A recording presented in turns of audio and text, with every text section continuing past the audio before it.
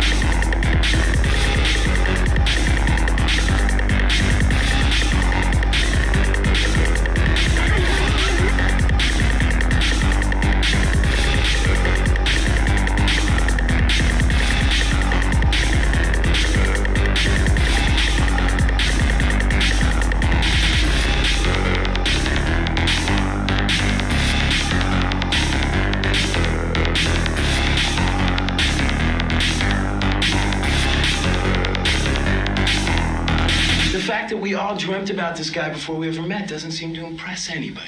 So we go in circles, making minimal progress with maximum effort. You won't make any progress until you recognize your dreams for what they are. Tell him Fred sent you.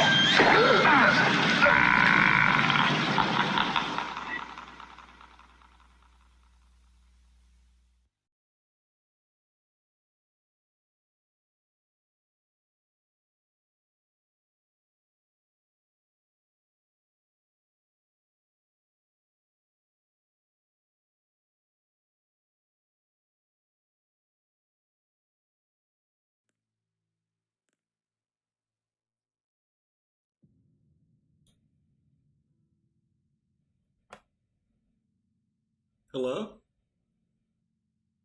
The volume's not on. I think maybe the music just reset. The game's volume is... Okay, now, yeah, just reset. The music just restarted. Okay. It does that. It's like that. Why is the volume so low, though? That's really weird. I didn't turn the volume down. I don't know.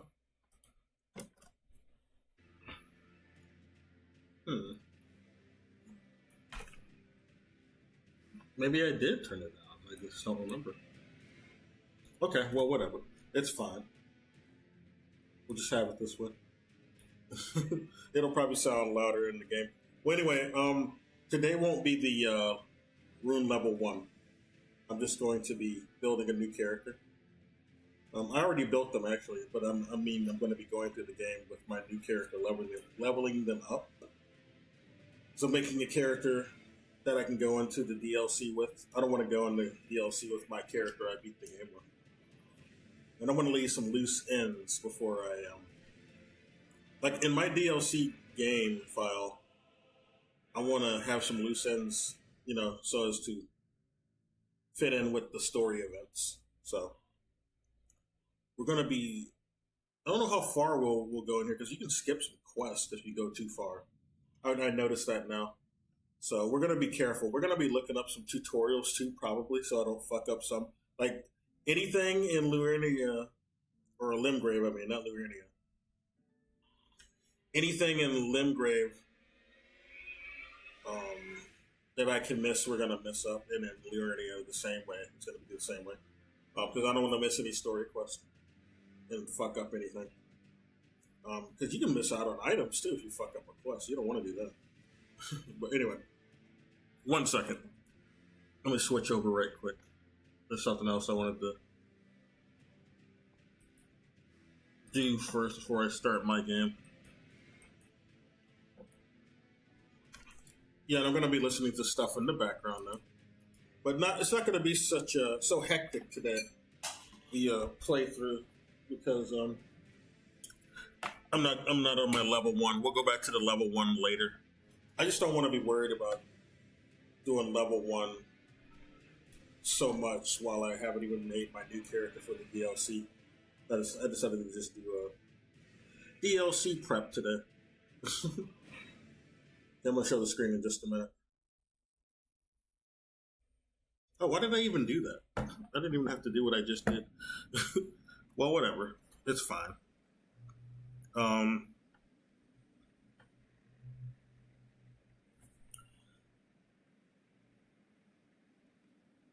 Let's go back into the game. But I'm going to click on a video. It was one that I was looking for, and I saw it earlier in the week. But I couldn't find it when I went to go search for it. It's from somebody named Mikola, but their name's spelled different than the real Mikola in the game. Where's she at?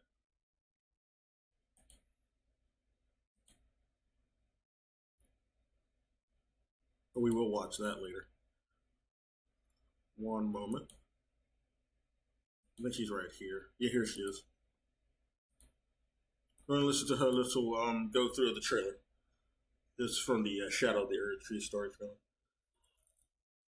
So we're gonna listen to quite a few people in the background. Because I don't know how well I'll do on this file. I'm playing a different starter. I usually always just do the bandit or the wretch. I decided to do, well, you'll see. Well, you can see him right now on my screen. My character is a warrior. I thought they fit with, the background I'm trying to go for. My character's background, that they're a wandering nomadic warrior. And they got caught up in the lands between for reasons that will become clear to them. Because my warrior is kind of amnesiac right now. But he will remember. He will remember the further he goes through. Kind of like Melina, because she has amnesia. She starts to remember everything the further we get into the game story. Anyway. Writing this, I thought I'd be burnt out from playing Elden Ring. Oh, wait a minute. At the time of writing this, I thought I'd be burnt out from playing Elden Ring. After all, I'm still exploring the lands between for the first time more than 2 years after the game's release. But when the new DLC trailer dropped, I found myself racing to watch. If you're new to this channel, welcome. My name is Michaela. I host weekly streams, Soulsborne and Elden Ring lore, unboxings, and more. In this video, we dissect the new Elden Ring Shadow of the Erdtree story trailer. Megula the Kind spoke of the beginning. Yeah, how you like my character? I think he looks just like my avatar. At least on all this social media. I need to change my avatar to look like this on my Twitch. But that's how I look on YouTube, Twitter, Instagram, from which gold arose. Discord. Hey, buddy. The video opens with a bangled arm. One of Marika's signature pieces of jewelry. We're already dying. We hear the I thought sound I'd do of better than this. sticky flesh as she digs into a cloth with blood-stained hands, pulling out golden strands. Yeah. The frame cuts to a backlit figure which, by her hair, jewelry, She's and really frame, is dissecting almost certainly Marika. From the imagery and narration, we can assume she stole these threads and the power that came with them. The strands tilt upward into an arc, which resembles the shape of the Elden Ring. Surrounding her is a horrific, towering structure of piled bodies. Even the ground Marika steps on looks and sounds like a living thing. It could even be an infant form of the Erdtree, as it's known to absorb souls after they pass on. The area closely resembles the chamber in which we find Rykard, Lord of Blasphemy. Rykard himself is composed of living body parts like these. It does look like the blasphemy sword. I noticed that too. Through dialogue and item descriptions we encounter in-game, Marika is known to be an intolerant, ruthless goddess, destroying everything that stands in her way. We see this in the lore of the Omens, who she locked in the dungeons underneath Lane Dell, including her own children, Morgoth and Loeb. We also see this in the Misbegotten, who were emblematic of a time before the Golden Order took root. And one of the worst tragedies is what Marika did to the nomadic merchants. According to the nomadic merchants' finery, these merchants once thrived as the Great Caravan, but after being accused of heretical beliefs, their entire clan was rounded up and buried alive, far underground. Fucked up. Then they chanted a curse of despair and summoned the Flame of Frenzy. Knowing what Marika is capable of, it's no surprise whatsoever that the Flame of Frenzy is something I'm not on board with either. Seizing these golden strands is an act of treachery. I'm more on the side of Melina. I like Melina's platform more than most of the other characters. Long shadow. This could have even marked the moment the she seems to have a pretty straightforward in front of Marika is a rift of gold, while behind her the sky is covered in gray clouds. Could this be the opening separating the lands between from the land of shadow? Maybe. The trailer cuts to soldiers flanked by towering, razor-like creatures as they lay waste to a city. They march forward, revealing burnt buildings, what looks like an impaled Omen, and Messmer, who uses serpentine tendrils to burn everything in sight. It's really dark on my screen. Messmer the Impaler is a character we were introduced to in the recent gameplay trailer. Judging by his dialogue, it's fair to assume he's one of Marika's sons. What followed was a war unseen.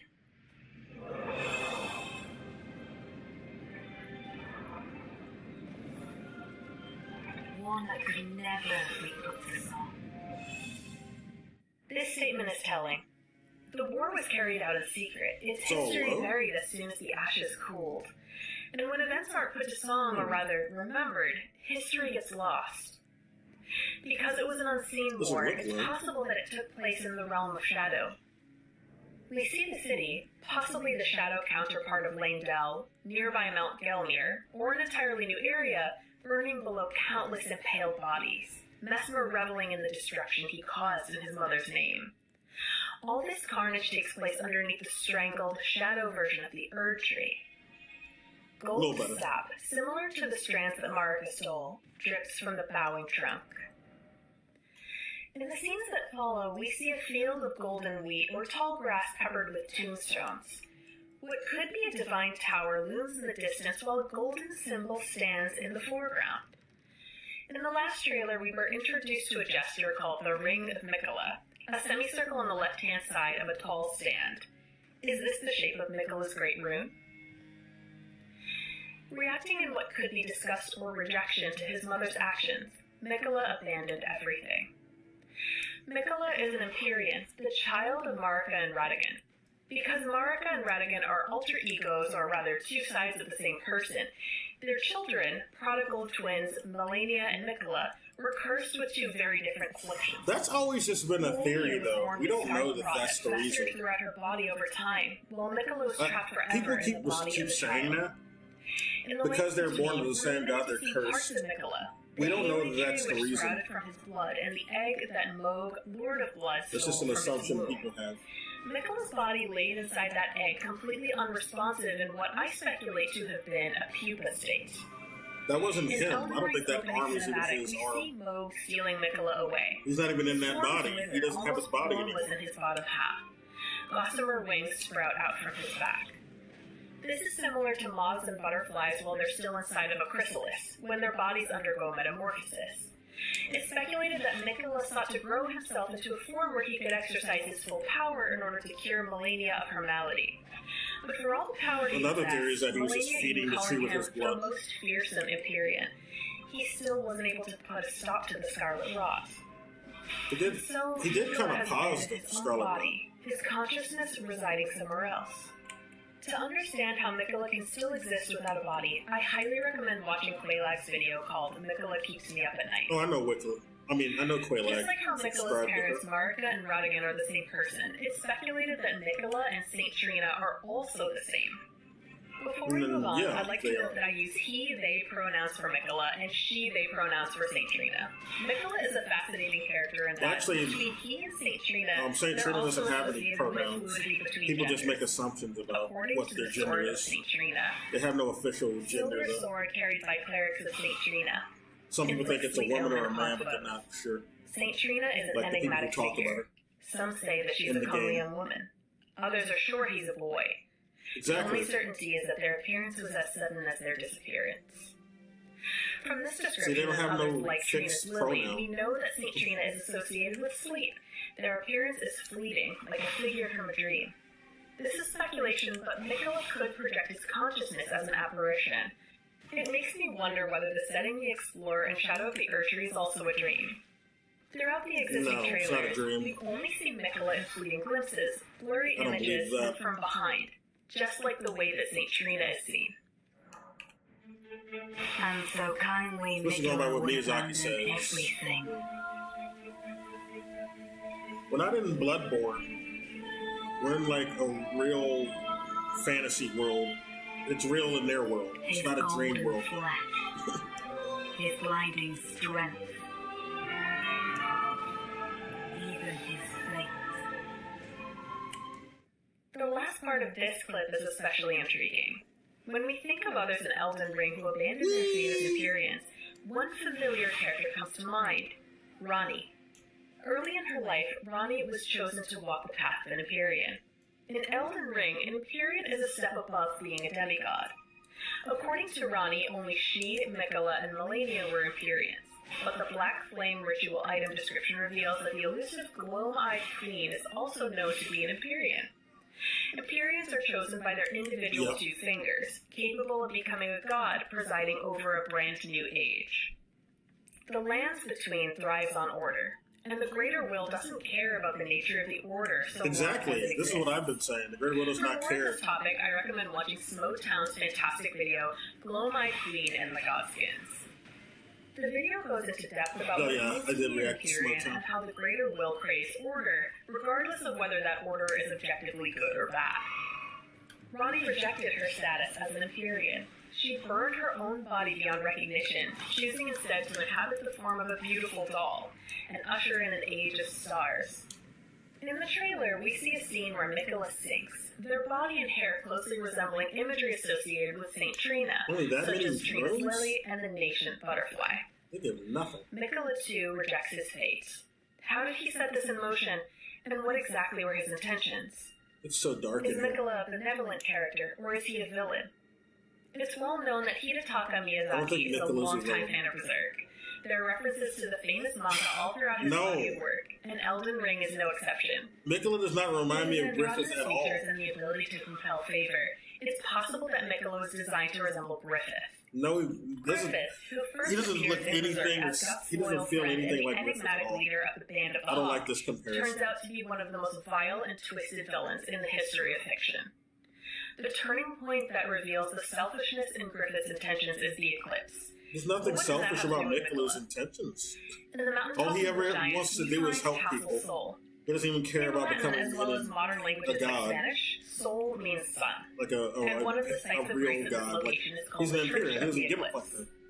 The area is also tied to Mikola in that, once we finally reach the top, we find the second half of the Haley These Tree people who are Medallion, which will take these us people to the want him to be secret like location evil where and shit. Mikola founded It sounds like a they're of his coping own, because they really want to Mikola's just Haley make Tree.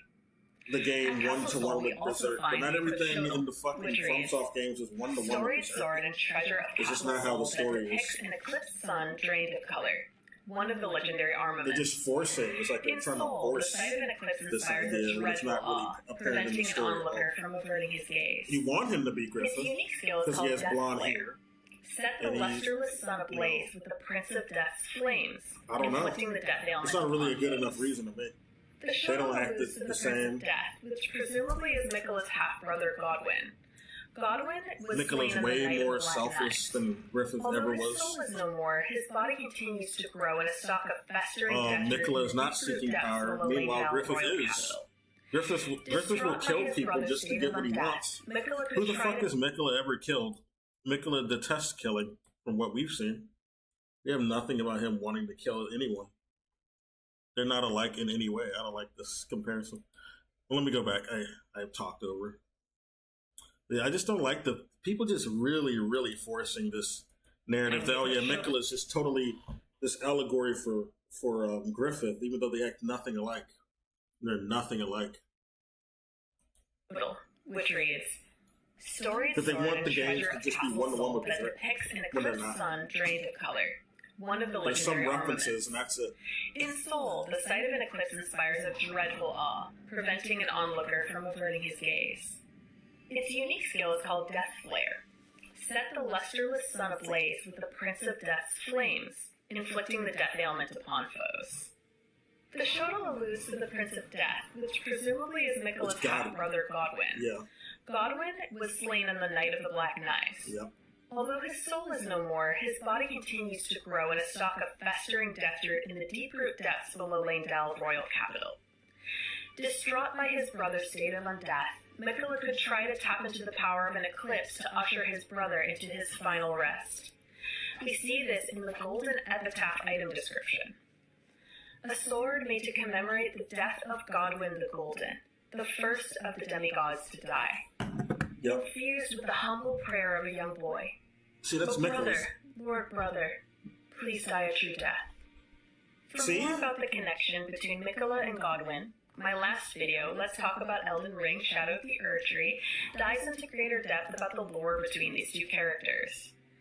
Ultimately, is Mikola like Griffith? Is he an No. alluring figure who leads his subject to betrayal, suffering, and certain death? No. Let's look at their fundamental motivations. In that regard, Mikola and Griffith are actually very different. Exactly. With Griffith, his single-minded dream is to have a kingdom of his own. But why? Who benefits from that? Yeah. Ultimately, it's only Griffith. And he's willing to steamroll everyone in his path in order to achieve it. Conversely, Mikola's She drive gets to it. create a new order is largely selfless. Many of the actions he takes are motivated by finding a treatment for his sister rather than seizing power for himself. Yep. In that way, it's clear to see he's fundamentally very different from his mother. The scarlet rot is a condition that's caused by the influence of an outer god. When we look at Miquella's unalloyed gold needle, which treats the scarlet rot in characters like Millicent, we see this. A ritual implement crafted to ward away the meddling of outer gods. It's thought capable of forestalling the incurable rotting sickness. The item is almost certainly crafted by Miquella or someone closely associated with him. Yeah. Furthermore, he's called Miquella the Kind by his followers, and he's known to be sympathetic to the types of people his mother Marika wanted to eradicate, such as the Omen, the Albinurics, and the nomadic merchants. According to the Elden Ring wiki, dialogue that Miquella was meant to say to the Tarnished reveals his acceptance of all types of life in the lands between. If thou covetest the throne, impress my vision upon thine heart. In the new world of thy making, all things will flourish, whether graceful or malign. With any cut content, it's important to not necessarily accept it as hard canon, but it's also interesting as a way of better understanding how the developers intended certain characters to be. Agreed. From this dialogue, it's like as stupid as if you say Miquella's evil, it's as dumb as saying Priscilla's evil. Who they were. However, to me, he wields a frightening power. Philly Priscilla was not meant to be evil. Anyone who wants to try to portray her that way is just token. Pure and radiant. If they watch some anime with some dragon demon Dami Mommy or some shit, and they want her to be like that, but it's not how she actually is. There is nothing more terrifying. Yeah, that's the that's just one of the trailers that says Miquella's that way, because that's their Before we dissect this dialogue, let's interpretation. define shrive. According to the Merriam-Webster dictionary, shrive is to administer the sacrament of reconciliation to, or to free from guilt. I'm gonna pause her right quick. What does this mean exactly? Is he purifying people from the sins they've committed in the past, or is he taking away their agency, creating a blank slate that he can control? Sindamillo. I'm sorry, I'm not saying your name right. Serlin Samilio. You have a nice name. Welcome in. Good morning. Well, it's morning where I am. We're doing a lore through, kind of, since I started a new character, and it's done for lore purposes and build purposes, of course. Do you already tried stream? Oh, okay. You're one of those. Well, the font on here is really big on my other screen. No, thank you. Thanks a lot, bot, but no thanks. Okay.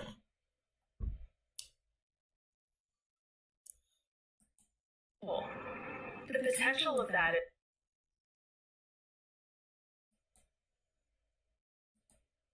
Okay, the truth of the shadow of the Erdtree lore.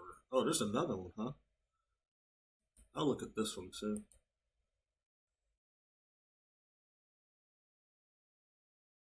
She's got a good video, though. I like her video. I like that she pointed out the distinctions between Griffith and Miquella, which no one else actually does. They just want to say, oh, they're totally the same thing, guys, when they're not, when you actually look at them. We're going to talk to this guy. He's going to tell us we have no bitches.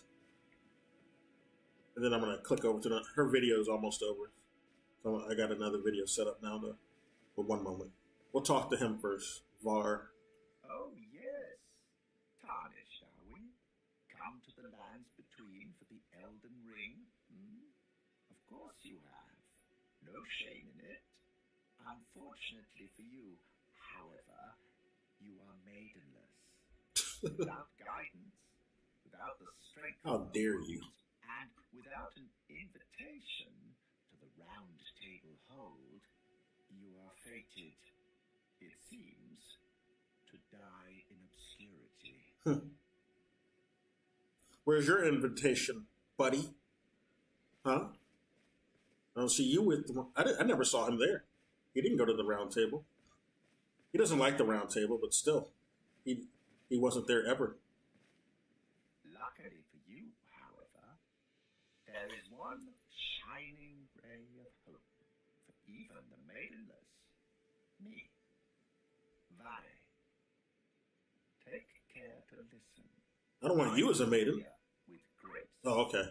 The golden light that gives life to you, tarnished. You may also behold its golden rays, pointing in a particular direction. Yeah, I see it. That It's pointing right is the there. guidance of grace. A path that a tarnished must I didn't follow this ever once Grace is in my original playthrough. I just went wherever I felt like. It will lead you, tarnished, to the path you are meant Like to this- follow, even if it leads you to your grave. Like people who follow this are people who like just, you know, they're really chronically ADHD and they need some sort of guidance on where to go next. But like I'm like, you know, I don't need that kind of shit. I go where I feel like it. I don't need something to tell me what's the best place to go next. Where should I go? I need a linear path. No. I commit to a path I decide to go to. And that's how it works. I don't need the suggestions. Grace's guidance will castle Stormvale. Yeah. Over on the cliff. I'll go there when I feel like it. Decrepit demigod, Godric the Drafted. Yeah, bitch made Godric. It's time you set off, I should think, to castle Stormvale if you seek the Elden Ring. Maidenless as you all. Fuck you, Var. Alright, okay, we're gonna click this other video that I have set up.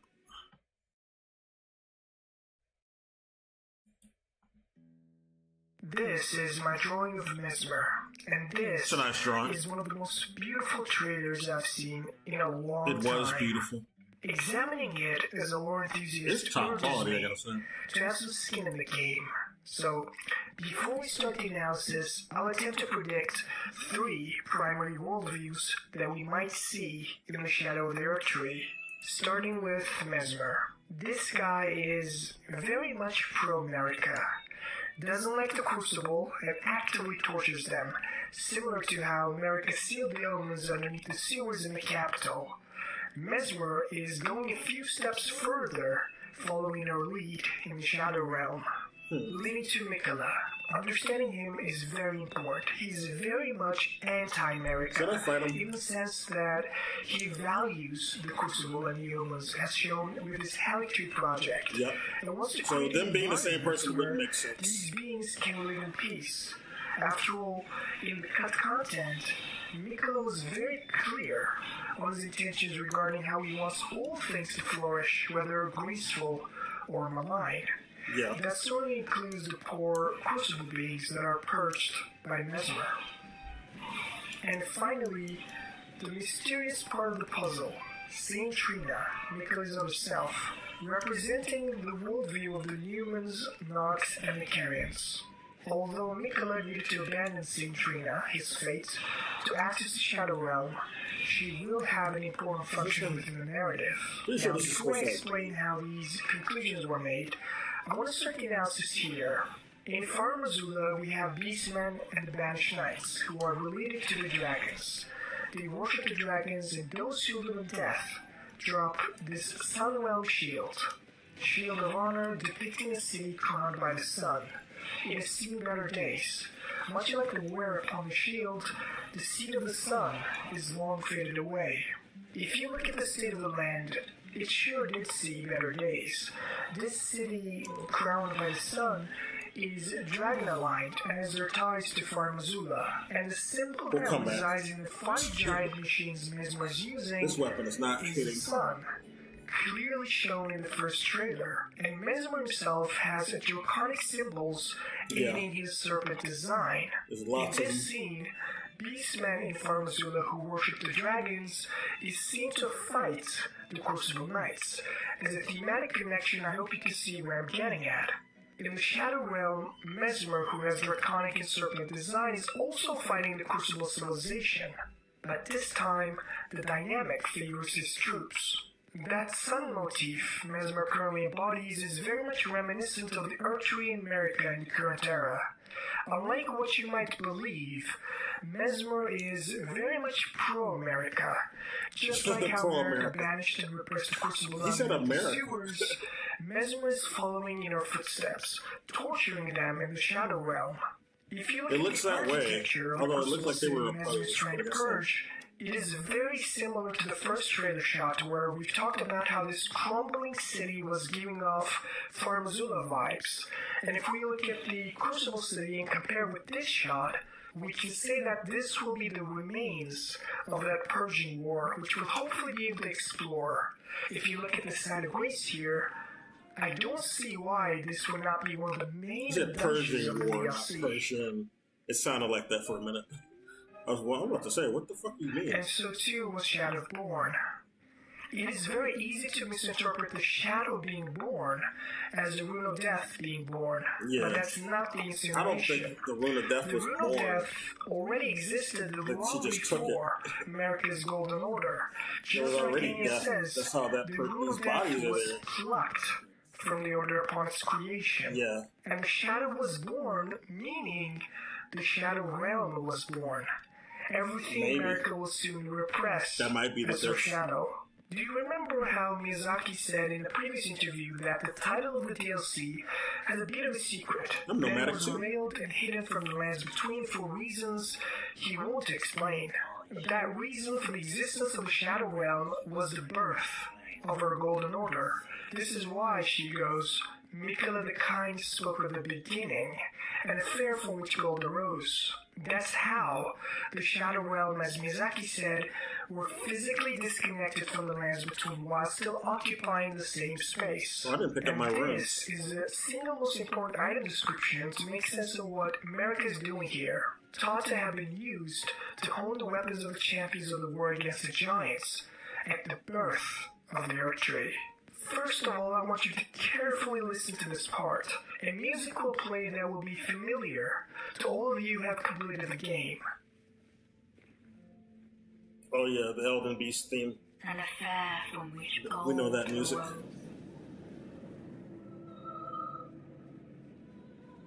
It's pretty music. And so too was Shadow born.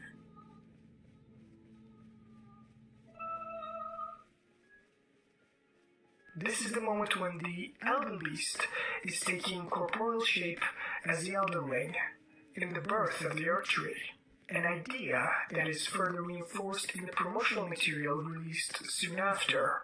America's Golden Order was birthed from the Shadow. This is one of the core insights that most people miss regarding Elden Ring's origin timeline.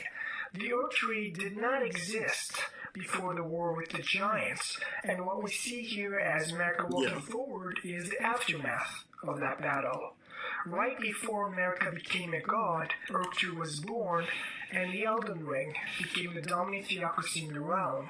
As a protection of the Erdtree states, but through countless victories in the war, it became the embodiment of order.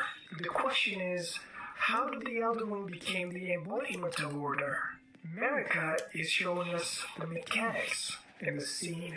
The golden strands that she's pulling out are the same as the golden strands that America's hammer was imbued with after the shattering of the Elden Ring. This tells us that this is the fabric of the Elden Ring itself. America has woven it herself directly. This is like the power and source of the Crucible incantations where all life was once blended together. To be precise, the pose America is doing here is the Rune of Life. Just like we see in America's Sword Seal, that same symbology is also present in the Elden Ring. And this rune is the subversion of the Rune of Death. Its exact opposite. This is the moment America is creating her life-reinforcing and death-denying Golden Order, and this life rune is the very evidence of that. Do you remember how I said Elden Ring is the metaphysical representation of Elden Beast in my Metaphysics of Elden Ring video? It is my best work, so please watch it when you have the time. As this is the moment to apply that insight, Elden Beast has arrived on the lands between on the Golden Star.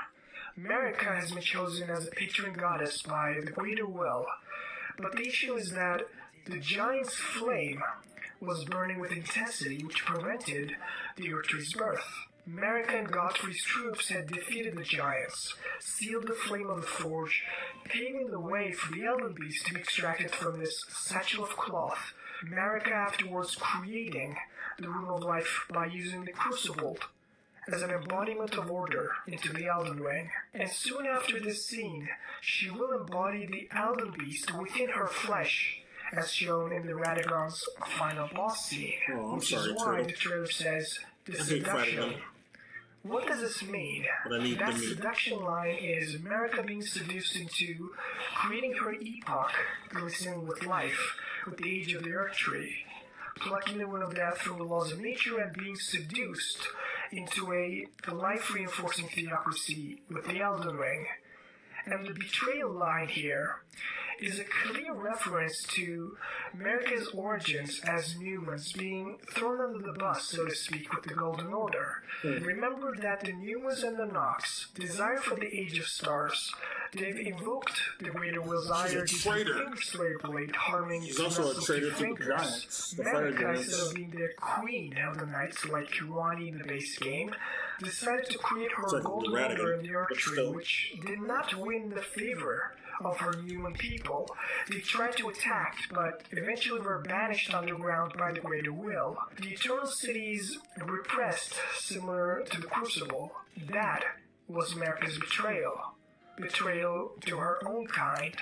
And this is the moment when somebody will ask, where is the Glowmite Queen? Is Marika defeating her and creating her Golden Order at this moment? No.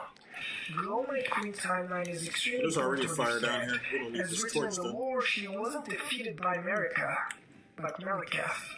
And Meliketh was a shadowbound beast, given to Marika after she becomes a god by the Greater Will, with the sole purpose of sealing away death and death. So, Glowmite Queen can't be defeated at this moment, as Marika is just becoming Vision's vessel, and doesn't have his shadowbound beast Meliketh besides him.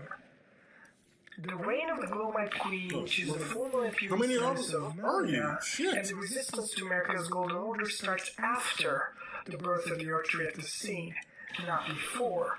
So the idea that that cloth we see is related to the Godskin Apostles or the Glowmite Queen, it is just not possible. Why isn't it possible? What are you talking about? No. I think he fucked up somewhere. Wait a minute.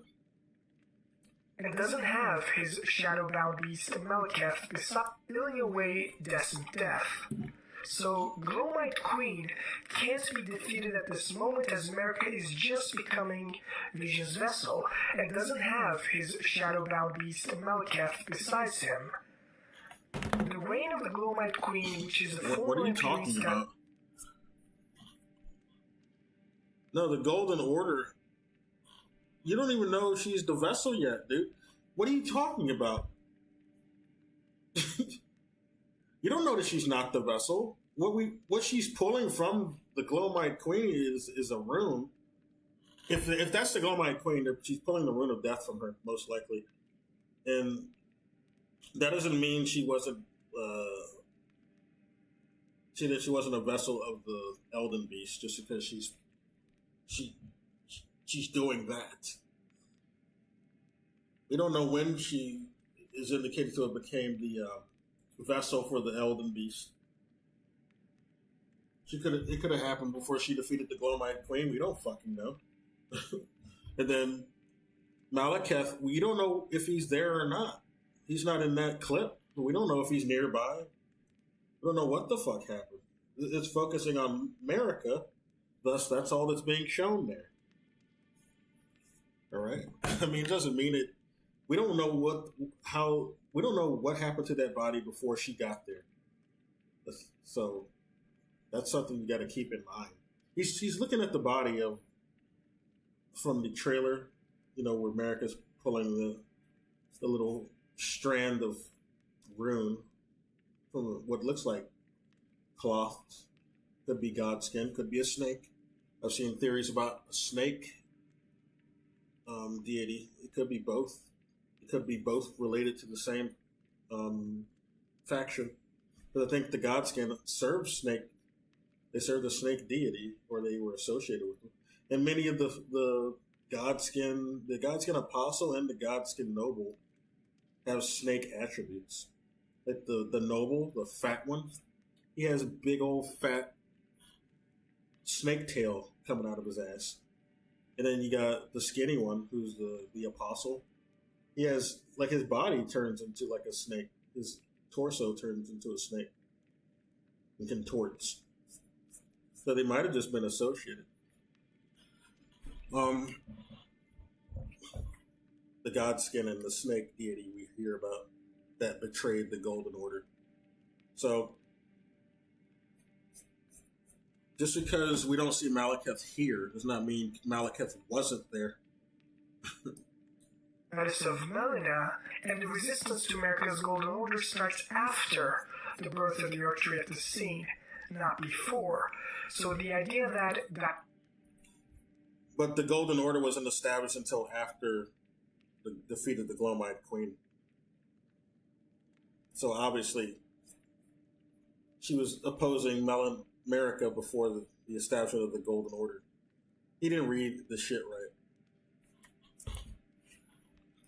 that cloth we see is related to the Godskin Apostles or the Glomite Queen. He's wrong. It is just not possible. Why isn't it possible? It's just not. Why not, you stupid bastard? The reign of the Glomite Queen and her resistance happens after this event. And if we continue the trailer, the narrator goes, Nope. What follows war on sea, where's your notes, one that dude? could never be Where are your receipts? This event, before. So the idea that cloth we see is related to the Godskin Apostles or the Glomite Queen, it is just not possible. Wait a minute, is that blood? Why isn't it possible? It's just not. Why not, you stupid bastard? The reign of the Glomite Queen and her resistance happens after this event. And if we continue the trailer, the narrator goes, what followed was a war unseen, one that could never be put to song.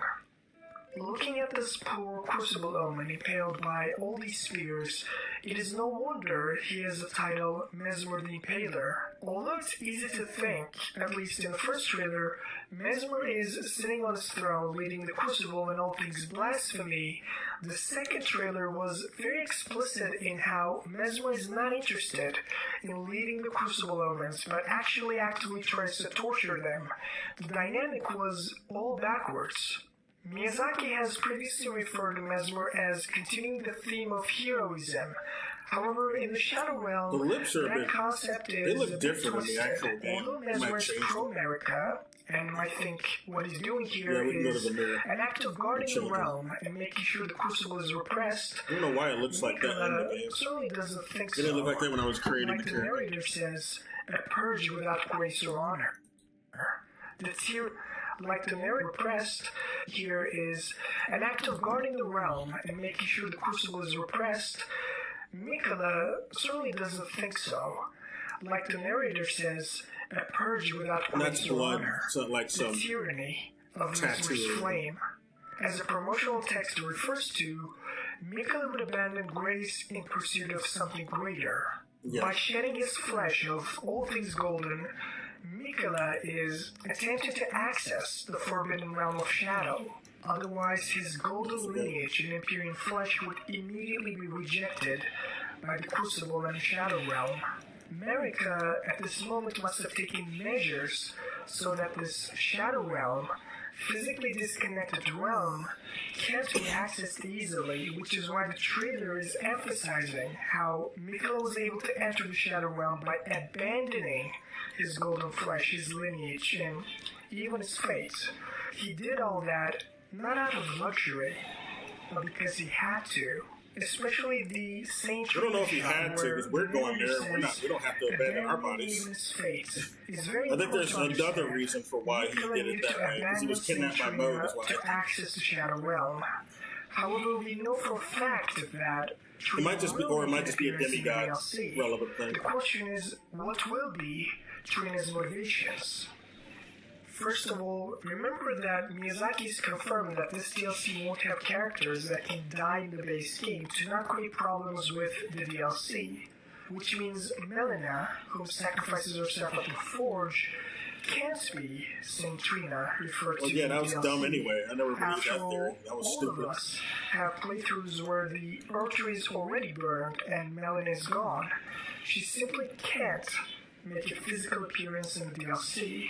Furthermore, Miyazaki has explicitly referred to how Nicola and Saint Trina will be different beings in his Chinese interview. Yeah. 5 there was a secret Chinese branches interview, charged okay. with beguiling power I was that just- originates from the I thought they were talking demigod about Famitsu. Nicola. I gotta look at that Although Chinese the 5 interview. secret We're gonna branches listen line to is a the very slight translation. reference to the hand, 5 fingers in Berserk, Yeah. unlike what many lore theorists have assumed. No, that hand is it not was never relevant to Nicola the hand from that was Berserk, my Griffith. dude. That hand coming out of the egg is a reference to a Salvador Dali painting called Geopoliticus Child Looks at the Birth of the New Man.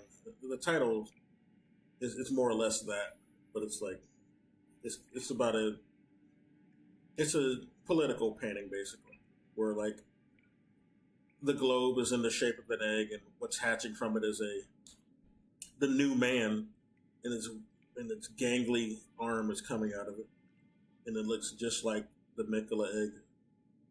I think that's what they were inspired by. It doesn't look anything like that God hand from Berserk. That's just reaching. The God hand from Berserk looks very prominent, and nothing like that feeble hand coming out of the egg and with the Mikula egg, the cocoon or whatever you call it. I mean, you can point to any fucking arm from anything if you're just gonna say, "Oh, well, yeah, that hand's a reference to the God hand." No, it's not. You can say that hand's a reference to any fucking hand in fiction. You go look at that egg picture from Salvador Dali. You'll definitely see the reference there. Like, that's not reaching there. That's just blatant, and especially with the allegory going on in the new trailer. The new trailer where they're just showing a purge going on. The colonials are purging the natives, basically. It's making me think that Elden Ring is actually like some geopolitical allegory. America is like an allegory for America. Invading other countries like Vietnam, Middle East, stuff like that. They've invaded way more, but some people won't admit to that. So I'm just going to bring up the most obvious and egregious examples. But yeah, America's invaded way more than Vietnam and the Middle East. But,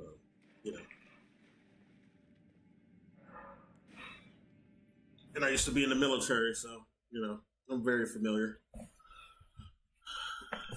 about the evil shit that goes on in the military. Not everyone who's in the military is, of course, on board with that or even knows about it. A lot of people in the military are sadly ignorant. They don't pay attention to what their leaders have them do. They believe everything they tell them. All the people they're told to go kill are evil, is what a lot of people in the military think. They don't question anything. They're told not to. They like you to be kind of ignorant and dumb if you're serving in the military, to be honest. They don't want you knowing shit. Unless you're a general, but then you're the one plotting the evil shit to begin with. Unless you're like a big top brass, like not just any general, because some generals are good. But like if you're like some corrupt general, is what I'm trying to say. Oh, okay, here's somebody coming in.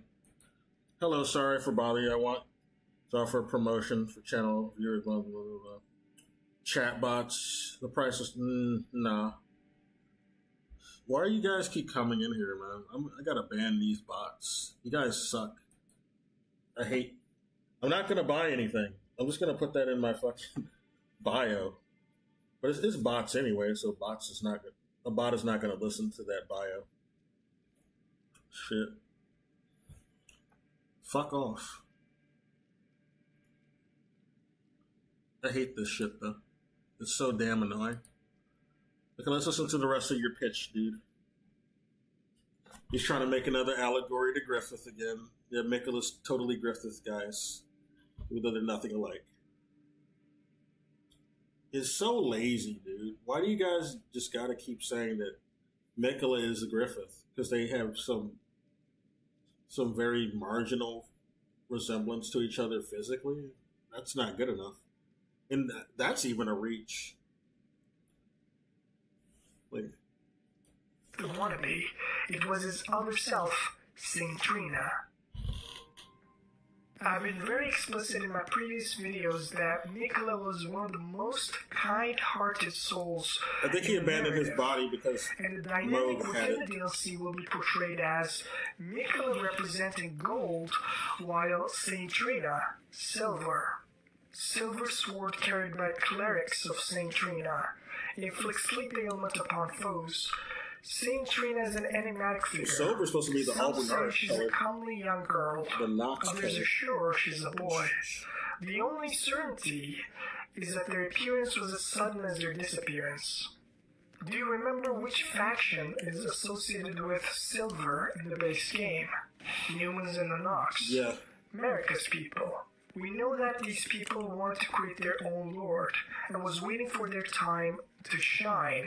They have garnered the greater desire, and Ronnie's ascension and the Age of Stars ending sealed the deal for them. They have finally defied their fate and replaced Greater Will's reign, embodying the principle of the Dark Full Moon under Ronnie's Imperialhood. Furthermore, Wait, did you say connection of Gwendolyn? Silver with You're mixing up lore, is my dude. Wait, what did you say? Did I hear him right? I don't know. finally defied their fate and replaced Greater Will's reign, embodying the principle of the Dark Full sealed the deal for them. They have finally defied their fate and replaced Greater Will's reign. Oh, the Greater Will. Okay, I didn't hear him. He sounded kind of off, but his accent is just caught me off guard. All right. Embodying the principle of the Dark Full Moon under Ronnie's Imperialhood. Furthermore, a connection of Silver with Newman is the Beholder of Death, Devon, residing in Silver River. As Twin Armistead states, I want to get my Devon horse is the first. silver while Darien is the gold. This duality also gets repeated with America's origins with Newman's and Radagon's origins with the Fire Giants, repeating the silver and gold dynamic, just like Trina and Mikola. Furthermore, there's a person in the game that has very similar political interests with Saint Trina. This person is not Mikola, but Ronnie. When she appears Not in really. the merchant shack in the beginning of the game, They don't have the same filled with political the mist of things. sleep. Same Which was political called to sleep. positions. Saint Trina is directly linked with the sleep magic. This is our first hint, Yeah. but not the last. Sleep. Ronnie gives us another item A sleep called spell. the Spirit Calling Bell. It doesn't mean that they This have the same spirituality politics. had Then. always had a bit of a link in the wisdom traditions, and these spirit I just want to listen to Melina right quick, but I don't know how just having a sleep ability. It's not even. It's something we can even use. It's probably just do a fucking bomb down with those pots. Beyond the fog. I am Melina. Hey, Melina. Trying to observe some of the lore again. Make sure we don't miss anything. And this is when we first meet her. She has her eye sealed shut. I offer you an accord. There's amber eyes, too.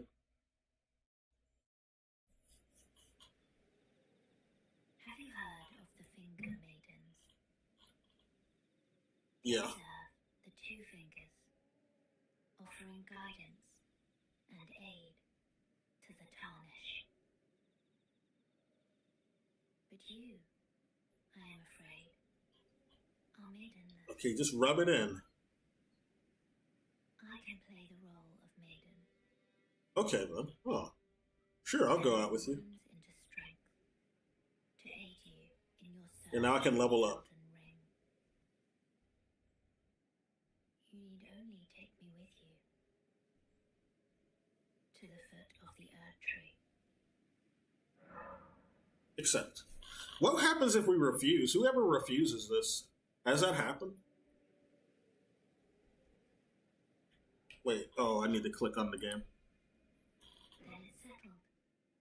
Summon me. My like mouse wasn't on the window. to turn runes into strength. Ah, another matter. I bequeath to you this ring. Now we can use Torrent. Use it to traverse great distances. It will summon a spectral steed named Torrent. Torrent has chosen you. I see. Treat him with respect. Now, Torrent did used to be Miquella's steed, so she has some relation to Miquella. I don't think she is Miquella, though. That's just Cope. Okay, we need to level up. What shall we level up? My hand rest upon you. For but a moment. Share them with me. Your thoughts. Okay, but anyway. Your ambitions. Yeah, he's talking about Randy knocking out the merchant Kale to give us the spirit calling bell. I don't see how that has anything to do with politics stuff. And and you can just knock out people with things that aren't. It's not like an actual spell, really. You just make sleep pots. You can make sleep arrows and some other shit. It's not necessarily the same thing. We'll play this right quick. Spirits are called into the lands between from this I don't agree ethereal with this guy. item and from this ethereal source.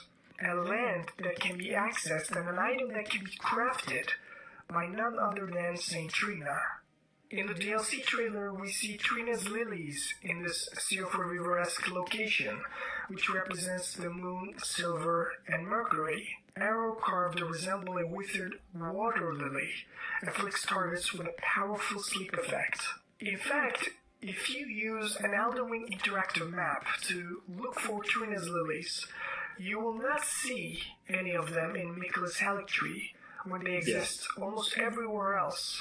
However, Miquella's lilies are present in Erdtree as expected. While if you filter for Miquella's lilies in Silver River, you will find none of them there. You will see Trina's lilies there. As a final and bit of risky bonus prediction, take note of the purple-pink butterflies in the first trailer. With the color connections and their sleep effects, they just might be Saint Trina's butterflies. As even after Mercury's insistence for Miquella to take the torch embodying the Golden Order, Miquella doesn't want to be Greater Will's mouthpiece and decides to fix this broken land in a bit of a different way. And we, as a Tarnished, are here to follow his grace. Miquella, although understanding his mother America's desire to create an epoch glistening with life, he knows how unsustainable, unnatural, and illusory an existence without death is, without the Crucible is. He understands how the origins of this land needs to be reinstated back from the suppressed depths of the Golden Order, as this is the only way this broken land could be fixed in the deepest sense. The shadow work that we'll all do on June 21st. If you enjoyed this analysis, please give it a like and subscribe to support the channel. We need to get to the round table. I don't agree with his assessment about, oh, well, that scene in the beginning thanks for watching. Of the trailer, of the last story trailer, no way could that be the Glowmite Queen, because she didn't start fighting America until after the Golden Order. But that he's contradicting himself, because in the same video he says the Golden Order was established after the sealing of the Rune of Death, and that would have to entail, killing the Glowmite Queen, and that's also pointed out in what was the prerequisite towards or the prerequisite to the Golden Order. So I don't know. I don't think he really read what he wrote for his little script. I don't know. He didn't read it properly because he contradicts himself in the same sentence practically. Like, yeah, that could still be the Glowmine Queen. Just because we don't see Malekith does not mean he wasn't there. We don't know what happened before any of all that, like all that gore that's piled up. We don't know who did that. We don't know what happened before any of that. That could have been partly done by Malekith and some other people.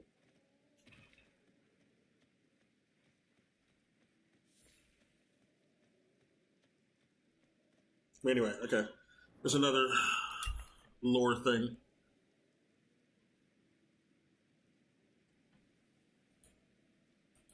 I don't want to look at. Elden Ring inspires Dark Souls born from the occult. Oh, this is an hour and something long, dude. That's really long. We'll go there later. Fire and Blood, the Crucible. I think we already saw Jack the Mimic's video, but we'll come back to it just in, like later if I have it. Okay, this guy's named Farron. I don't know who this is, but he's reacting to the new trailer.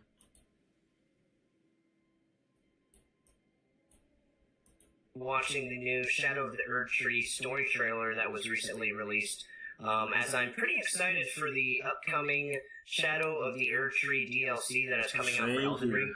I'm pretty enthusiastic about the release because when I saw the first trailer several months ago, I was pretty excited about several different things, such as like the enemy design, as well as a lot of the locations that looked like they were revamped, and some of the new weapons and mechanics that are going to be utilized in the game. So let's check it out. I'm looking forward to seeing it. Okay, well, never mind. Why did I do that? Mistake.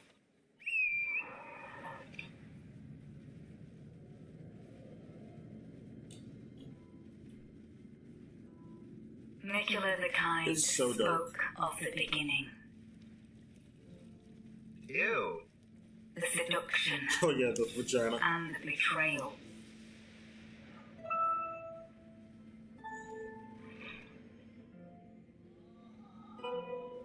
An affair from which gold arose.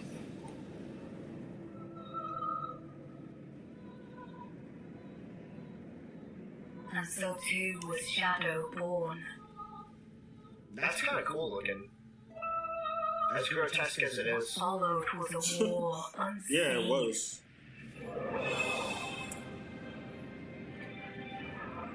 FromSoft was very good at macabre beauty. One that could never be put to song.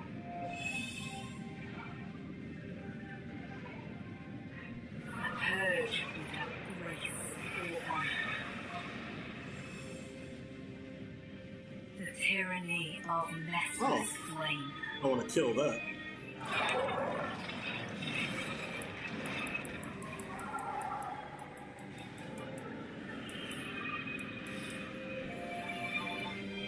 That's just tears. Okay.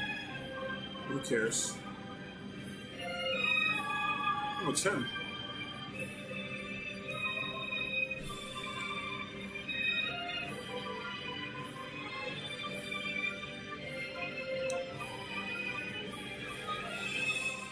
So we'll talk to Pothead. He's up here. And so kindly Megula would I don't hear him. abandon everything. Usually you're able to hear him.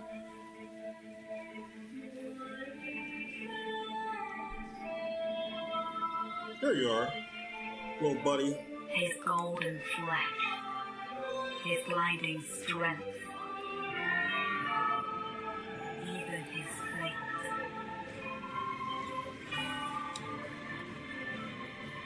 But we are not to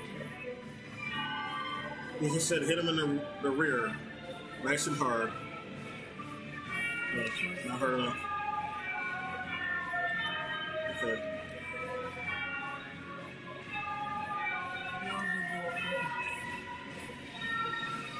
We're gonna kill him.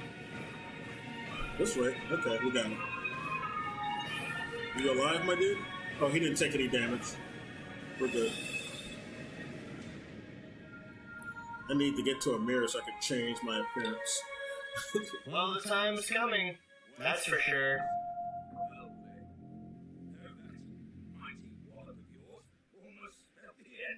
Wow, what a presentation there. what a presentation for sure. So it's pretty good. Ooh, they got like a collector's edition with several different, like a statue of Mesmer the Impaler. Oh, I gotta talk on that. I absolutely love how this guy essentially reminds me of a Dragoon from Final Fantasy. And no, it's not just because of the spear. A lot of it has to do with, like, his lance. A lot of it has to do with the fact, like, just the stance. Every time I've seen him in, like, his stature while he's holding it, and looking like he's posturing for an attack, he looks very proper, and I really love that.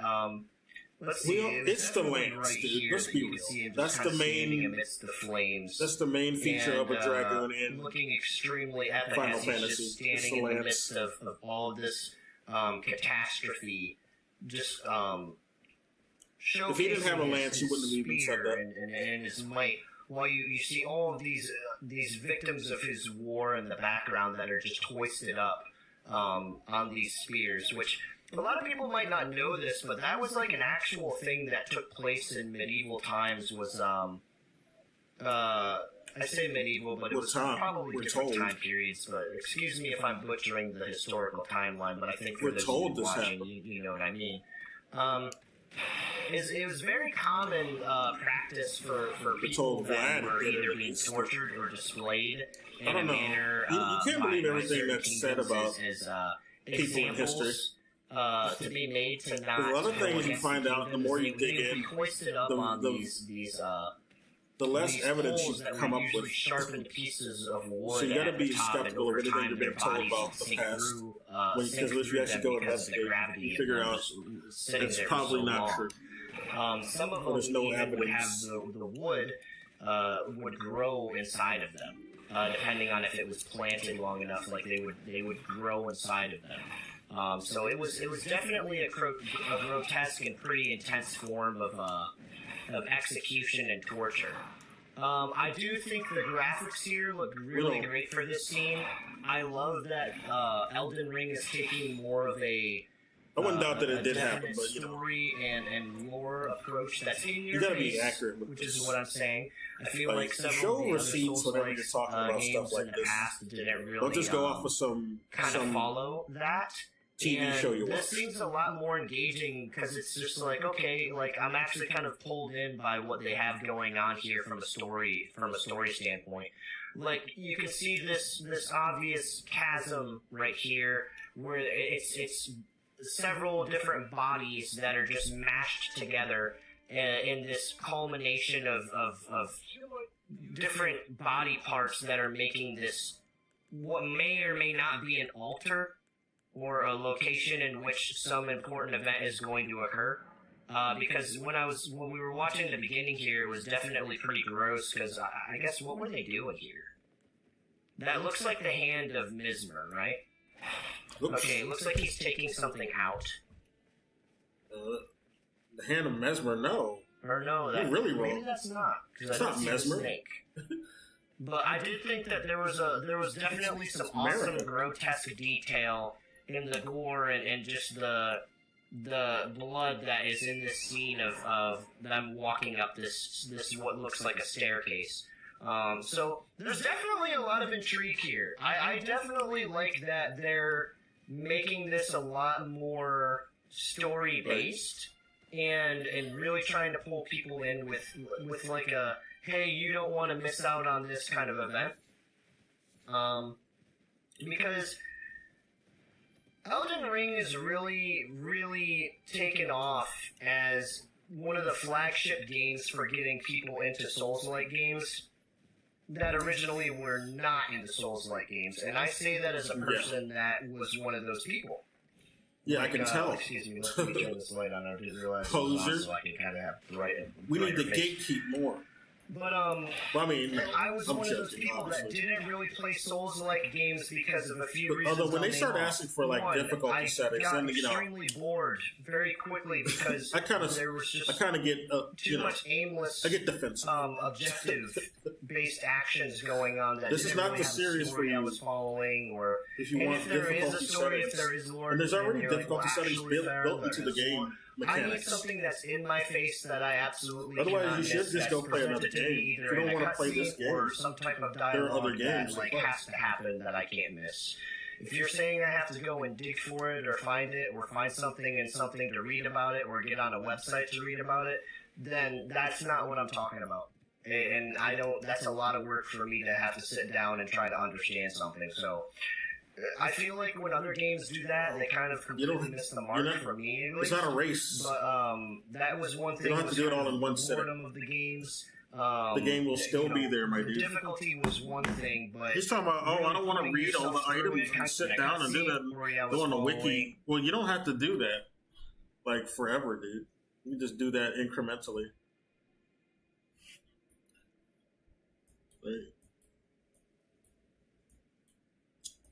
Really? This is the type of gatekeeping we need.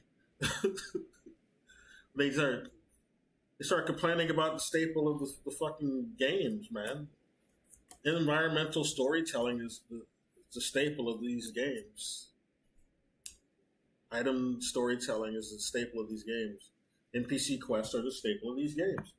That's how they tell the story. The bosses tell the story of the game. I mean, it doesn't need to be like a fucking cutscene that has like 50-minute exposition for you, just so you understand everything. If you don't want to look at all the information all day, you don't have to. Do that incrementally. It's not a fucking race, dude. The game is still going to be there.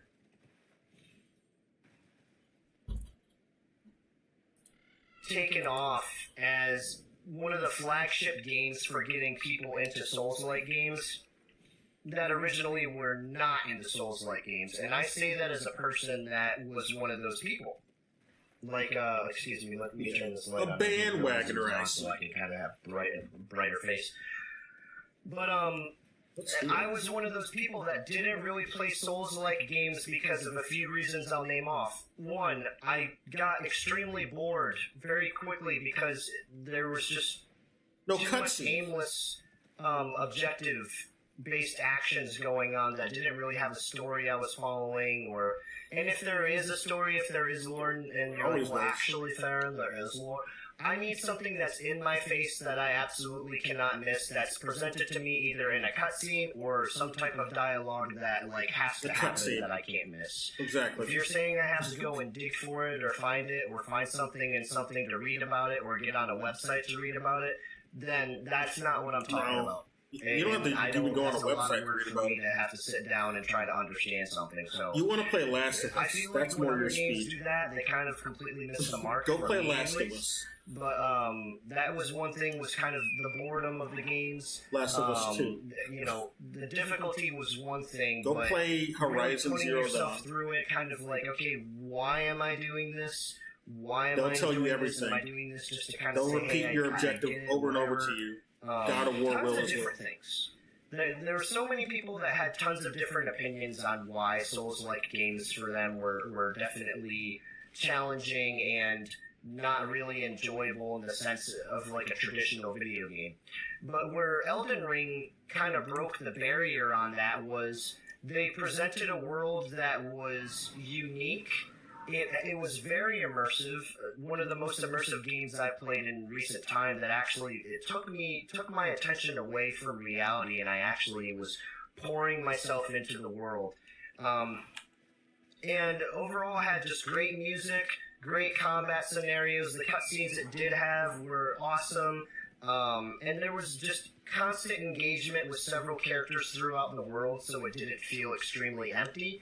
And I feel like that's where Elden Ring was really shining, was that they actually made it a point to make sure that their world was a living world that had a history, that had events and circumstances. It's like the other games. It's just open world. What you're doing as a player. They use the same So with Shadow of the approach. Erdtree following in the footsteps of that, it seems like they're just trying to open take world. a more story-based approach for this DLC, and I'm really excited about that. I definitely support that, and I think that's the right move, because this game is obviously treasured and enjoyed by a lot of people, including myself, And I think giving the world more flavor and context that will pull us in a way where we can actually enjoy maybe the history or the background of different characters and where they come from, what exactly the history of the world is. I think that's going to be really awesome to experience. I did want to comment on this. I thought this was a really awesome shot here with several of the characters, just looking up at the city together. It kind of gave me this King Arthur and his knights vibe. I loved it. Yeah, I guess that's also cool. Each and every single one of them apt analogy. Cool. So, a lot of people say Band of Hawk. I'm really excited for Shadows of the Erdtree. The I think it's going to be a OG great, King Arthur. Great installment for Elden Ring. And I think if they continue onward with what they've been doing with Elden Ring, I think Souls-like games are going to become a lot more popular than they already were. They've already been popular. They're already popular. But this game really opened the gate for several people that were into the Souls-like games to actually start getting into it. So I'd really love to see this take off so it can continue that trend of pulling newcomers in and allowing people to kind of see that games like this are enjoyable and they are fun. You don't need what it like does a whole movie game. It encourages them to go back and say, you know tell what? you everything. Maybe I will give Dark Souls a try.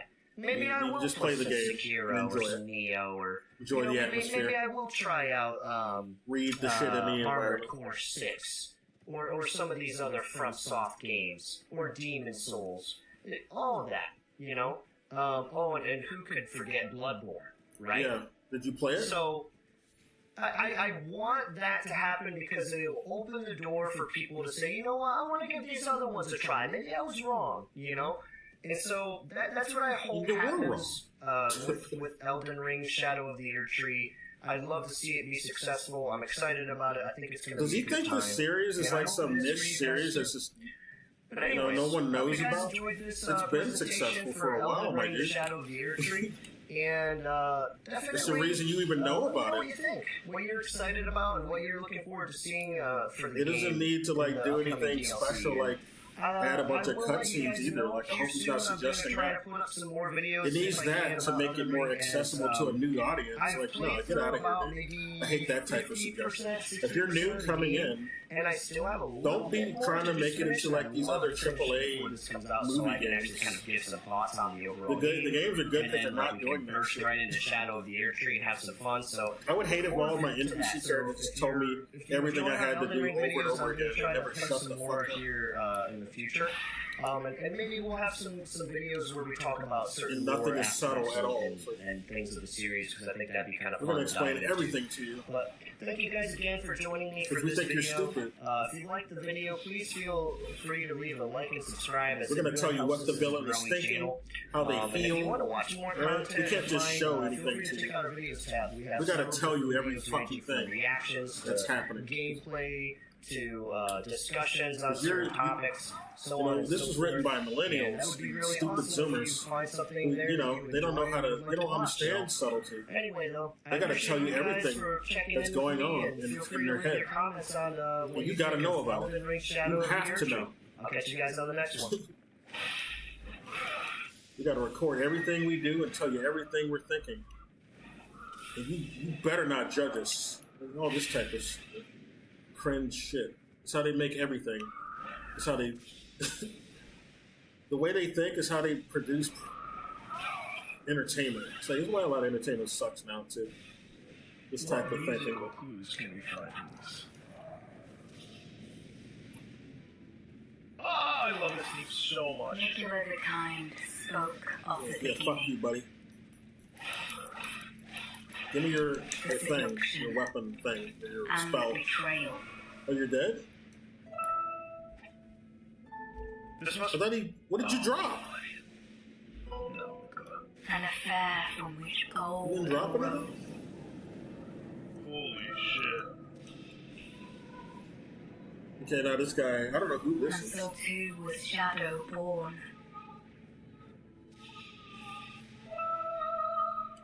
What followed was a war unseen. Is this the same video? Oh, the organ in there. But this is a different guy. This is the opera singer. I don't know if I watched them, but we'll watch it again. It's a stall.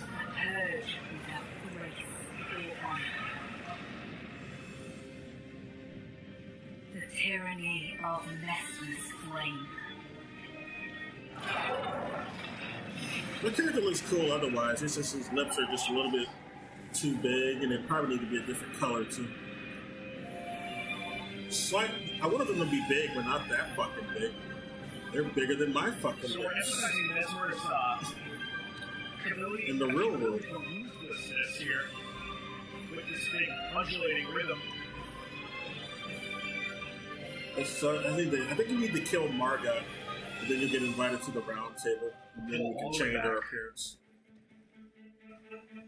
This is And so Gallopy. kindly Nicola would abandon everything. Let's go find the map pieces first. I like the movement of the rhythm mixed with the gentle child's voice in here is telling. Yeah. It's not really a child's voice. Oh, he's talking about the song. Never mind. Almost like searching for something. The song, I guess, is a child. Church bells. It might be. It might be a woman, though. To be honest. But we are not different. I don't know. But there's no map pieces showing you. Super high sopranos. Look how small this map is when you start off. Look at that shit. That's how big the game is, guys. Interesting mix there with the church bells as well. Yeah, it's a really good mix. They did a really good composition here.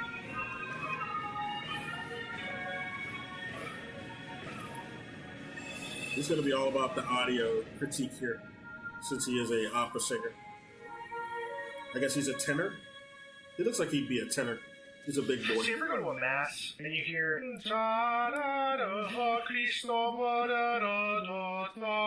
that is that's it's like a standalone chant, and it's really interesting because that sound quality gives a sense of religiosity. There's a real intensity in this piece about forward movement. When it says we follow, we're pursuing something, right?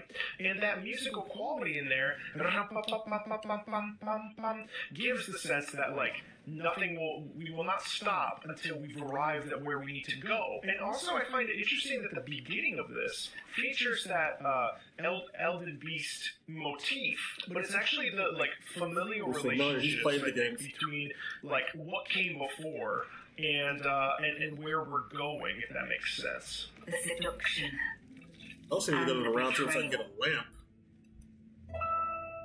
I can buy a lamp at the round table.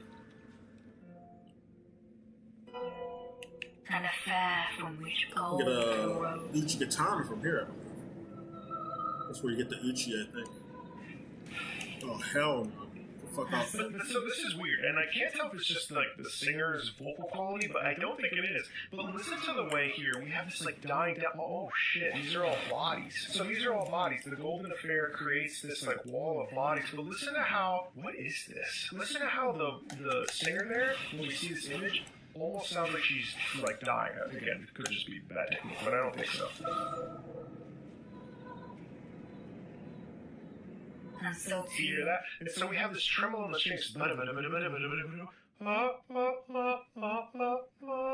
Right? That's really interesting. with shadow. I could probably kill Margaret like this, to be honest. And now we're back Oh, into fuck the goddamn traps. I forgot all about them. I can't see shit. By that fucking lamp, I can see. That's why I want to get there. So that's like the end of that section, right? And then we're thrust into Mesmer's battle.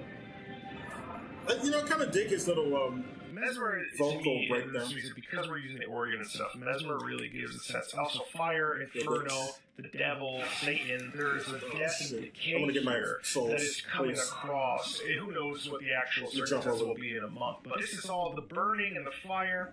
This is all connected to Mesmer being this sort of like organ in video game music rarely symbolizes benevolence. The organ in almost all video game scenarios that I've heard over the last couple of years is all to do with the devil, with Antichrist, with bad I guess so. things.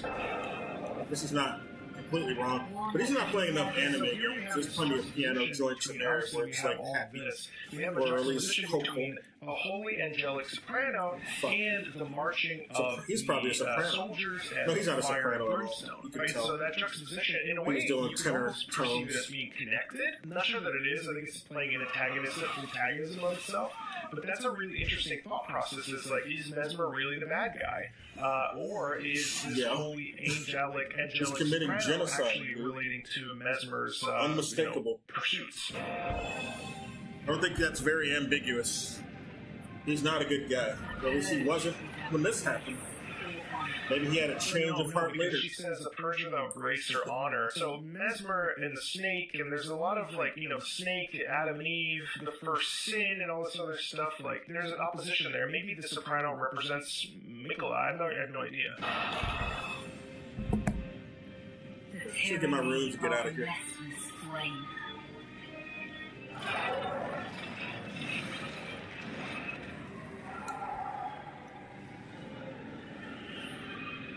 Where's the lever? This is the lever. The fuck away from me, bitches. Ooh. Chat, you'll know better. Oh, by chat. The lever's over here, right?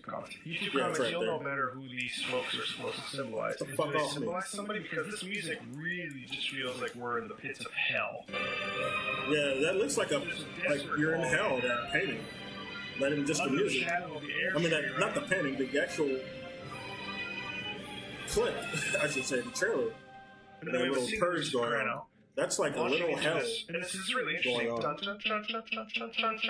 It does remind me of Paradise Lost type of It almost concept. feels like we're Like some people riding brought on that a up. horse, or we're moving forward and launching towards something. And so kindly So kill the Mikola would boss. abandon Hopefully. everything.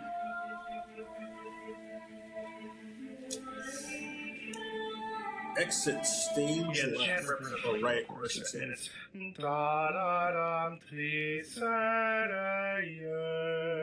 It really is almost like singing a boss might lullaby suck. or singing a piece that is deeply personal. Also, the way that the notes are da-da-da-da. No, it's just There's a this bit of bit. hope in that soundscape as well. I don't remember him being hard His anyway. golden flesh, his blinding strength, even his face. Can you backstab him? Probably not. Be nice if you could. Mikola is. Oh man, I'm sorry, my lore is all mixed up. But we are not together. Stop it. You can backstab. My thoughts are. Yeah, I remember doing that. And when we have the sopranos here, You can stagger his it's ass, the same chant we just He's a heard, bitch. which is, I assume represents Mikola, Who's but now a it's elevated bitch? to represent everybody that follows Mikola, the followers of Mikola. Oh yeah, get that riposte. Up in you. Oh, you're buffed, huh? Not for long, motherfucker.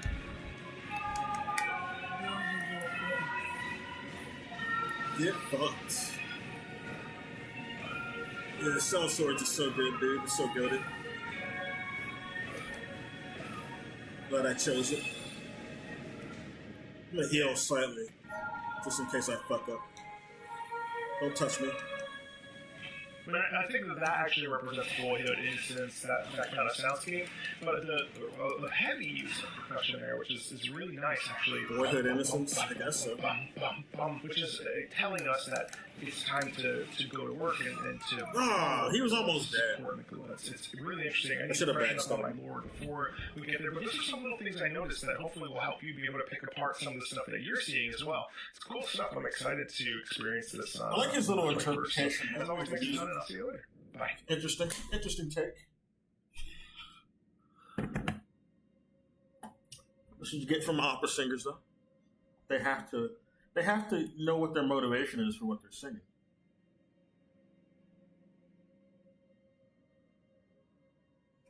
Okay.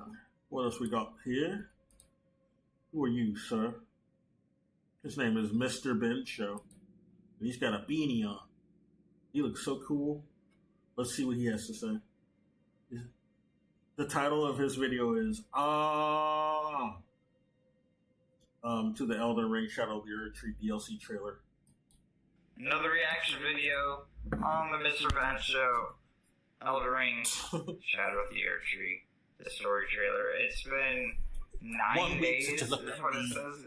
I don't know why I thought of that song. I have not seen any of it. I have not been spoiled on it. I've been saving it for a video, but if you've paid attention or have seen any of my previous videos, you know that I started a new job and I work nights now.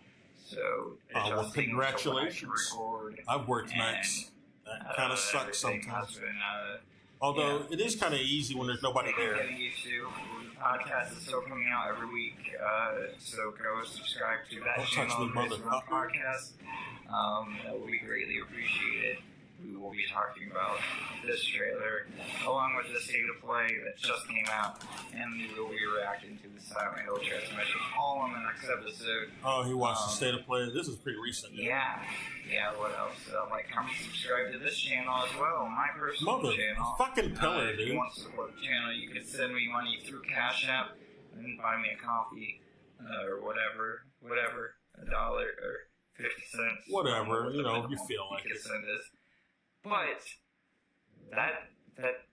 that's not as fun as Pokemon cards. Pokemon cards are fun. If you want to buy Pokemon cards, I have a Pokemon store. Pokemon store. I didn't even know they still sold Pokemon cards.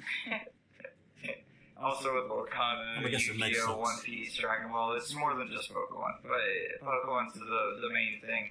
Mr. Red Show, Pokemon, and Makari. Yeah, let's flap it over and get into this trailer. I'm excited. The $40 expansion. They're doing a whole ass collector's edition. From the sounds of what it's gonna entail. Okay. Nicola the Kind spoke of the beginning. The seduction and the betrayal. Yep. Oh, really? You do AoE now, huh?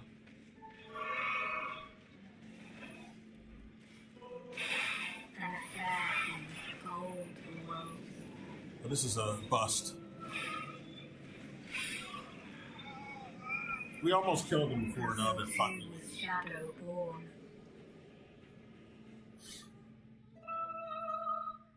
What followed was a war unseen.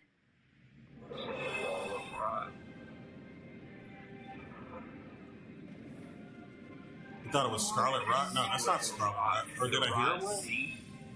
Maybe I heard him wrong.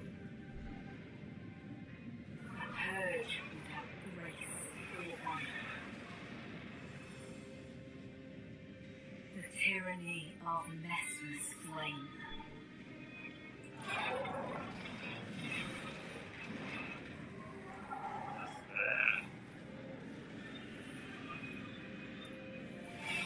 Stop it.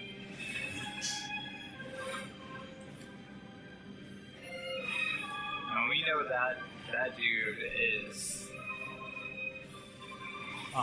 Couldn't jump over him the way I wanted. Right. Or one of them, at least. He ain't no Nicola, but. And so kindly Nicola would abandon everything. What about we played as Nicola? I'm out of fucking stamina. God damn it. His golden flesh. His blinding strength. Even his fate.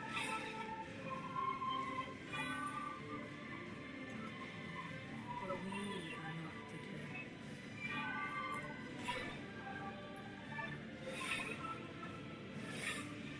We choose the Fucking get staggered, bitch. Took way less than to get staggered last time.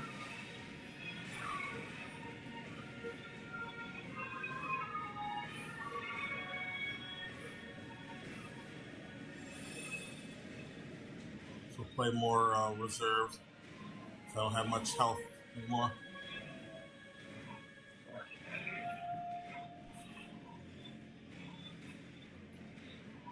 Shut up. You're not jumping up there, motherfucker. Oh, he didn't take damage, though. What the fuck? They showed a lot, but he didn't take damage. That's bullshit. From Software. I got a backstab. He didn't take showed very little. What do you say? We're definitely not playing as Nicola. That would have been sick. Assuming that Nicola is the last boss of the DLC. I didn't get my runes. What I assume, seeing that the bonfires are like the Elden Ring moniker thing itself. Then once we defeat Nicola, okay, the game didn't let me dodge to the right. Is dead. So something being bullshit reborn in the egg or whatever. Is that what shatters the Elden Ring? What? The fuck are you talking about? Wait a minute, let me go back. That has nothing to do with the shattering of the Elden Ring. What the fuck? Tears apart the lands between. What the fuck? I don't know. Let me go back. Defeat Nicola. Seeing that the bonfires are like the boss. I wasn't really paying attention to what he was saying. They showed very little. We're definitely not playing as Nicola. That would have been sick. Assuming that Nicola is the last boss of the DLC, what I assume, seeing that the bonfires are like the Elden Ring moniker thing itself, then once we defeat Nicola, and Nicola is dead, being reborn in the egg or whatever, is that what shatters the Elden Ring? Okay, he's going all over the place with his theory. Okay, we don't even have confirmation that we're killing Nicola, or he's going to be the boss. Tears apart the lands between. I don't know. It has nothing to do with the video. Wardoms. Not even the body on the video channel, says I will anything be like getting back to Elden Ring before the DLC starts. Probably right before the DLC starts. You're not going to get that from a body video. That's something you made up. I don't know how you got there. Making our way through millennia.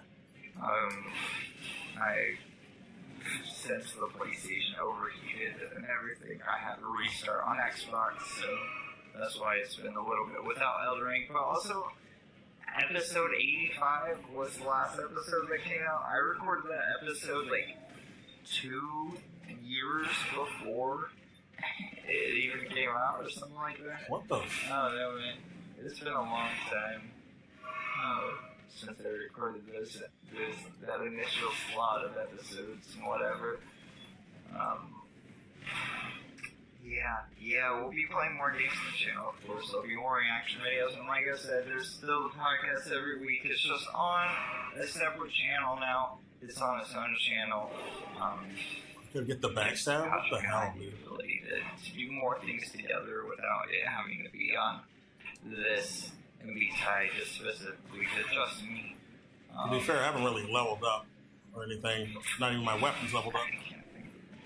Only leveled up like 1 point. So we'll save it for the podcast. But still, I'd be doing better than this. This guy isn't hard. Watching it again for the fucking probably the 20th time by that point. Yeah, I want to go to bed. It's pretty late for me. It's like he's not making sense. This guy. I went to work at.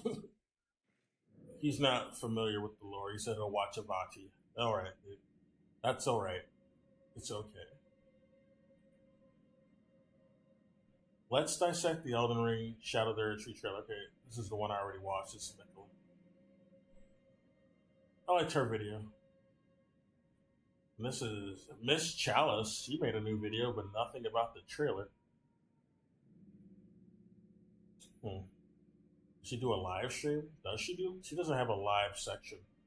So she probably didn't do a live stream. I don't think she does streams. At least not on YouTube.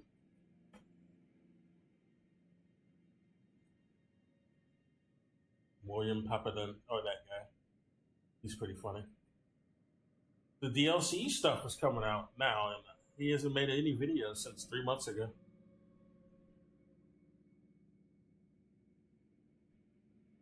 Spirit Ashes and co-op argument. Yeah, let's hear it. Let's hear it. You'll also be able to strengthen these NPCs with... That's the name of this video. It's from Ratatosker. He's a cool content creator. He plays everything, but he dabbles a lot in Souls. In Elden Ring, you get the Spirit Calling Bell fairly early. And from that point forward, you will be able to use Spirit NPCs to help you in certain locations in the game.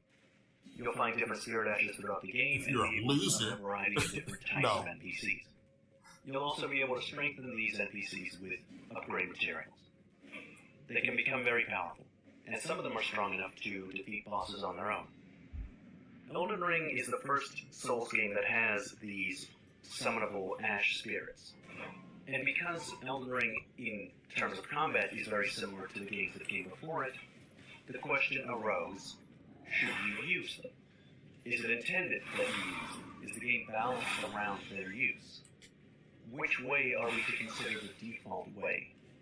Should we view their use as an optional easy mode, or should we view refraining from using them as an optional challenge mode? And most importantly, which way of playing will be the most fun for the average person? This is a challenging subject to discuss, because there are people emotionally invested on either side. Emotionally, really? But there are people that discourage new players from using summons and I won't tell a new player what to do. I just don't want to do it. Whenever I start a new game. These people will often say that you didn't really beat the game unless you beat it in a particular way. Yeah, you didn't beat it. No ashes and no summons. But they also often have restrictions on what weapons and spells they consider fair. Yeah, that gets nuts. But I also recognize that elitism is not the only reason why someone might refrain from using summons and recommend the same to others. And it's difficult to talk about those reasons when this issue is so emotionally charged for so many. Nevertheless, in this video, we're going to give it a try. He's delaying, dude. My position is that I don't recommend that you use co-op or Spirit Ashes, at least not your first playthrough. Yeah. Because I think most people will have... I didn't have fun when I used them. Like, I used the Spirit Ashes on one boss when I started. And then I didn't like it, so I just stopped using them. It didn't feel good to beat the boss that way. And some of those things can be diluted when you use Ash or co-op summons. Now, at this point, you might be thinking, Ratatosker, don't you know that people are different? Right through a pillar, dude. And because people are different, their experiences will differ, and the kinds of things that they like will differ. There are people out there that will surely have more fun by playing with co-op and with Ashes than they would have had if they had played solo, even on that first playthrough that you seem to think is so valuable. And you're absolutely right. People are different enough that some percentage of them will enjoy getting co-op phantoms. I mean, as long as you enjoy the game, and looking up where all the strongest as long as there's no difficulty settings, that's just one of the in-game difficulty settings you can put. It applies to the exceptions that prove the rule. I don't give a fuck. Right before Elden Ring released, Miyazaki, as long as it's there, we don't have to. We want players to feel the importance of the level of freedom that we're put in all these other stupid ass. We want them to enjoy the game at their own pace and feel liberated in this new open world that they can explore at their own pace. If possible, we want players to try to steer clear of spoilers or guides and go in with a completely fresh, open mind and enjoy that initial sense of adventure. That's how we want to experience the game if you were going into it for the first time, and that's how we hope our players can experience the game comfortably at their own place with this new sense of wonder. End quote. So Miyazaki recommended that you play the game blind. Well now, how dare he? Doesn't he know that people are different? Doesn't he understand that different people enjoy different things? I agree with Miyazaki. Where's his peer-reviewed study that people shouldn't use? Because I had more fun playing it that way. How's he going to prove that people would have more fun if they don't have 16 tabs open in Fetcher like looking up exactly... Although he did suggest that people should level up their health. He did say that. Prove that most people would like some people just were not doing it. But that doesn't and it's very essential in this game. Now, the first thing to consider when thinking about this topic is that the ashes do in fact exist in the game, and their presence means that they're intended to be used. This is the position held by the pro-ashes side of this discussion. If FromSoft didn't want you using these ashes, they wouldn't have put them in the game. The problem is that just because something is there doesn't mean the core of the game was balanced around it. It doesn't mean that it was built from the ground up to support this feature. It could be that it's simply tacked onto a pre-existing structure that's balanced around other things. An analogous example. It was inspired by a mod Co-op is from Dark Souls 3. That's why they put it in. Various overworld locations. You can go through the dungeons. You can fight bosses. With At least that was the inspiration. But it's obviously not something that the game was built around. For example, one of the appeals of Elden Ring is that you're in an open world environment. You can explore in the overworld on torrent, covering large distances until you find something interesting, like ruins or a cave or a catacomb. Then you get off the torrent and explore these areas. But if you play in co-op, you can't do that. You don't have access to torrent, which means you and your co-op partner are going to be walking long distances that you were meant to be riding across. This also limits the avenues that you and your friend can explore. You won't be able to make use of Spirit Spring jumping, and that restricts your exploration in 2 ways. You won't be able to use them to jump up, and you won't be able to jump to them from above, forcing you instead to make your way up. You're still not dead? I didn't even get the repulse. Roundabout route. Or you may not be able to go to those areas at all. Cheap ass. Some places you can't get to without torrent. And those places could have items. Sometimes you can see them from a distance. We got a spirit calling thing here. I might use them just to speed run some areas. Cause this is just me building up to the DLC area. Look for locations that you have explored. And I've already beaten the game, so I don't need to prove decide to myself. go and wander around that area to see if you've missed anything. And so you teleport to the closest site place. If you're playing co-op, you won't be able to do that. But you know, most of the time I won't partner, teleport to that area and hire a new co-op partner, or your friend if you're coordinating with them, or travel across the map from where you are to where you wanted to go. Which, depending on where that is, could take an extended amount of time to get You know what? I got a sweet Sometimes tooth, in co-op, so I'm gonna get a muffin. the game will decide that you're not supposed to be in an area unless you're there by yourself. If the game comes to that conclusion, it will teleport you or your phantom away from that spot and back into areas that are in bounds. And there's lots of places like this. The game won't let you go into certain areas even if it seems like you should. You're also completely barred from exploring large amounts of content from certain places. For example, in Raya Lucaria, you can't go into the rooftop section of that legacy dungeon if you have a co-op partner with you. There's simply an impassable wall there that you can't get through. Which is very strange because it's a large location. The rooftop area is the best part of the Raya Lucaria dungeon. There's lots of important items back there, and the ability to go there is removed completely when you're playing co-op. Worst of all, co-op breaks the seamless transition from exploring to investigating a location. If you find a mini-dungeon out in the overworld that you want to explore, normally all that you would need to do is get off a torrent and explore the dungeon. But if you're co-oping, there's a barrier to do that. You'll have to get rid of your co-op partner, walk into the mini-dungeon, and then summon the co-op partner again. If it's your friend, then you're going to have to coordinate with them to drop their sign in the dungeon. But if it was a random person that you were taking along with you, and you really wanted to go into this mini-dungeon, then your only option is to rudely dismiss them, or not go where you want to go. That is the most damaging thing to the organic nature of exploration. But it isn't just the exploration that the co-op isn't attuned to. It also isn't balanced around combat. Getting to a legacy dungeon for the first time, like Stormvale Castle, will have you carefully exploring this unknown territory. And as you do, you'll experience all the things that people like about legacy dungeons, all the things that people like about Souls exploration and combat in general. You'll get ambushed, you'll find items, you'll take damage, you'll heal that damage, you will run low on crimson flasks and hope that you find the next site of grace, and then you'll get killed, and you'll go back to the original site of grace, but now you have a better understanding of the placement. And this time as you proceed, you see an area that you didn't think you could get to, but now maybe before it goes bad. And so you drop down and you find a new path with new items and enemies that you didn't know were there before. Exploring an area, and especially exploring a legacy dungeon on your own, is one of my and many people's favorite things about From Software games. And taking a co-op phantom changes that dynamic. The carefully tailored enemy encounters are not suited to a large group of people going forward at the same time. And what might have been an interesting combat situation often gets steamrolled. From Software seems to know that co-op is not well balanced. I gotta say, because they use two pretty inelegant ways. I don't want to judge anybody who uses these spirit summons. The spirit summons are not balanced. He is right about that. Based on how many players are there. They make the game piss easy. It breaks the game. You effectively invite an invader to try and stop you. Now, I'm very pro-invasion There personally, ain't but I shit think it's anything telling can that do to you as a with a lot of mechanism these to balance an especially otherwise level very one. unbalanced experience, they use invaders as a means to waste your resources and make progressing harder. Apart from the combat, What I the would hope legacy they of do with exploration is invaders also is let impacted with their invaders co-op summit. invade Sometimes they solo can be players impatient like and me. try and pressure you to go into areas you don't want to go into yet. And even if they have realized that you're trying to explore the entire dungeon, that can have its own problems. Because to be helpful, they might show you secret areas or places to go that you would have missed on your own. And that may not be something that you want. Now, you might be thinking that you like the co-op in Souls games, you think that it's fun, and that playing with others is worth the costs that I'm describing.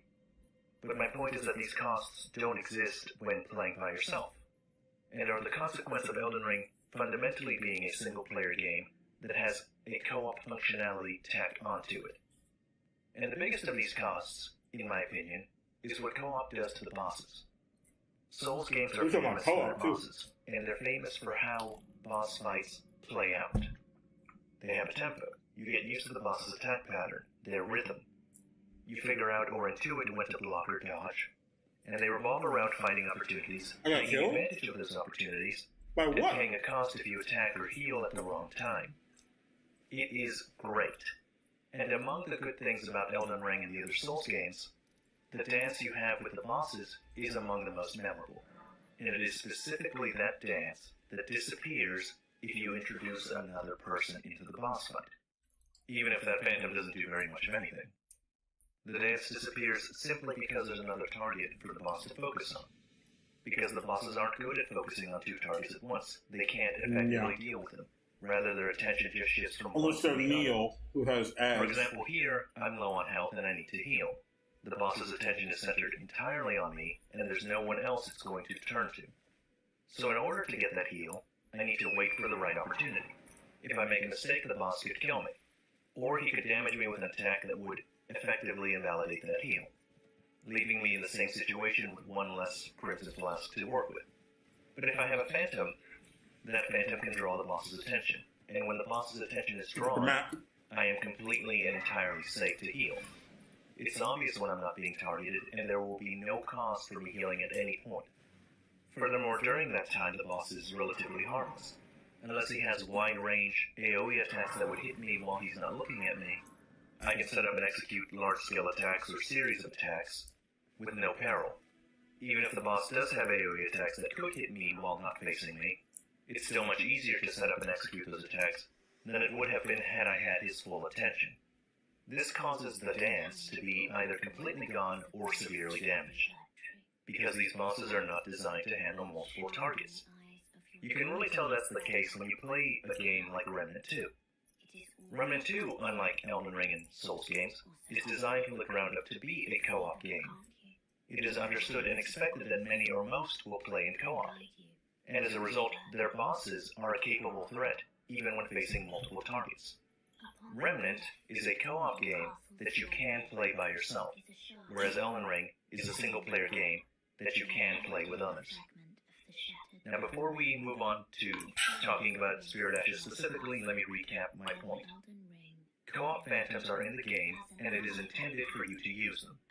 But it is obvious that Elden Ring is balanced around a single-player experience, and that co-op phantoms are a mechanic tacked onto a pre-existing structure. Their use has costs. Costs that can, and likely will, damage the single-player core experience for many people. Especially if they use them in their first playthrough. Now let's talk about Spirit Ashes. Many people view Spirit Ashes as a new thing. An easy mode proxy introduced in Elden Ring that was implemented to appeal to a more casual audience than the other Souls games targeted.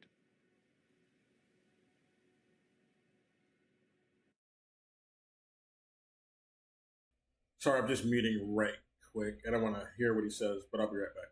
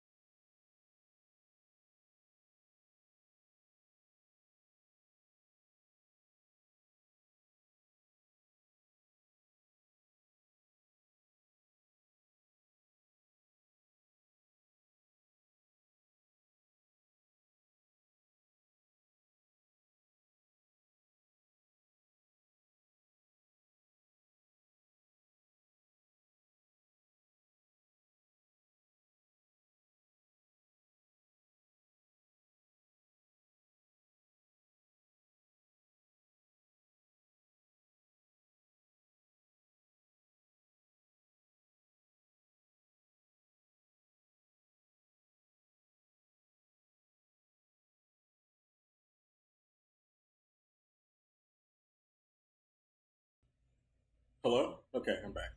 I am eating still, but I am back. Let's play his shit. He's got to make some strong arguments. To a pre-existing structure. I rewound Their use what he has said costs. because he's making some strong arguments here. Costs that can, and likely will, damage the single-player core experience for many people, especially if they use them their first playthrough. Now let's talk about Spirit Ashes. Many people view Spirit Ashes as a new thing. An easy mode proxy introduced in Elden Ring that was implemented to appeal to a more casual audience than the other Souls games targeted. But I don't see them that way. I think Spirit Ashes are a natural extension of something that the Souls games were doing before. We had something similar to Spirit Ashes even as early as Dark Souls 1, which were NPC phantoms that you can bring to certain bosses and locations.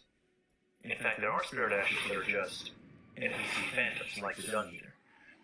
I believe that the Ash summons are there for the same reason that you could use NPC phantoms in Dark Souls 3, so that you can engage in a co-op-like mechanic without actually having to play online, which makes it useful years down the line after most players have moved on and the community dwindles, and even when the servers go down and there's no one to play with. In Elden Ring, you can tell that co-op and Spirit Summons fill a similar role because they're mutually exclusive. You can't do once the online is one or the other. The And game will personally, still be I there find Spirit Ashes to as be a much preferable single-player experience. because they mitigate or eliminate many of the costs that I described when playing co-op. They're not really meant to travel with you. You can only use them in certain places. But Spirit and when Summon you do solves use that. them, they don't restrict your ability to use torrent or your ability to fast travel. They don't cause the game to restrict certain areas from you, and you don't have to get rid of them to enter a dungeon or mini-dungeon. This effectively reduces the cost of exploring in the open world to zero.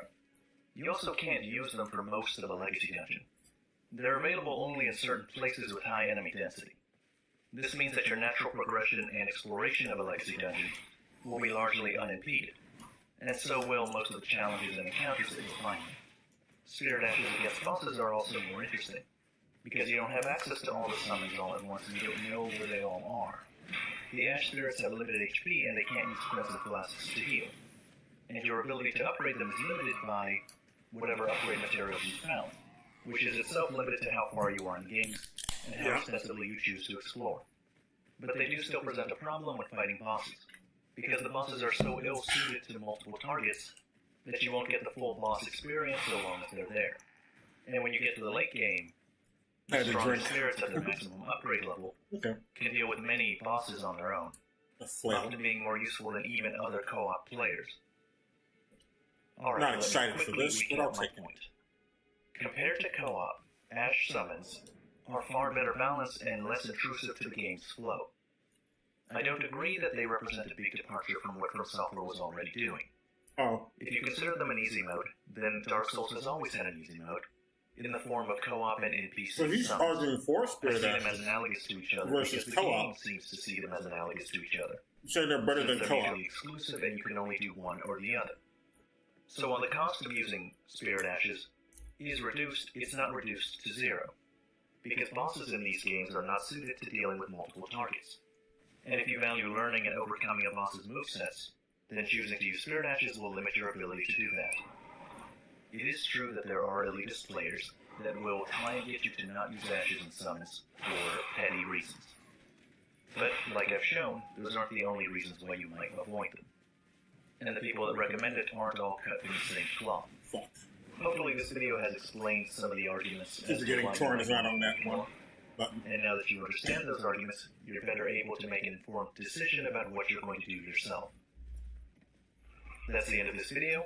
Please unsubscribe and unclick the bell notification. There's something in the And as always, dungeon thank that you very I much forgot for what it was. I want to get it though. It's right here. Let's get it before I forget it. I remember liking it.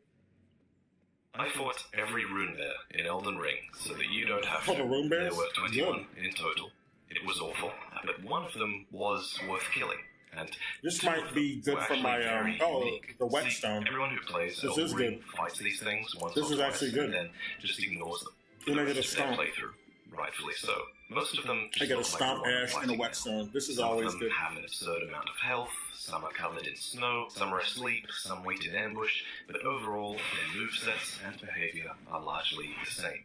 Except for one found here, south of the deep Shifra well in Caled, and one found here, southeast of the inner consecrated snowfield. These two have ragged, unkempt fur, which I think suggests that they're more feral than the others. And it shows, because their moveset has all of the usual BS, but it also includes a skyward dive attack and a roar. Not only that, but their health and defense is just through the roof, especially this one in the snow. The Room Bear, which is basically an end. They do have a lot of health. It also just happens to be the only bloody Rune Bear that's actually worth killing. You can That's find the worst one. Buried in one in the snow area. Noble. It's actually a mimic tier. If you somehow I like killing the Rune Bear since it's, you receive a larval tier. Sense of achievement and accomplishment. Pride and accomplishment. Number 2. That old Activision quote. I think it was Activision or EA.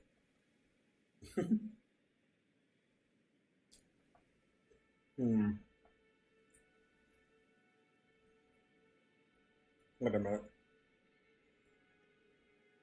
See what else we got. We got a Zeo Storm video where he's reacting to people. He just recently made this. A lot of you guys are telling me I need to check out. This video is titled The Wait, Truth let me of rewind. Alright, what is going on, guys? Today we're doing another reaction video to a pretty wild Elden Ring DLC theory that a lot of you guys are telling me I need to check out. This video is titled The Truth of Shadow of the Erdtree, Lore Analysis of Saint Trina and Mesmer. Now, in the last few weeks we have until the DLC drops, I want to hear some of the wildest theories, some of the most outlandish ideas about the DLC. Because right now we all kind of have the same predictions like going into it. And the reality of it is, a lot of us are going to be totally wrong, even for the most sensible ones. So, From Software has a good way of kind of subverting our expectations and surprising us very well. So, ideas like this and other things that we've heard from the past reaction videos we did are the kind of ideas that I think, personally, have a pretty good chance of coming to be true. So, this video is pretty long. We're going to jump right into it. You guys be sure to go over to their channel, support their video, leave a like on it, subscribe, and share some love after this. So let's go ahead and dive right into it. This is my drawing of Mesmer, and this is one of the most beautiful trailers I've seen in a long time. Examining it as a lore enthusiast urges me to have some skin in the game. So, before we start the analysis, I'll attempt to predict 3 primary worldviews that we might see in the Shadow of the Erdtree. Starting with Mesmer. This guy is very much pro-America. Doesn't like the Crucible and actively tortures them, similar to how America sealed the omens underneath the sewers in the capital. Mesmer is going a few steps further, following our lead in the Shadow Realm. Still wrong. And that's kind of an idea that we've agreed with as well, that Mesmer might be the person sent to do America's dirty work to cover up the bloody past of the Land of Shadow, and keep that idea of her being this benevolent god, this all-good being. What the fuck is it? From us as the audience, we now know the truth. And I think that's what we're going to be uncovering. Leading to Mikala, understanding him is very important. He's very much anti-America, in the sense that he values the Crucible and the Omens, as shown with his Erdtree project, and wants to create an environment. I don't know if the Omens ever were accepted into the Erdtree. It was supposed to be this kind of haven for the lesser beings, but we only see the Almanarics, misbegotten, and a lot of beings corrupted by the rot. But Omens, I'm not so sure about. I'm going to have to check that. I could be totally wrong, though.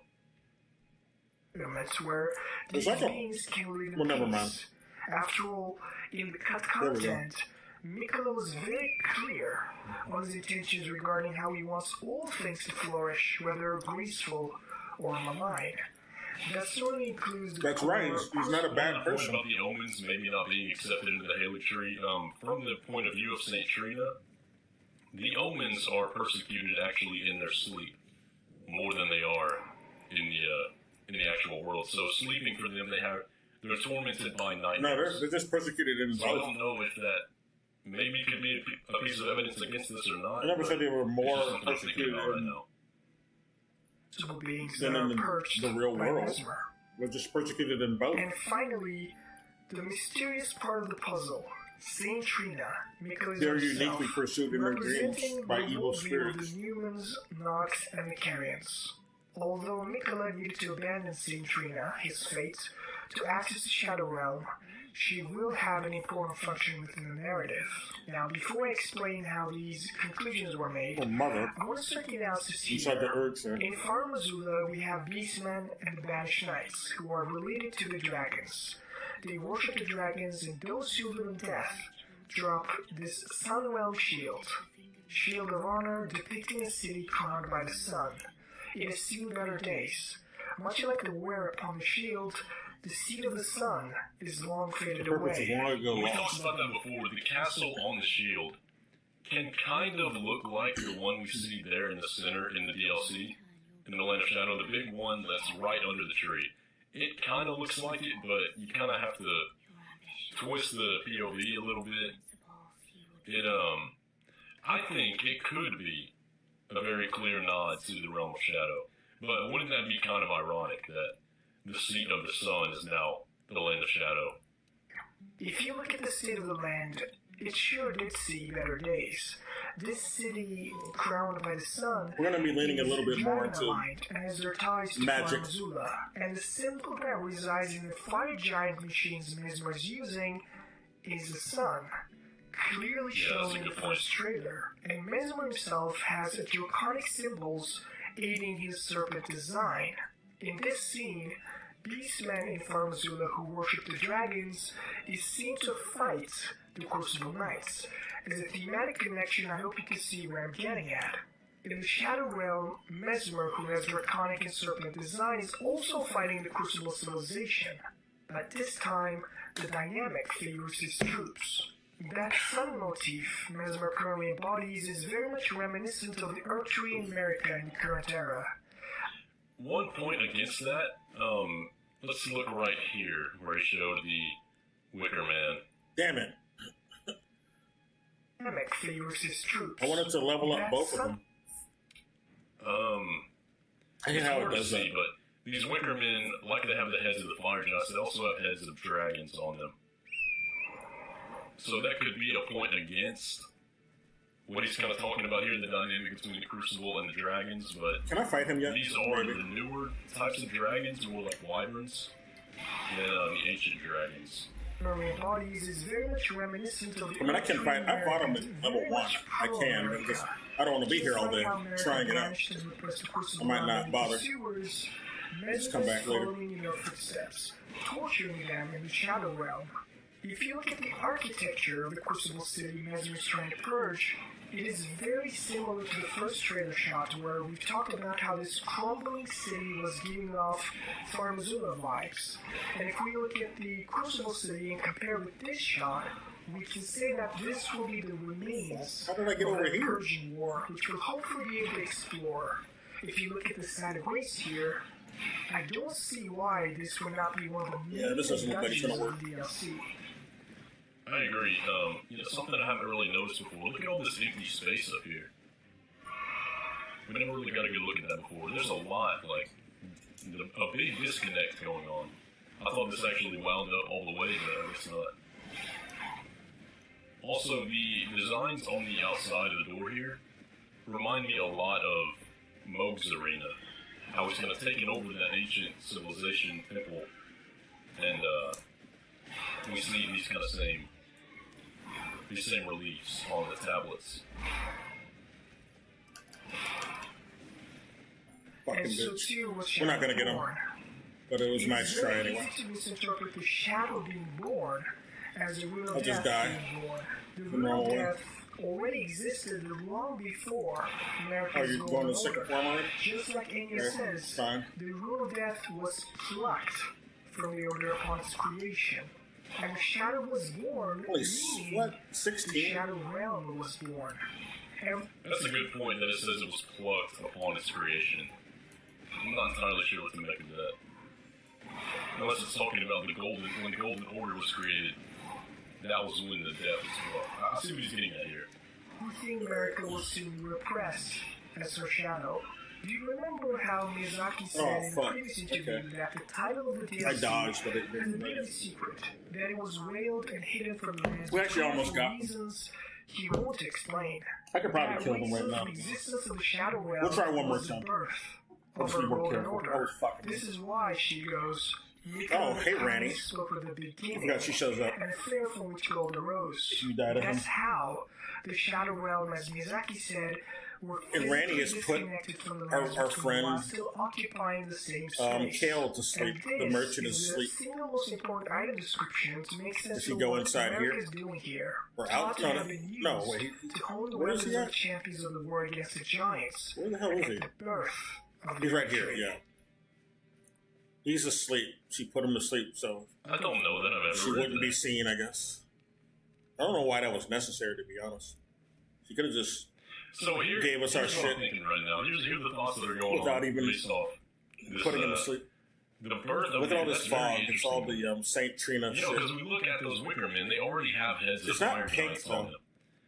But then you people know, forget off the actual timeline that color we of the normally sleep associate stuff. with the lands between. This battle right here, this Land of Shadow, took place way before the War of the Giants, right? So is this going on simultaneously? It's something like the sleep pots are I pink. wouldn't think so. This but, is something you know, else. it's I don't know. interesting. That makes me think, wow. First of all, I want you to carefully listen to It this seems part. more Randy relevant It could than be Nicola. propaganda, though, right? Because we're looking at America hiding this She entire just has the past, ability right? to So put people to when we sleep look herself at if she wants. this, her idea of the birth of the Erdtree, the one that was presented to the occupants of the lands between, Hello, Randy. could be a different story than the reality we see going on in this trailer, since that history's covered up. So there's going to Rena, be some not Randy. Erdtree propaganda going on. Sequel play that will be familiar to all of you who have completed the game. Thou art possessed of the power, no? To Yep. call fair from which gold arose. As I had hoped, and so too was Shadow born, thy current's fallen master. This is the moment when Torrance the for Elden former Beast master is taking in the corporeal low shape north as axis. the We need to Elden read the Ring lore on that. in the birth of the Erdtree, an idea that is further reinforced in the promotional material released soon after. America's Golden Order was birthed from the Shadow. This is one of the core insights that most people miss regarding Elden Ring's origin timeline. The Erdtree did not exist before the war with the giants, and what we see here as America walking forward is the aftermath of that battle. Right before America became a god, Erdtree was born, and the Elden Ring became the dominant theocracy in the realm. As a protection of the Erdtree states, but through countless victories in the war, it became the embodiment of order. The question is, how did the Elden Ring become She doesn't the like the two embodiment of fingers. order? America is showing us the mechanics. And the Kel scene. wakes up after the that. golden strands that she... I'm confused. It's gone. Okay, so what he's saying here is the war against the giants happened before the war we see in the Land of Shadow, before the Erdtree was born. But wouldn't Godfrey have already been Elden Lord at that point? Yeah, that doesn't make sense. It's very interesting.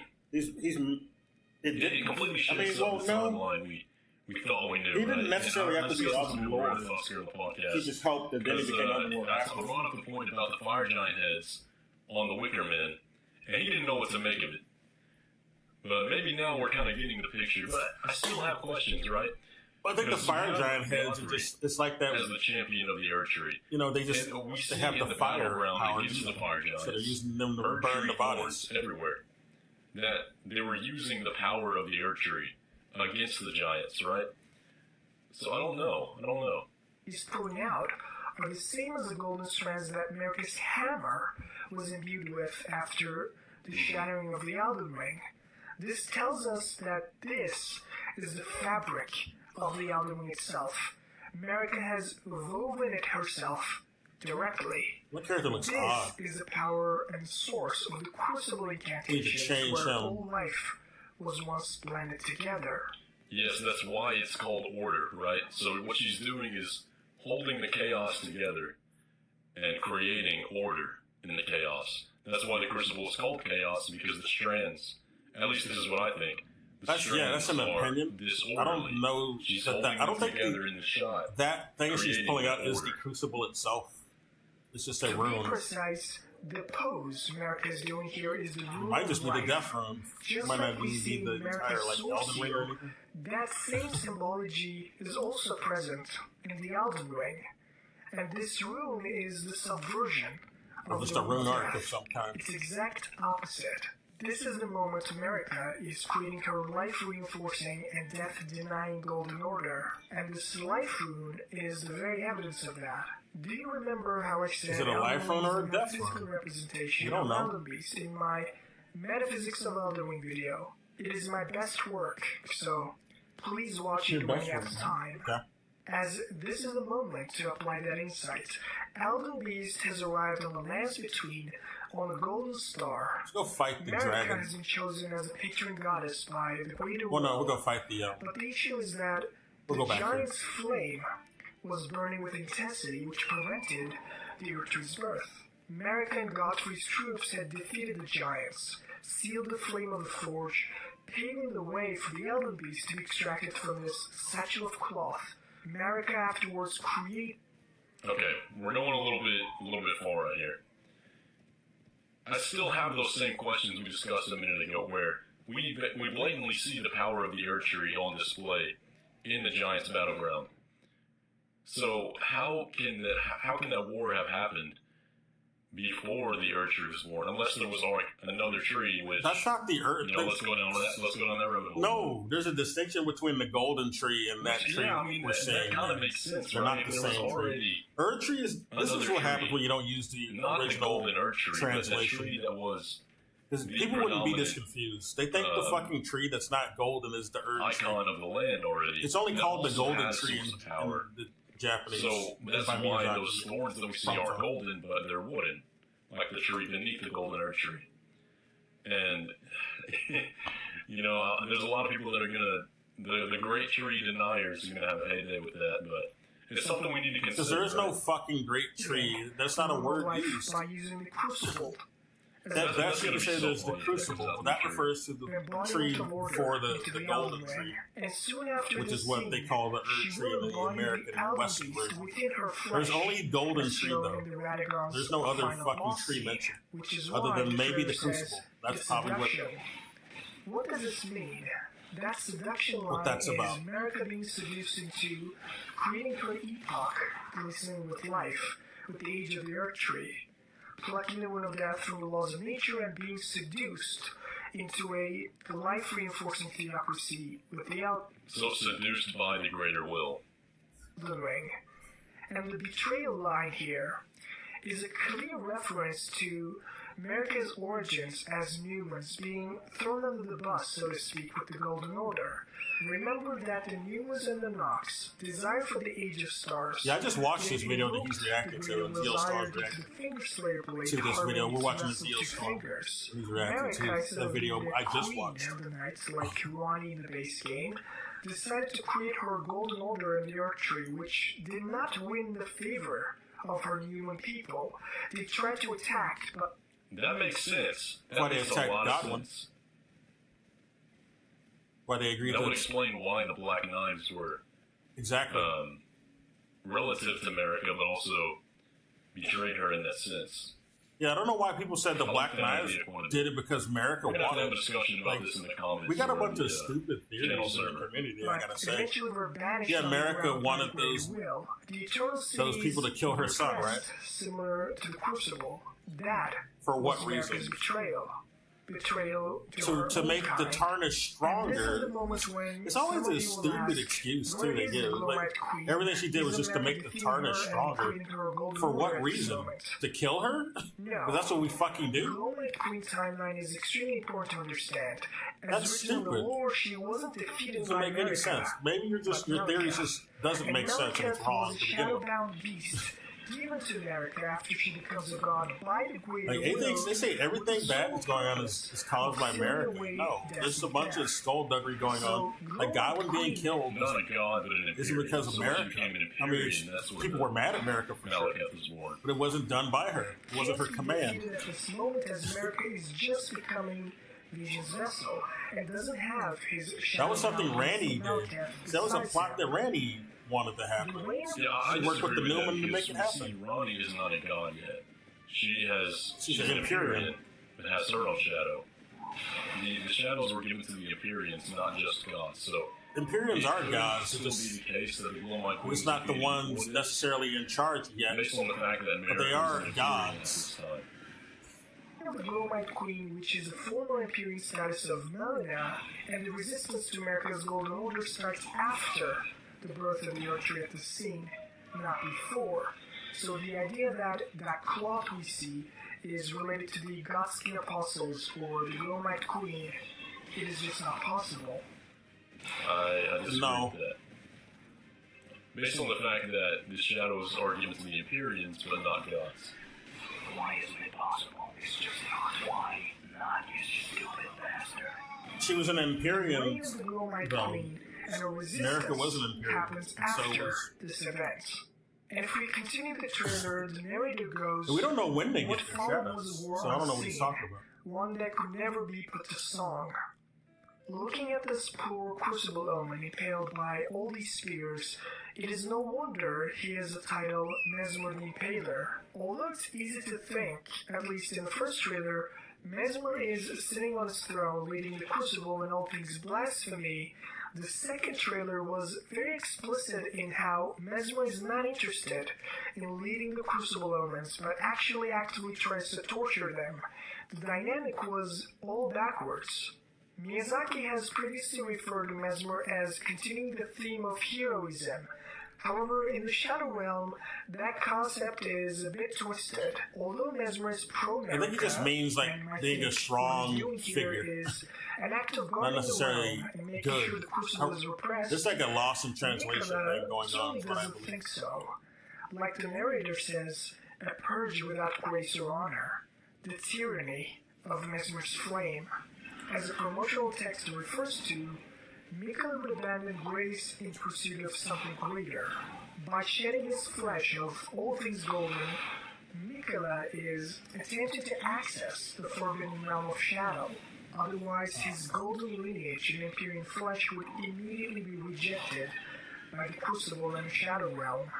America, at this moment, must have taken measures so that this Shadow Realm, physically disconnected realm, can't be accessed easily, which is why the trailer is emphasizing I tried to jump, my stamina sucks. I don't have stamina. Abandoning his golden flesh, his lineage, and level up his fate, get his he did all that not out of luxury, but because he had to. Especially the Saint Trina shot, where the narrative says, abandoning Aiden's fate is very important to understand. Mikkel needed to abandon Saint Trina to access the Shadow Realm. However, we know for a fact that Trina will make an appearance in the DLC. The question is, what will be Trina's motivations? So, it's hard to understand why that's necessary to get into the Land of Shadow, and that's something we're going to learn, hopefully. Yeah, we don't know if that's what true. we talked about with Mikkel abandoning his fate is the Amber Starlight. So, when you do Celadus's quest and you're going to get that ingredient for his draft, you pick up the Amber Starlight and it says, this was the fate of a demigod. And what that Amber Starlight does is make that draft compelling to whoever drinks it. And it's swaying even a demigod, he says. So, there's clearly a remnant of Mikkel's power in that. And what that is a remnant of a golden star. Shit. So, when he sheds all things golden, we're seeing the golden star that guides the fate of the demigods being literally left on the ground. But exactly how that ties into Saint Trina, I'm not sure. First of all, remember that Miyazaki's confirmed that this DLC won't have characters that can die in the base game to not create problems with the DLC, which means Melina, who sacrifices herself at the Forge, can't be Saint Trina referred to in the DLC. I agree, but I don't want that to be true. I want her to make an appearance in the DLC so bad. So my first run of the DLC, she's going to be alive. After all of us. Oh, Melania? Where the Erdtrees I'm going to keep her alive. And Melania too. Gone. No, he said Melania first. I'm going to keep both of them alive. Appearance in the DLC. I hope he's wrong. Just in case you get different dialogue. I'm going to make 2 characters, to be honest. For one where I kill her and one where I don't. 5 secret branches charged with beguiling power, said to originate from the demigod Mikola. Although the 5 secret branches lines a very slight reference to the hand, 5 fingers in Berserk. No. That hand is a reference to Salvador Dali. Branches charged with beguiling power. So they originate from the... Is this like a 1.0 description or something? Oh wait, he's looking at something else. Never mind. Although the 5 secret branches lines a very slight reference to the hand, I thought he was looking at a hand. Berserk, unlike what many lore theorists had assumed, it was never this Mikola that was Griffith the wannabe. It was his other self, Saint Trina. I've been very explicit in my previous videos that Mikola was one of the most kind-hearted souls in the narrative, and the dynamic within the DLC will be portrayed as Mikola representing gold, while Saint Trina, silver. Silver sword carried by clerics of Saint Trina inflicts sleep ailment upon foes. Saint Trina is an enigmatic figure. Some say she's a comely young girl, others are sure she's a boy. The only certainty is that their appearance was as sudden as their disappearance. Do you remember which faction is associated with Silver in the base game? Newmans and the Nox. America's people. We know that these people want to create their own lord, and was waiting for their time to shine. They've garnered the greater will's ire, and Ronnie's ascension in the Age of Stars ending sealed the deal for them. They have finally defied their fate and replaced Greater Will's reign, embodying the principle of the Dark Full Moon under Ronnie's Imperialhood. Furthermore, a connection of Silver with Newman is the Beholder of Death, Devon, residing in Silver River. As Twin Arms states, Devon is the silver while Darien is the gold. This duality also gets repeated with America's origins with Newman's and Radagon's origins with the Fire Giants, repeating the silver and gold dynamic, just like Trina and Mikola. Further... How do the Fire Giants represent silver? Okay. I might have missed something right there. So give me a I'm not jelly. sure. I get the resistance there, but why would they represent silver? Yeah, he's just Unless pulling out he means America's faction represents silver, but I don't know. Bring gold dynamic, just like Trina. I don't want to be mean, but I don't know. I don't like this theory. There's a person in the game that has very similar interests with Saint Trina. This person is not Mikola, but Ronnie. When she appears in the merchant's shack in the beginning of the game, the place is filled with the mist of sleep, which puts Kali to sleep. Saint Trina is directly linked with the sleep magic. This is our first hint, but not the last. Ronnie gives us another item called the Spirit Calling Bell. Dream states and spirituality had always had a bit of a link in the wisdom traditions, and these spirits are called into the lands between from this ethereal item and from this ethereal source, a land that can be accessed and an item that can be crafted by none other than Saint Trina. In the DLC trailer, we see Trina's lilies in this Silver River-esque location, which represents the moon, silver, and Mercury. Arrow carved to resemble a withered water lily, afflicts targets with a powerful sleep effect. In fact, if you use an Elden Ring interactive map to look for Trina's lilies, you will not see any of them in Mikola's Erdtree, when they exist almost everywhere else. However, Mikola's lilies are present in Erdtree as expected. While if you filter for Mikola's lilies in Silver something I noticed, I think the biggest concentration of St. Trina's lilies are in the Albinaric village. Yeah. There's a tree right when you enter, and there's like 10 or 15 Trina's lilies at the base of that tree. It was just an interesting observation. St. Trina told the Albinarics to go to the Halig tree. But it's interesting. And it's also weird that we find St. Trina's torch in the consecrated snowfield on the way to the Halig tree. Why do I get mad when I it check doesn't go past that. Very interesting. Might be lore related. You will find none of them there. You will see Trina's lilies there. As a final bit of risky bonus prediction, take note of the purple-pink butterflies in the first trailer. With the color connections and their sleep effects, they just might be St. Trina's butterflies. In the trailer. As even after America's insistence for Michael, I wonder if this is actually a sleep spell. Yeah, we don't know really. Or if it can be a spell like the Bewitching Branch, which also has a pink effect. Yeah. Where it compels the enemies. Yeah, we don't know if it's really Michaela's.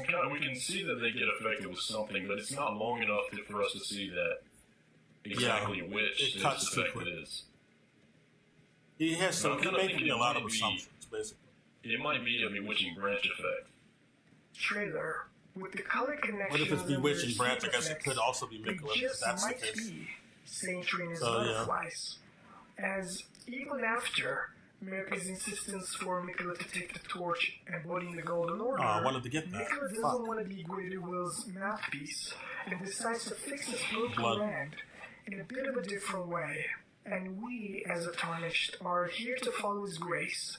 Michaela, although understanding his Mother America's desire to create an epoch glistening with life, he knows how unsustainable, unnatural, and illusory an existence without death is, without the Crucible is. He understands how the You're looking at his brother, he especially knows. Needs to be reinstated back from the suppressed depths of the Golden Order, as this is the only way this broken land could be fixed in the deepest sense.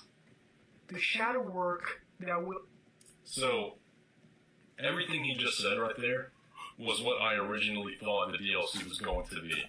But not accounting for the Land of Shadow, but instead the spirit world. Where the spirits go to and are in that sort of purgatory. Where those lost in death are trying to get to, which is beyond water. So... I was a little bit disappointed to learn that wasn't going to be the main I'm glad that wasn't it. But even in a sense, it could be like I don't like that theory anyway. Oh, it's very cliche. Still, like, that dynamic still plays part. I'd be really disappointed if we never this is the land of the dead. Where Ronnie, Melina, Torrance... Why can't it just be another land where we got some alien stuff going on? It doesn't need to be the vessel for all the dead. If it doesn't get explored. We'll all do on June 21st. If you enjoyed this analysis, fight the Crucible Knight, I guess. Like This is the Crucible Knight. To support the channel. I'm probably not built enough for him yet. Video, so it is the Crucible Knight. In the comments below. And as always, thanks for watching. So that was a very good video, and it got me thinking a lot. I agree with like 90% of what he said. I didn't agree with 10%. I think there's a bit of a confusion on the Glowmite Queen stuff because Empyreans can still have shadows even if they're not gods. So Malekith could have already existed before that. Yeah. And the Godskin hunt could have happened before that as well. Blady. And personally, my little hunch right now is that all those bodies we see making up the tree were the victims of the Godskin hunt. Maybe. Because in the Lands Between itself, we don't have any record of gods being killed outside the Night of the Black Knives.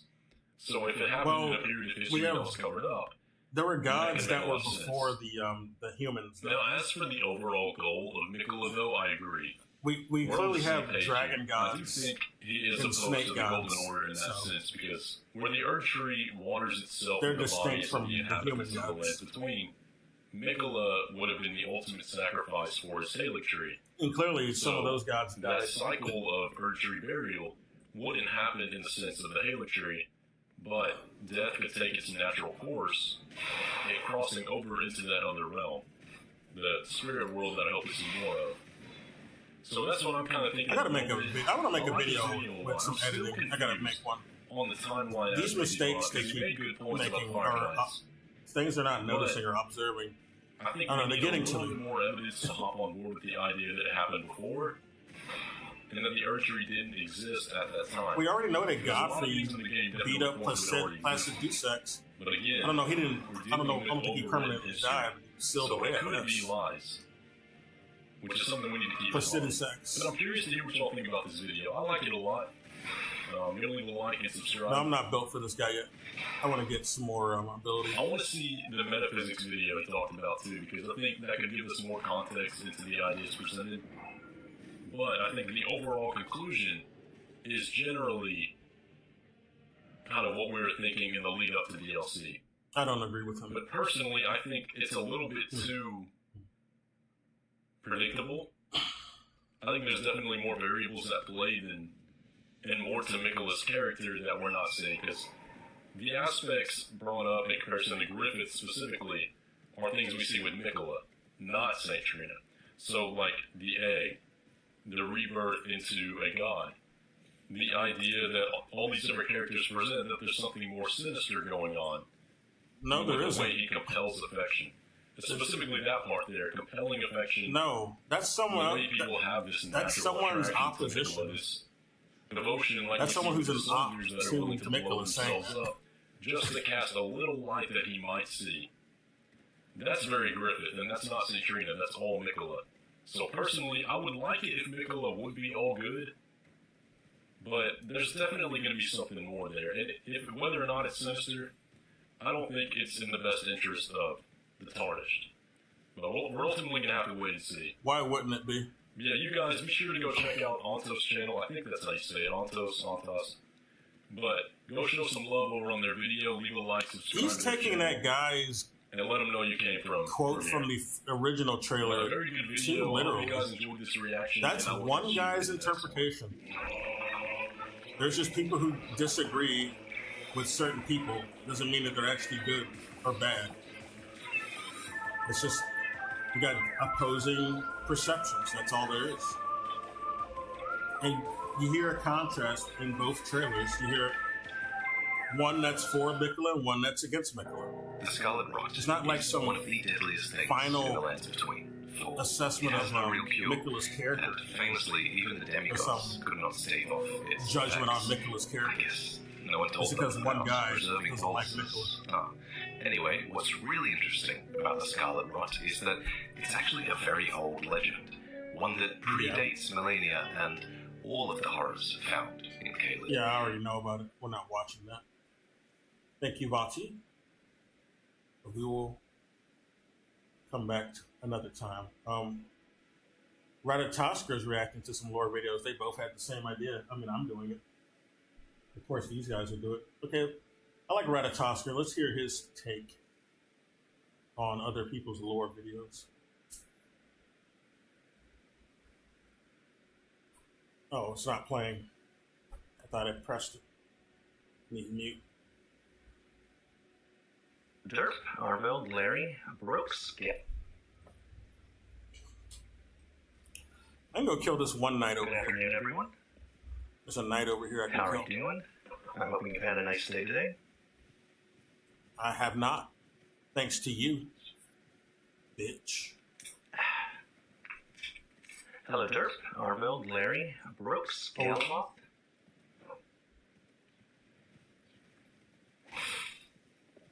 I didn't even get the item. I need the item.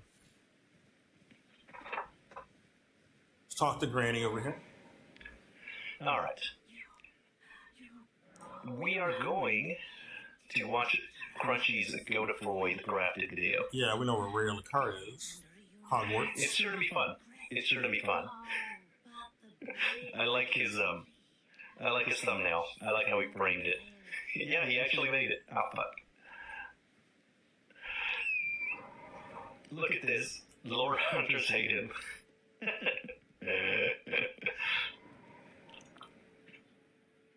Honestly, he should have just typed in Goat Froy here, just to further up on the point. Oh no, this is what we signed up for. I'm sure it won't just be about God of Roy. Like there's one piece of dialogue one piece of. This is the path you take, I believe, to get to Liurnia. What he represents. You go around here, like not get to Liurnia. Liurnia. He represents more like. What's going on with no, all not your stuff that's like God of Roy. But we're not going to go to Liurnia this time. We did that on my level 1. It's incredible. Good. I've got high hopes.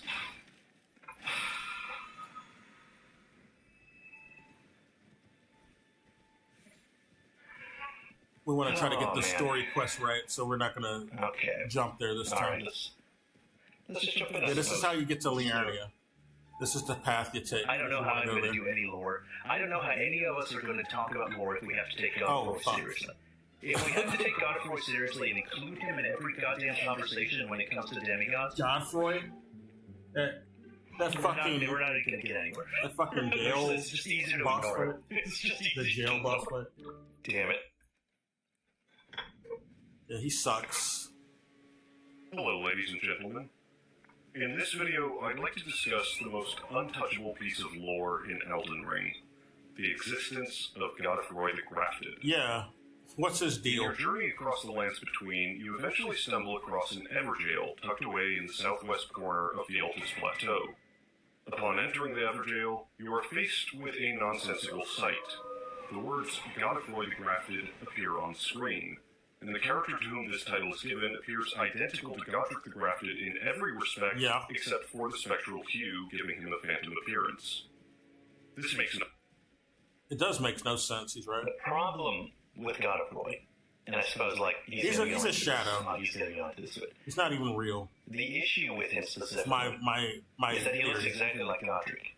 You know, if he was just another demigod called God of Roy the Grafted, and he looked a little different, slightly different, you know, but no, it's the same model. I just think he's a the shade. same model, and he's not real. At that point, we have to assume, like what? What do we have to assume? Do we have to assume that it's just laziness on From Software? From Software's mod? No, it's not even a reskin. It's just Godric. It's very annoying. So we either have to ignore what our eyes tell us. Yeah, we just no. Yeah. It's easier. You know what? Let's just listen to this video because I've already come to my conclusions. My conclusion is bullshit. He's here. Yeah, or he's a twin or something like that. Even if he was a twin, he wouldn't have the same clothes. Yeah, he wouldn't have the same graft. Exact same way. That's not hereditary. In the exact same manner. Okay, let's just listen to Crunchy. You've heard me rant about this already. No sense.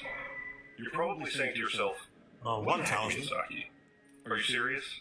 I know Elden Ring likes to repeat bosses, but this crosses a line. Now it's messing with the lore.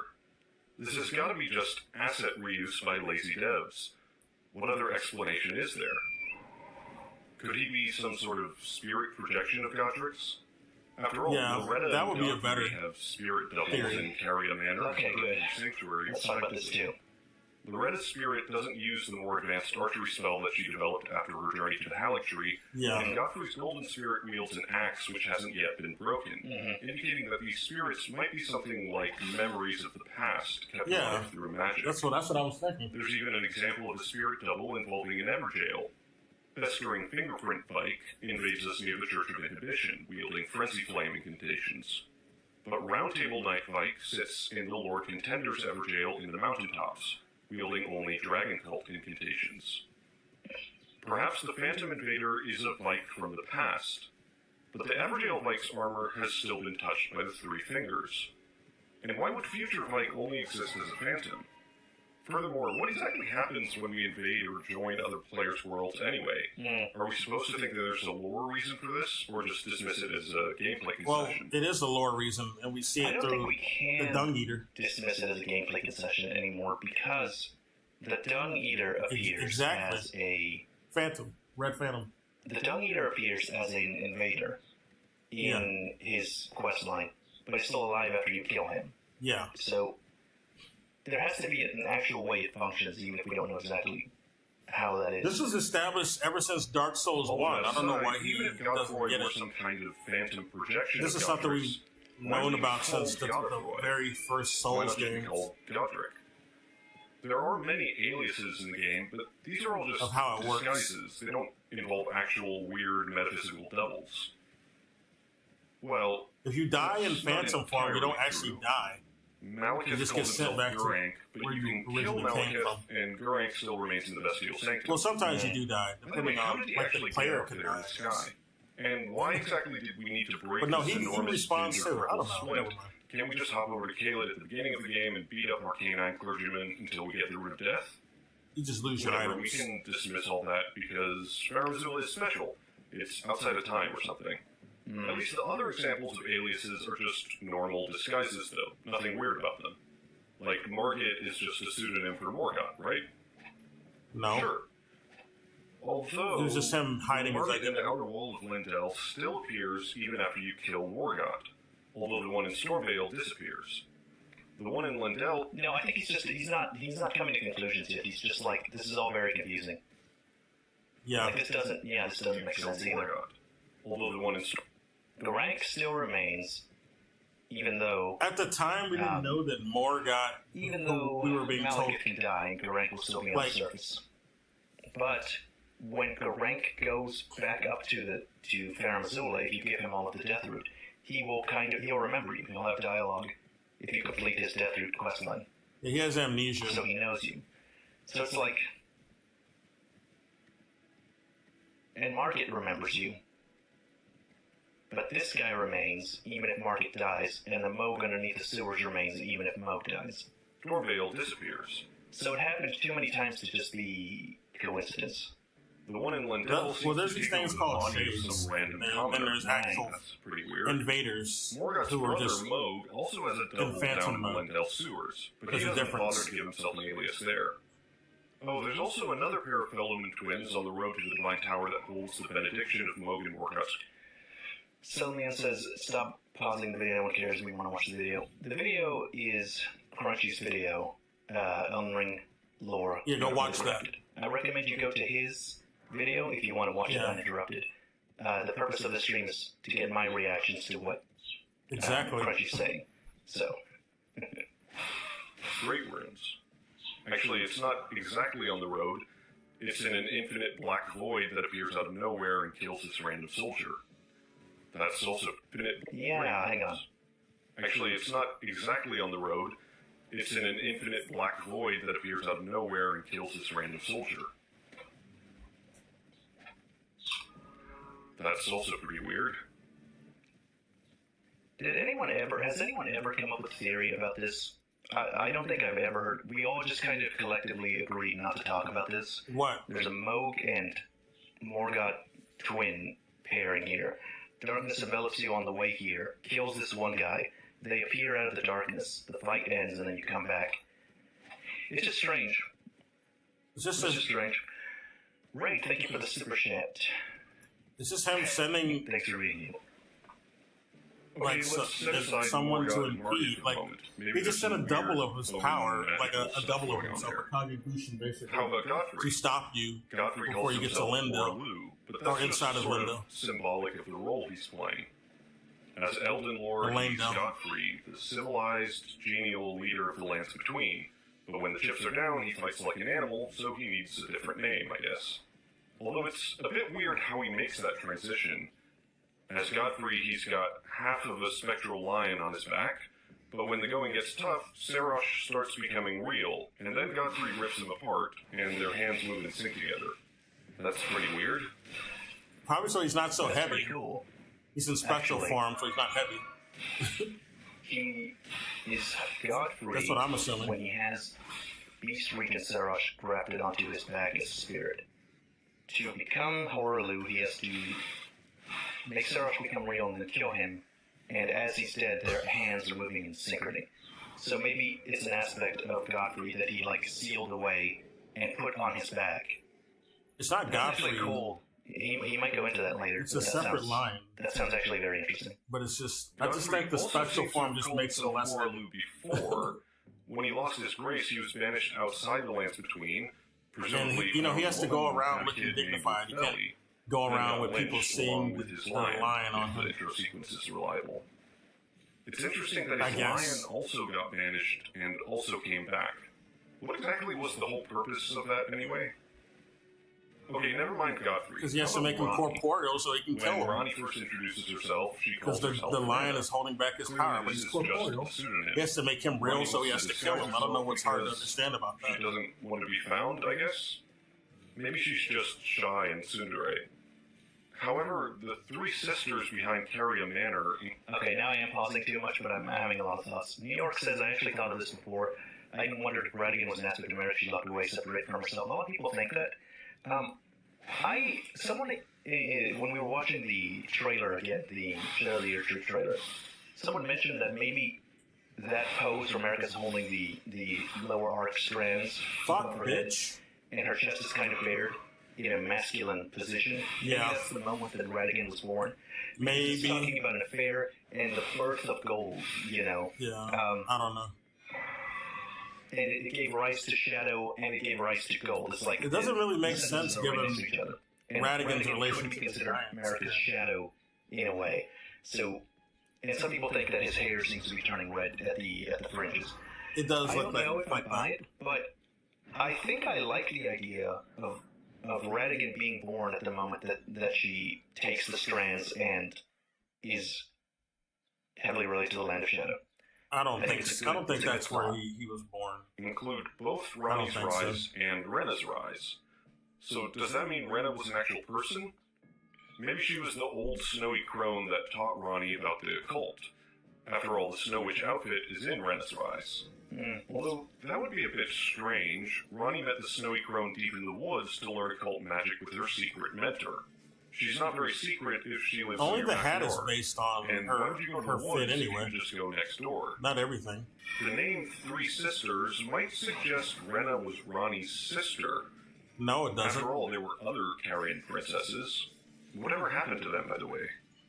How come they never became... That's just the name Ranny used.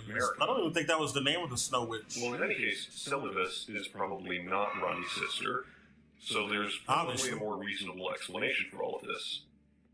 Ronnie calls herself Renna for some reason, but otherwise she's a perfectly because she didn't want you to notice she's one of the most famous demigods. She did kill her body and possess a doll. He needs to think of this in context. 2 dolls. At some point she falls asleep. Let me pause real quick. The guy, these people, they're thinking too much in the gamer's perspective. They got to think that this, in the terms of, this is an actual breathing world. Like, you got somebody named Michael Jackson running around. You're going to think it's the famous Michael Jackson or some shit. They don't, but if they want to hide their identity, they're not going to go walking around calling themselves Michael Jackson. They're going to be calling themselves Michael Robinson or some shit. So they slightly alter their name just so people don't think it's them, the famous person. And that's what that's about. Because when you're told about Morgoth, when you're first being told about Morgoth by Gideon, you don't connect that Morgoth and Margaret are the same person. You don't know who the fuck Morgoth is until you get to his boss fight. Well, his name is just only slightly altered. Why is his name slightly altered? Well, the reason his name's altered is so you don't know who the fuck Morgoth is when you're told about him by Gideon. That's it. They wanted it to be a surprise that Margaret is one of the demigods. So they didn't want to call him Morgoth, though. Like when you first meet him. The tiny doll down in the and Randy doesn't want you to know only access through Renna's rise. Why does she need that tiny doll, exactly? Morgoth wanted to hide. Once you kill the guy who looks exactly like Blythe. But a lot of people in Landale don't even know that Morgoth is an omen. Apparently, going by cut material, a lot of people in Landale didn't know that Morgoth was an omen. So you got an omen going around hurting people. He's calling himself the Fell Omen. He's not going to call himself Morgoth because that's a demigod name. And demigods are not supposed to be associated with omens. So he calls himself Margaret.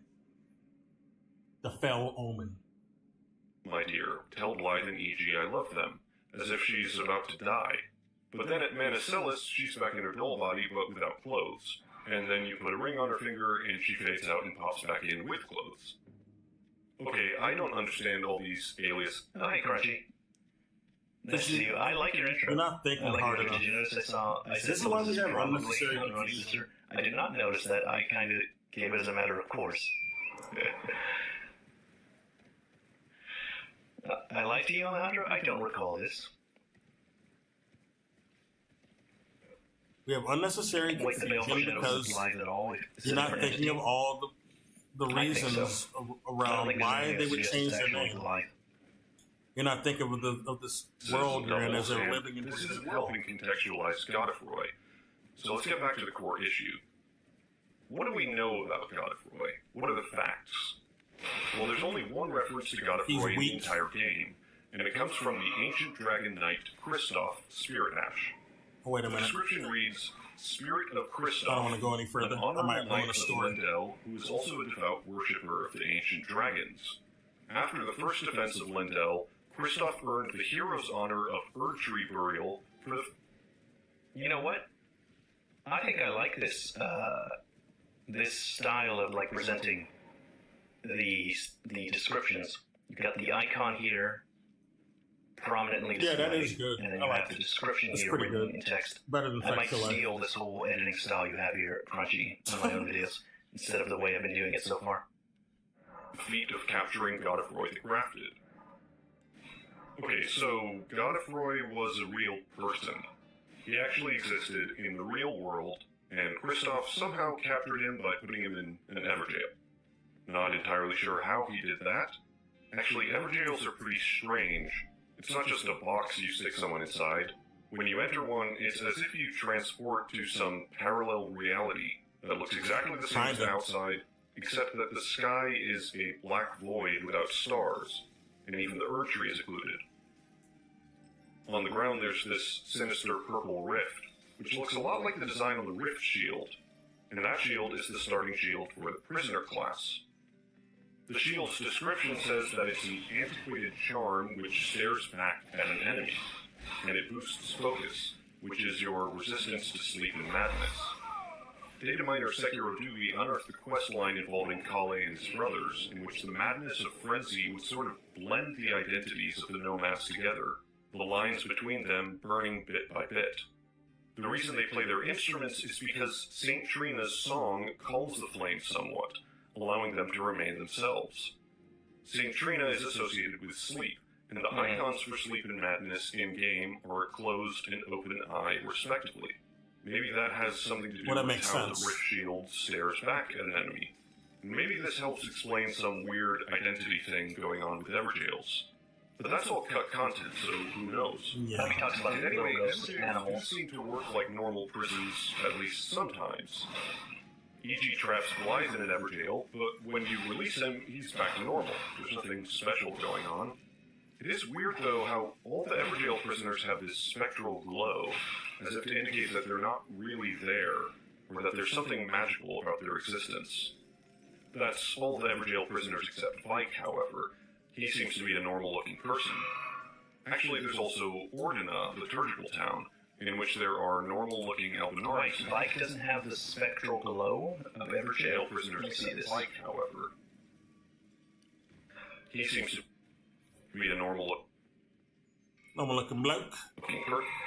Person. I guess your shit.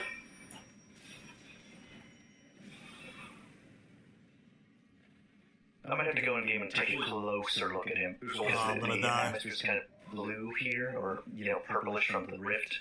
It's kind of reflecting off him. I'm gonna look at him in game later, but that's pretty surprising. It's pretty surprising.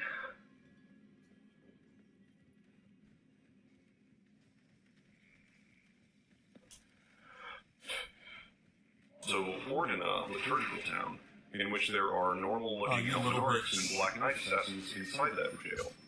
Outside, right, Sepha says because that's interesting, because there's another human model in the Everjail boss, the Dawn Thief Fire, and he does have, I remember. Yeah, you're right. The Everjail, there are spectral counterparts to both groups, and there are also spectral wolves, although they don't have a physical counterpart inside the jail. There's also spectral trees, but the trees are still spectral inside the jail. Right. Oh. Like, the easiest explanation for this town would have been, okay, you've got ghostly versions of things on the outside, And then if you go on the inside, some of those ghostly versions have physical reality. You know, the that's right. assassins are there. I do got to go to that one snipers are bonfire. there, and they're both in and out, and they have ghostly version out here. But then you go into the jail, that's not the case. It doesn't turn out that way. The wolves aren't there. The trees are still spectral. I think that's the biggest thing, so it doesn't work that way.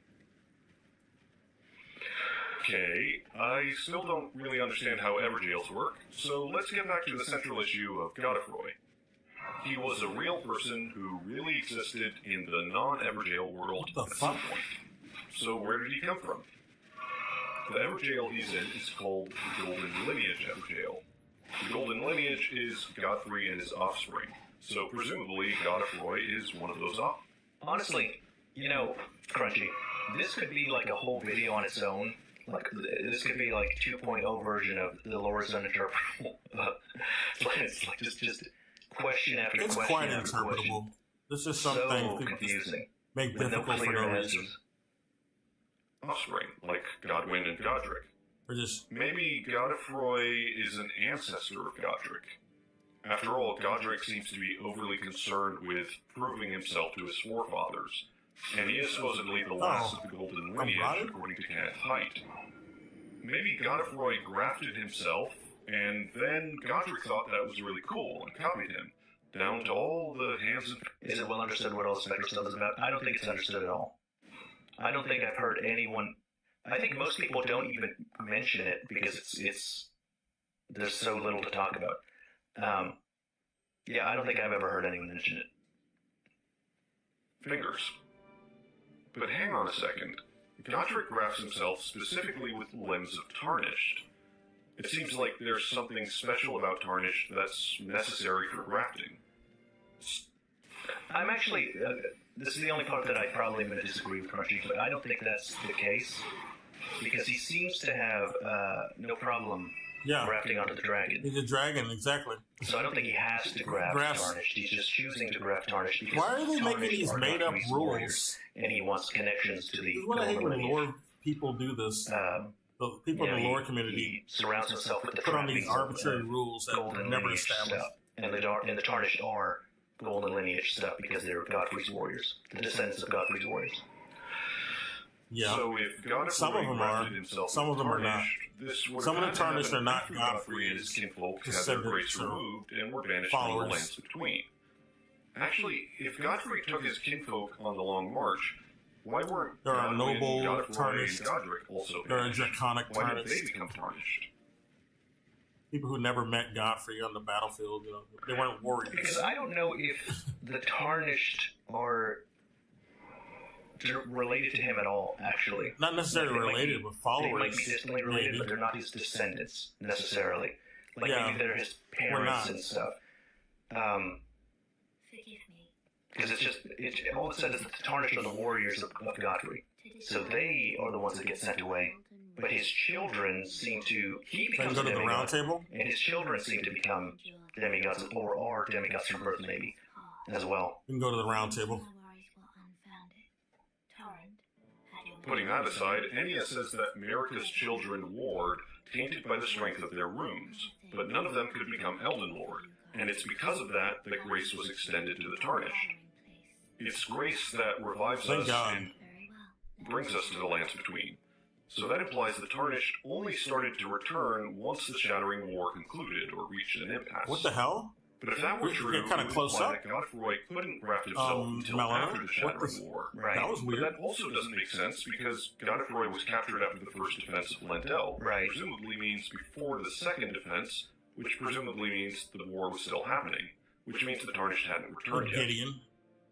Well, I don't know, Gideon was maybe just feeble. Godfroy grafted himself with I the Tarnished did, that but I were left forgot. behind in a boat, as mentioned in the Rusted Anchor description. He's like old if he's Or got maybe you don't he's have to leaning graft like the this. Tarnished. After all, the grafted With his scions hand. seem to have bird wings and feathers grafted to them. That's also pretty weird. I can And change who my are they? appearance. Other members of the Golden Lineage? If they're related to Godric, why aren't they demigods like him? Potato says, curious, where does it say where Godfrey's a demigod? I actually didn't remember that as well, and then I pointed it out during a video sometime, and then chat, corrected me. It's Shut in up. Godric's Great Rune. Shut up, description. Gideon. Piece of shit. We'll kill you later. Oh, you Was have to kill Godfrey a him. demigod? Don't even And have the does choice that or mean not. Kenneth Haidt is wrong about Godric being the last of the golden lineage? Well, he is pretty clueless. But this still leaves some questions. If Godfrey was around during the Shattering, and he was a demigod of the golden lineage, how come he never got a Great Rune? Well, maybe Godric's Great Rune originally belonged to Godfrey. But then how did Godric get it if Godfrey was captured? If Godric inherited it somehow, when did Godfrey have the time to have a kid? If Godric was alive during the Shattering and Godfrey had the Anchor Rune, why didn't Godric get a different Great Rune as a demigod of the Golden Lineage? There's no issue with him having a Great Rune now, and since Godfrey and Godric appear identical, there's no reason to suppose that Godfrey... It's never clearly mentioned how the demigods got the Great Runes in the first place. Yeah. Well, There are it a is couple of hinted assumptions at. that I've heard people Like the pieces of the earth, of the So, Elden Ring assumption shattered, one, and they got a piece. they of it. just fell to the strongest people around. You know, the Elden Ring gets shattered, and then they just kind of fall towards who I'm pretty should sure have they them. went and collected You know, them. They didn't and just fall in their lap. But yeah. The evidence for that possibility, seems to be that Godric has the Anchor Rune, and it talks about how, you know, it's appropriate for him to have the Anchor Rune since he's from the Golden Lineage. Yeah. And it talks about how Morgoth has a specific type of rune, and that it's appropriate for him to have that rune because he's of the Golden, like it's proof of his Golden Lineage-ness, the fact that he has that rune. So it could be that they just go to people. Some people just gave them up, like Ranny. couldn't also have one. Actually, Godfrey has about twice as much health as Godric. Gonna go buy that so lamp. if it were an issue of strength, he should be more likely to claim a Great Rune. Maybe he just didn't make it to the Erdtree in time to grab a piece. Where the fuck is the lamp? Before Godric It's not came to here. Stormvale, he was hounded from the capital. So that means he was in the capital, so maybe he was just there at the right We need time. more bell bearings. According to Morgoth's intro cutscene, there's a normal-sized throne for Godric the Golden, presumably meaning he wasn't grabbed Change our yet. appearance. But hang on a minute, why doesn't Godfrey have a throne? If all the demigods were gathered together peacefully, that implies Godric had his throne before everybody started fighting and going their own way. At least before Morgoth took control of Lendel, and before Godric was hounded from the capital. But Godwyn doesn't have a throne either, so it would presumably be after Godwyn was killed. If Godric's throne originally belonged to Godfrey, then why would he give it up? If it was because he was captured, why would Lendel Knights be opposed to Godfrey, but be okay with Godric? Especially because the Dragon Cult was founded by Godwyn, who presumably was the ancestor of both Godfrey and Godric. If Godfrey was captured after Godric was hounded from the capital, what was Godfrey up to before then? And why didn't he get a Great Rune? Why are the thrones so small? It could just be that could just be nothing. It's just symbolic. It could just be nothing why the thrones are so small. It's But it symbolic. also could be there are multiple places in which Miyazaki says that the demigods were corrupted by the Mad Taint and became monstrous after they got the shards of the Elden Ring. So it's possible they were human looking originally. Yeah, But I that's think the that's case too. Probably. I don't actually agree with that because Radon's thing talks about how Well, he's big. He's part was giant. small and he could ride Leonard, and then he kept getting bigger and bigger, and this is well before the Shattering. Yeah. And then he had to learn gravity magic to be able to stay up riding on his Some horse. bodies to are reduce just his not weight. a matter of So deformation. He must have been gigantic even before he got a great rune. And why capture Godfrey at all? Why not just kill him? Aside from all of that, how does one claim a Great Rune anyways?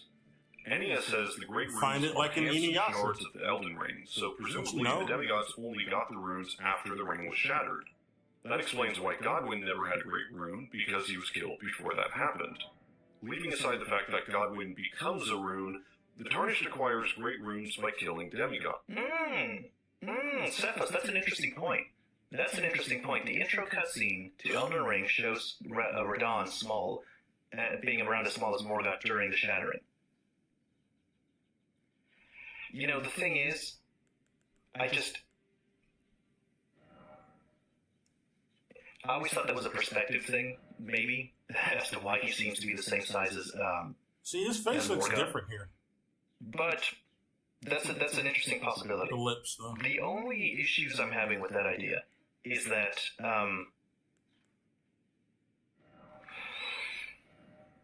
he would have had to grow to his size by the time he fought Melania. So he's fighting in the war, he attacks Leyndell, he fights Morgoth, Morgoth fights him off, and then by the time he fights with Melania, he's grown gigantic. He's grown huge.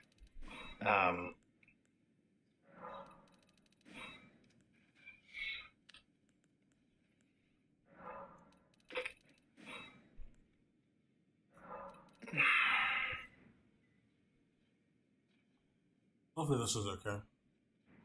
Try to get it as close to how my mouth looks in real life. Radahn was still a unit in the intro. Yeah, I think that people are not realizing how big Morgoth is.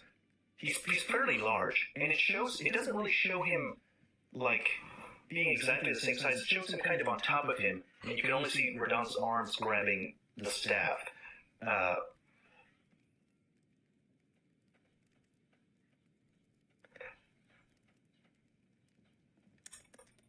I look better here. I like this. It looks better. The description of Radahn talking about learning gravity magic to be able to ride his horse yeah. does not sound like that happened. Like, he learned gravity magic way before. Years before so the he was Shattering. already a big boy, and he was growing too large for Leonard way before the Shattering happened. I don't think I buy that. Him becoming monstrous, I think, is when he scarlet rotted. I don't think that refers to him growing in size after he got his great rune. I think he grew in size well before that. Yeah. He was always a big boy. But no matter which runes you acquire or don't acquire, all of them seem to be present inside of America at the end of the game. Or inside of Radigan, rather. And then inside of America. We're going to go to Castle Radigan Morn is first. America. Tomorrow. He's also a sword. There's also the benediction of the Great Runes on Actually, top want of to the go to Divine the Towers, but you don't need that to repair the Elden Ring anyways. Excuse me. The Great Rune of the Unborn is already fully juiced, and you get it by killing Renala, who's not a demigod. Except it's also not Renala, because Renala's still alive afterwards. Also, that rune is inside the Amber Egg, and it also is the Amber Egg. Where did that rune come from anyway? Radigan gave Renala the Amber Egg. Was the rune inside it at that time? If he gave it to her before he left, does that mean shards of the ring could be extracted before the ring was shattered? I don't think that has anything to do with that. Amber Egg is its own thing. Yeah, it would have to be that you can remove shards of the ring before the ring was shattered, because that's what Marika did with the Rune of Death. She took it out. I mean, yeah, you can shatter it, but I don't think the Amber Egg is... Yeah, gave it to Malekith. So has to necessarily have anything to do with the Elden Ring shattering it in the first place. Either way, there's a rune missing from the set. Mikola's probably makes more sense because the rune is tiny and golden, and it fits on the same side as Melania's rune. The other pairs of siblings have similarly paired runes. Actually, Godric is the only one without a sibling. What if Godefroy were a sibling of Godric? Maybe even a twin. After all, there is weird stuff going on with twins. The twin... Mikola and Melania are twins born from one god, the Radigan We don't really know if the Rune of Death was ever part of the Elden Ring. We do know that the Rune of Death was part of the Elden Ring. There's an item description towards the Fia quest line, I think it's the Mending Rune of Death, that talks about how the Golden Order was established by removing the Rune of Death from the Elden Ring. Yeah, it's in the item descriptions. America combo. But I think it's in all the gods. America, doesn't that mean the twins are essentially clones of Radigan and America? Plus, Mikola also might be Saint Trina, and his body in the Modwin cocoon looks like... You know what? Godfrey could just be an Albunard. That would make the most sense. Melania if he's an Albunard, daughters or offshoots in Millicent and her sisters. Based on Godfrey's real brother, Godric's real brother, sprung up from the Aeonian bloom instead of the normal method of hidden birth. I mean, based on Godfrey, made from Godfroy's That's all pretty weird, blood. but there's another pair of twins that might be even weirder. Or at Darian least and trying to Devin. mimic it. I don't know. They have two separate bodies and two separate minds, or two separate wills, going by the Japanese text, but they share a single soul, which for some reason means they don't stand together or speak to one another.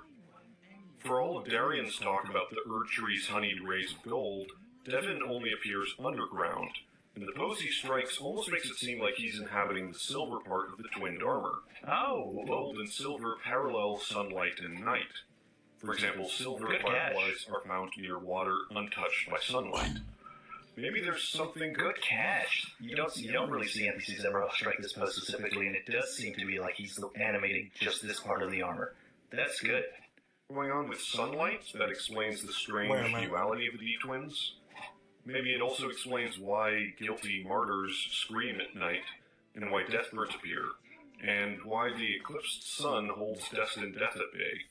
And maybe it also explains something about the black sky in the Everjails and the weirdness of that parallel reality. To be honest, I'm at the end of my rope. I just did it. Is it the dung eater? I appreciate you, Crunchy. I appreciate that. I can't come up with a satisfying explanation for why Godfroy exists. If he were put there for narrative reasons, you would think that making him identical to Godric would make players ask questions, if not inspire in them doubt that Elden Ring's lore does, at the end of the day, make sense. Maybe Godfroy inspired If he's him and he supposed to be a wanted to different mimic him. person from Godric, why not change some little Completely. thing about him, just to make sure that's clear? Maybe changing the character model is too much work, but I can't imagine that it would be difficult to just switch out his axe. Where are you? Even then, the fact that they're both crafted identically is frustrating, but why put him in the game at all? Is he really that important to the story? If the reason for putting him in was purely gameplay, that they wanted to give you another chance to fight Godric again, why go to the trouble There of he is. making him a different person, with a different name and an item description that makes it clear it's not just a spelling mistake? Why not just have some spirit of Godric? After all, nobody bats an eye when we fight Godfrey's golden spirit in the Erdtree Sanctuary. We all just shrug our shoulders and say it's some magical spirit memory thing going So it's on. deliberate. Yeah. So why not do the same for Godric's double? None That's of what I it did. makes sense. Why does Godfroy exist? The truth is that Godfroy is by no means the only weird thing concerning identity in Elden Ring. There are parts of Elden Ring so resistant to common sense that I and many others find ourselves. So here's an interesting idea. Broax says he's also missing the second phase moveset, so that's extra weird. There might be a reason why he's missing the second phase moveset. The first defensive lane It's down not really was Goblin. probably the first battle in the Shattering. And Godric didn't go to Stormvale until after he was hounded out of the capital. So, wait a minute. Well, yeah, no, you were talking about the Didn't he dragon. challenge You were talking Melania about the dragon. first? I misinterpreted what Then you he said, got sorry. chased back to his own castle Why does like a pussy. Godfroy have the storm stuff then? Well, it doesn't matter. It's not important. Questioning stupidly basic assumptions, like, are things and people themselves and not something else? At times it's difficult not to be driven to madness. The popularity of recent videos like Mikola is Melina or Mikola is Torrent is a sign that the lore community has reached a maddening impasse. Yes, they're and mad. The They're intuition crazy. that there is something very strange going on with who people are. Yeah. There's America and Radigan, It's created a bad Nicola and precedent. St. Trina, Millicent and her sisters. I hope it just Hayata stops in The storm stuff is maybe America and golden and Radigan. interesting. The reason why I don't think that is Saint because Trina and, I don't think and that Mikola are like, Godfrey uses any storm stuff. we don't even see You Mikola. know? We don't even see Godfrey Trina. doesn't seem to use any And Trina just sounds like a any storm disguise things anyway. It doesn't sound like himself. a He doesn't completely seem to separate use it person. in his normal phase, in his ghost phase, or as horror loop. So in no situation does he use the storm stuff. I'm assuming that those are powers and stuff that was discovered in Stormvale. Irina, Yura, and Or Shabriri. rather developed in Stormvale. Darian and Devon, Godfrey and Sarah, Shantor Lu, Malekith and Yura Gurren, got his body Luna, taken Lola over. Queen, and more. He's not the same People person. can be half dead, living in death, It's like he got reborn, possessed by reincarnated, soul somebody. transplanted. A dragon can take Wearing human his- form. Humans can become part dragon. Here he life is, can right here. blend Yura. together. There's inorganic life. There's 2 or 3 round tables. 8 or 9 different types of fire. 2 to 5 moons. Time travel, mimicry, souls, spirits, phantoms, and everything else under the sun. The simplest way to make We're sense gonna kill of the all dragon this to impress is him. just to conclude that Elden Ring has something to say We'll do about that. identity. Each of these cases might have some specific reason behind it in the story, but the only thing uniting all of them is a thematic connection. Like all of Miyazaki's stories, Elden Ring deals in poetic imagery and metaphors to express things which couldn't be properly. Will says the storm stuff is part of crafting process. Both Godric and Godefroy have the banished knight leg, and use that leg as stomps to summon storms. That's a good detail. I didn't notice that they had a banished knight leg, but the banished knights must be getting that power from Stormveil. Yeah, I've been. Buff says the storm arts refer to the channeling of the Tempest of Stormveil. Right. I don't think that that's something that is anywhere else other than Stormveil. Expressed just through text. There are metaphors about death, sacrifice, suffering, struggle, vision, loyalty, leadership, and many more. Identity is just one more of these topics illustrated with Miyazaki's metaphorical paintbrush. And identity is a rich source of thematic material.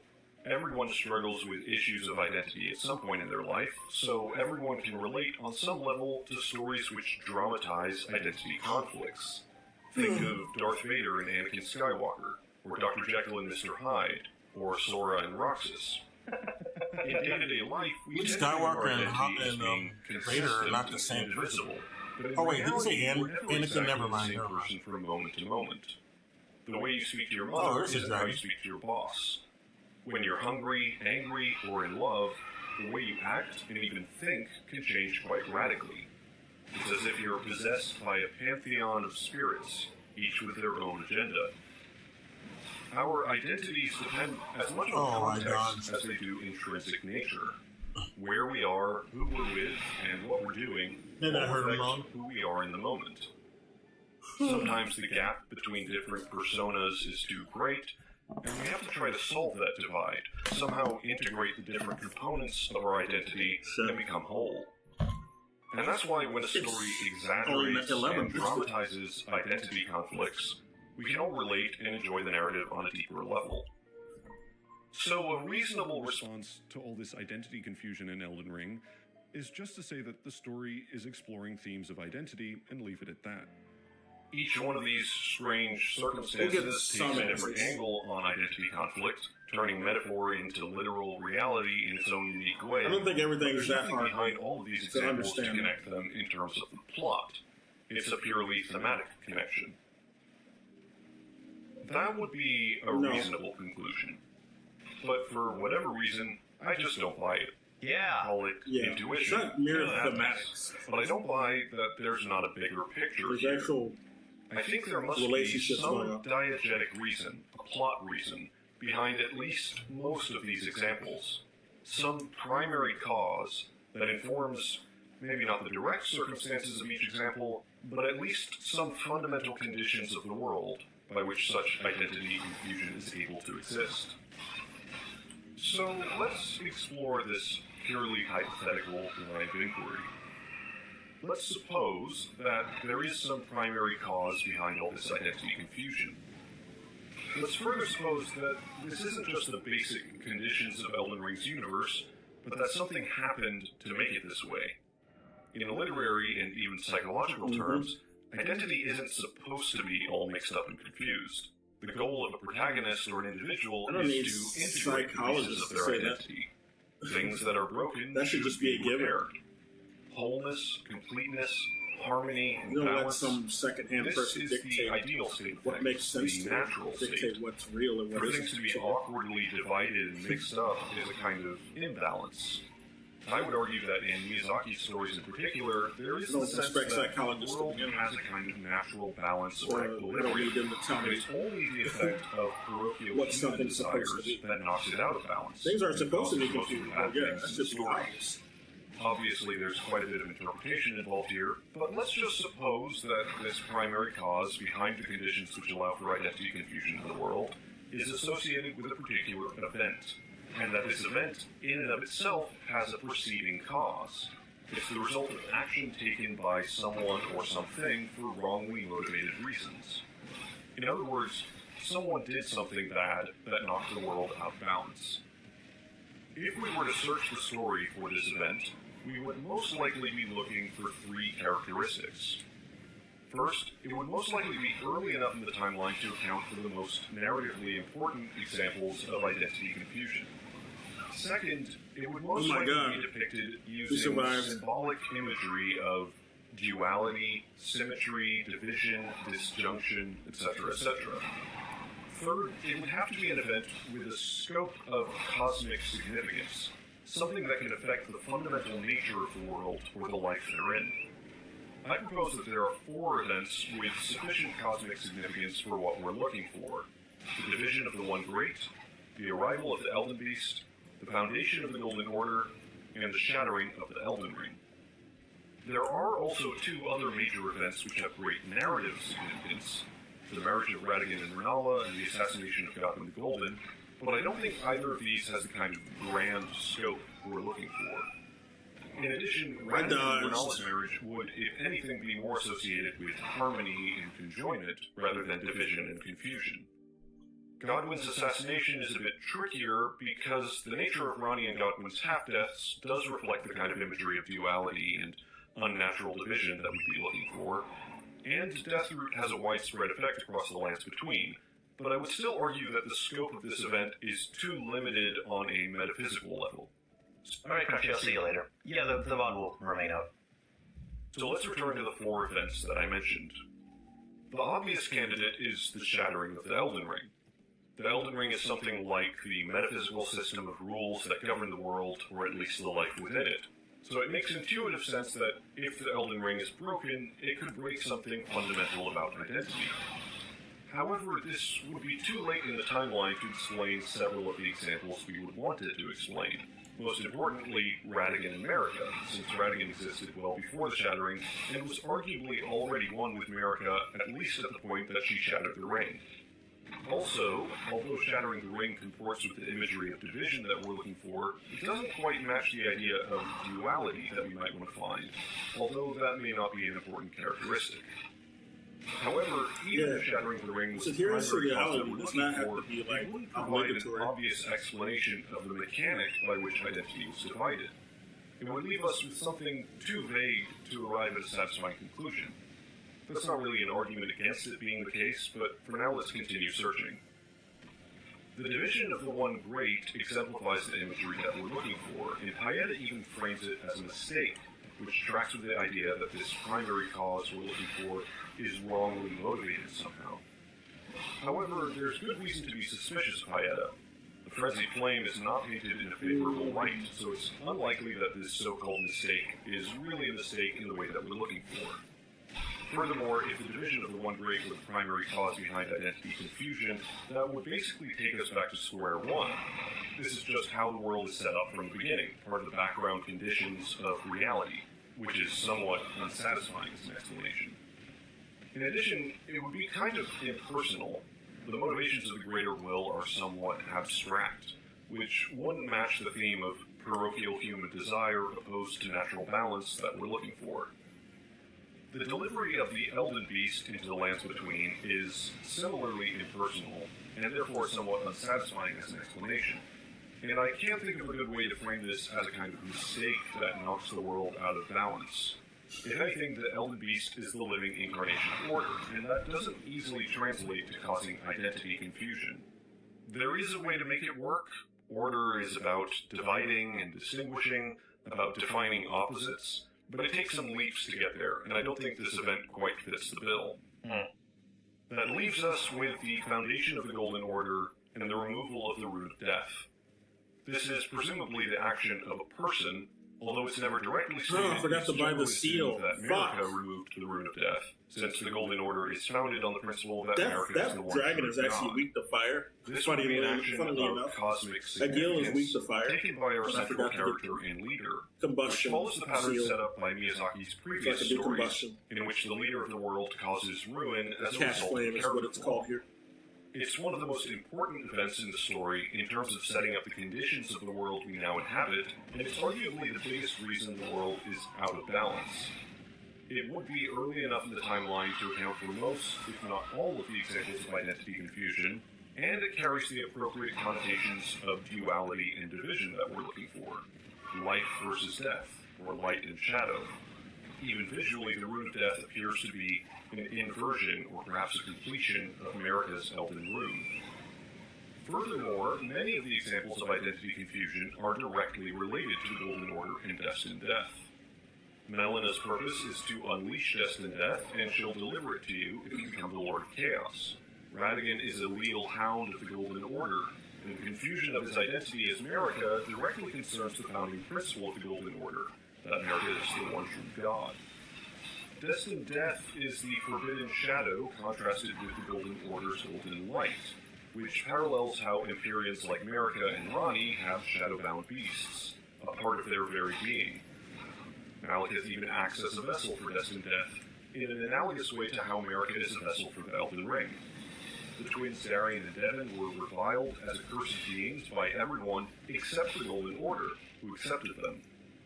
Godwyn's cloned eyes and body manifests through Deathroot, which is literally the Rune of Death. Even our Roundtable hold seems to be contingent on Destined Death. Our hub version exists outside of this world, but when Destined Death is unleashed, it fades in color and burns, as if its reality is falling apart. It's not a slam dunk, but the foundation of the Golden Order seems to be the most promising candidate for the primary cause that we're looking for. However, there's still something missing from this picture. The Rune of Death isn't called the Rune of Identity, so I didn't it's use not this weapon obvious to how kill these him things anyway. would be connected. On my last one. I still don't fully grasp exactly what the Rune of Death does. Many people think that it is just the concept of death, full stop. When it was removed from the Elden Ring, it just stopped everyone from dying. That's the narrative context for why enemies respawn in the game. Of course, some enemies never respawn, and arguably we can kill demigods before the Rune of Death is unleashed. In an interview, Miyazaki said that the immortality of the Tarnished stems from the power of the guidance of grace. But the immortality of the demigods is different. That's associated with the removal of Destined Death from the Elden Ring. Plus, there's something else weird about the Rune of Death. Deathroot, which is the Rune of Death, seems to make dead people live in death, which almost seems like the opposite of what it should do. The Rune of Death is also called Destined Death, so some people think it may just govern death by old age. People can still be killed by other means. But this explanation still leaves many unanswered questions. This is the point in my thinking where I don't know how to continue. I believe that the removal of Destined Death somehow caused a whole bunch of strange circumstances regarding identity in the lands between. I can't really defend that idea, it's more of an intuition than anything else. But even if that were true, I don't understand well enough how Destined Death works to reach a satisfying conclusion. This is as far as I can go, while still maintaining the pretense that I'm using some kind of logic. Okay, we're going yeah. So, before I conclude this video, let's leave logic behind and travel to some truly insane territory. Yeah, there we go. Indulge me on this, because Yeah, my position has been for forever, since I made my Elden Ring lore is uninterpretable video, that you can't come to conclusions, at least not logical conclusions, without taking several leaps. You can't simply reference in-game material and come to an understanding of the many questions that he brings up that don't have a clear explanation. There's no way to say it without sounding crazy. Even if I fully understood what I was saying, it would be totally bonkers. So here goes. What if death isn't just a concept or a process, but a person? What I mean to say is, What if death is the person you are destined to be? Oh, I fell. Fuck. I can't phrase this properly if there is a good way to phrase it, so don't get caught up in the specific Damn words it. and just follow the direction I'm pointing towards. I didn't know that was a high drop. Yura dies and then becomes Shibriri. Irina dies and then Hayata appears. Well, he gets Marion possessed. dies and then Devon takes over. Sarosh dies and then Godfrey becomes Horalu. And I can't phrase. Okay, let's do that again. That's interesting. Let's do that whole thing again. There's a good way to phrase it, so don't get caught up in the specific words and just follow the direction I'm pointing towards. Yura dies and then becomes Shibriri. Irina dies and then Hayata appears. Darian dies and then Devon takes over. Sarosh dies and then Godfrey becomes Horalu. In each case, there's a chain of causality involving death. Let's not forget the most provocative item description in all of Elden Ring. Yes, being murdered, The Elfins there's a causality behind that. The Yes. description tells us that a spirit world exists inhabited by the dead. Or at least it did exist. The Helfin steeple seems to be intimately connected to the Deathbirds. Deathbirds were the keepers of Ghostflame in the time when there was no Erdtree, and making the, I think, safe assumption that the Golden Order wasn't around before the Erdtree, that would have been before the Golden Order. But if that's true, that means in the time that Destined Death was still part of the Elden Ring, but if that's wasn't Speaking around of, The time when there was no Erdtree, death was burned and Ghostflame Deathbirds were the keepers of that fire.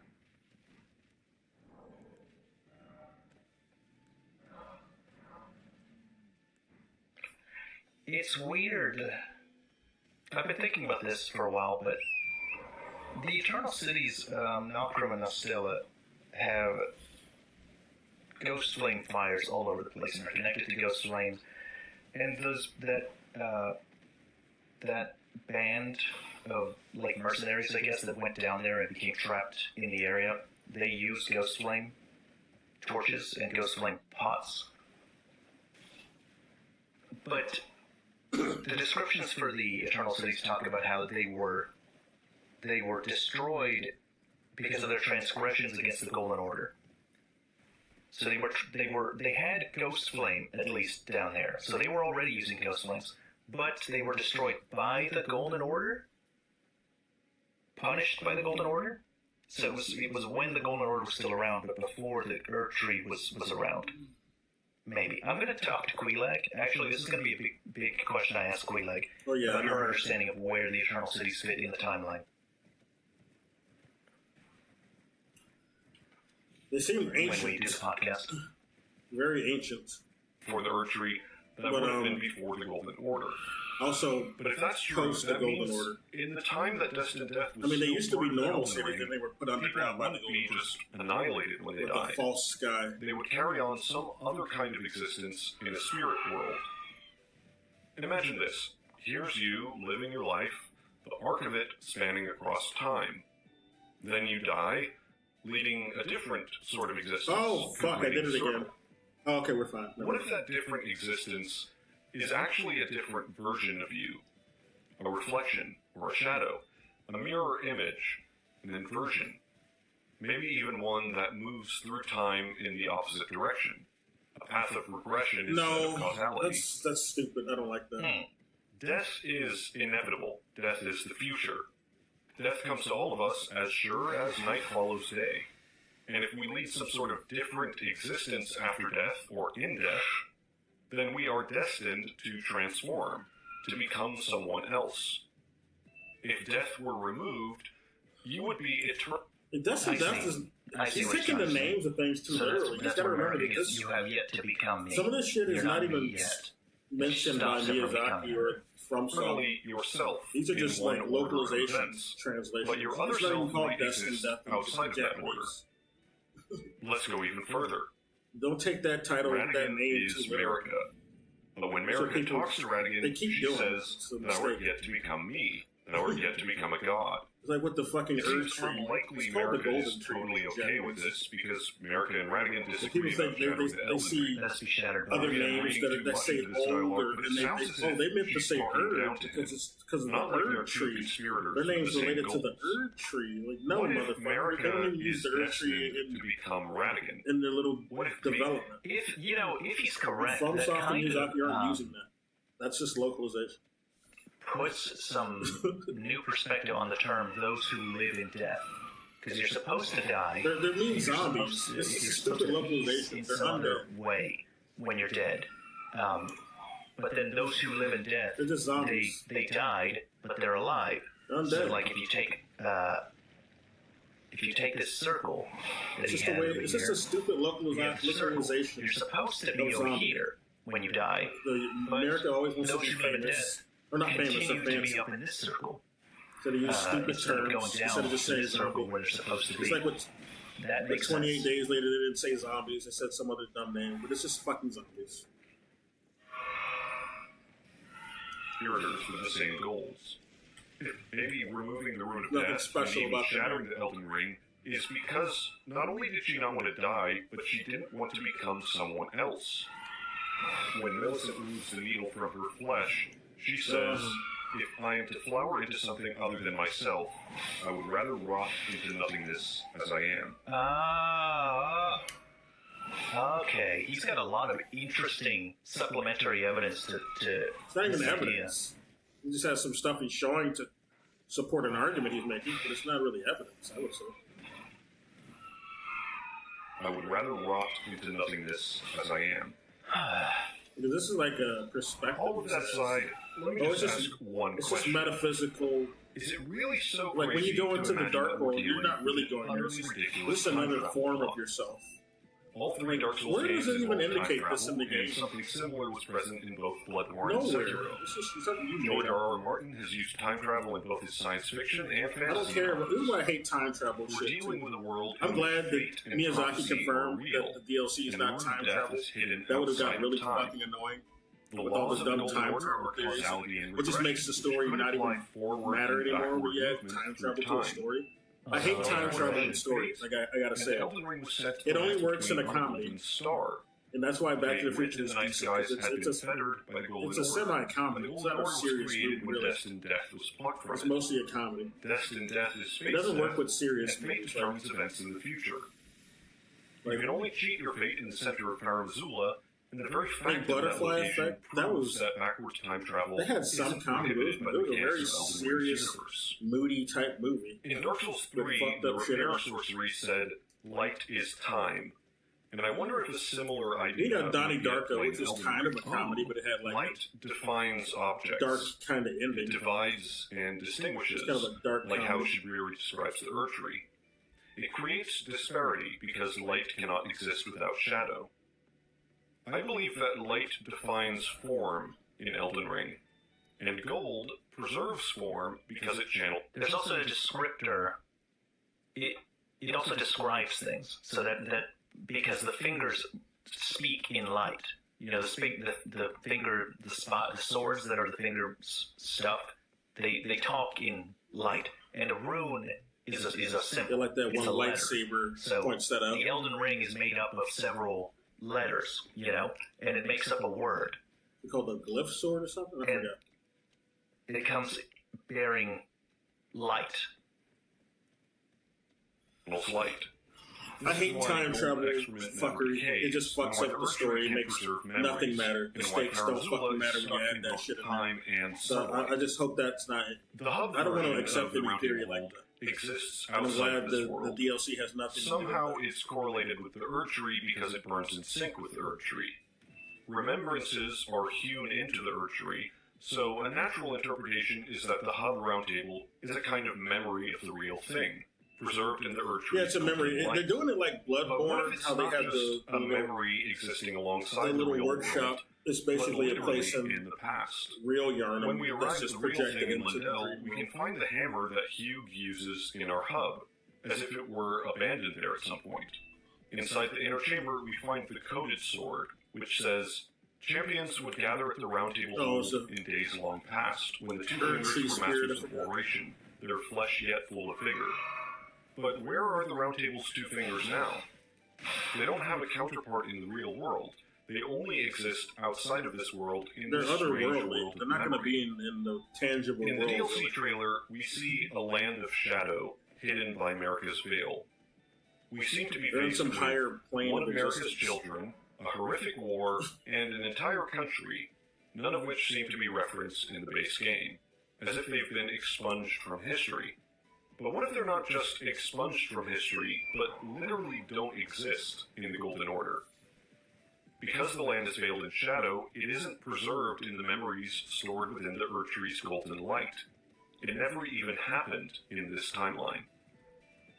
What if it's not just the place where the Erdtree was born, but also the place No, I that just it will think die? it's just sealed The off. inevitable outcome of the Rune of Death branching throughout the world and strangling the life out of the Golden Tree. A place of both.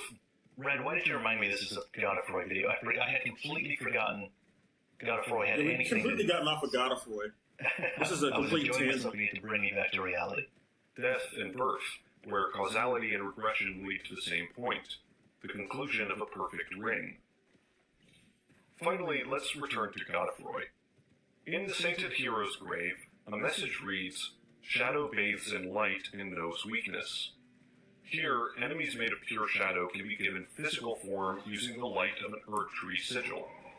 This is one of only 2 places in the game with this particular mechanic, and in the light of the DLC trailer, it seems more important than just a throwaway gimmick, especially considering the presence of a snake-adorned duelist. At the end of this dungeon, you fight a Knight of Zamor, and what does he drop? None other than the ancient Dragon Knight Kristoff Ashes, the only item in the game to reference Godfroy the Grafted, double of Godric, who is looking from a sinister rift in a parallel dimension where the sky is pitch black and the Erdtree is invisible. So what does this all mean? I'll leave you to come to your own conclusions. Thank you for watching this video. I hope you enjoyed it.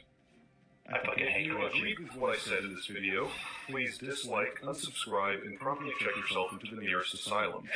And most of all, never forget, Godfroy is the key to everything. I fucking hate you so goddamn much. I knew I it. hate you so much. Godfroy, he's the key. Made me forget about this whole time, and then like punches me in the face right at the end. No, wonderful video. Wonderful video. Good job. Holy shit. This is the kind of thing that if we find any evidence towards in the DLC, like if we find just a couple of things supporting this idea or elaborating on it, it's something I could get behind. It's something I can really get behind. All right. I need to plug it in my phone. I've heard that Tim Diggity has a new video this out. motherfucker. I don't agree with Tim Diggity either. That. But he has some nice, entertaining videos, I'll say. I think he's abandoned his Melina is Mikola theory, though, recently. After seeing some I'm storytelling out of stuff. liquids. I need to go get some more water. I'll be right back. What the fuck? Already, dude? I just got here. How did you fucking know I was coming? Oh, I love the Zora music. That's great shit. And it's summertime. It's a perfect time for Zora music. Hit the heel. For real. Oh, goddamn rat bastards. Get off of me.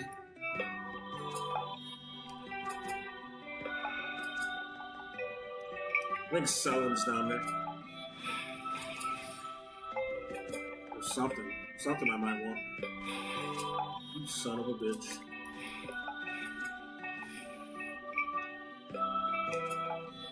Where are you? Oh, you're up here now? I can't fucking target you, though. This is the fucking tree? Oh, big summon. Well, about fucking time. Took long enough. There's someone right as I'm about to kill him. I need to farm for souls. This is the best way to farm for souls. When I was starting off the game. Hey, bud. Where are we going? What the? Oh, you knocked down a tree? Oh. What the fuck? Why did you tell me? The goddamn.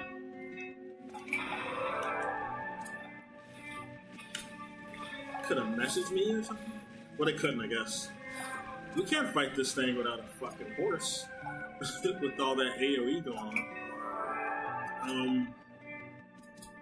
Shit.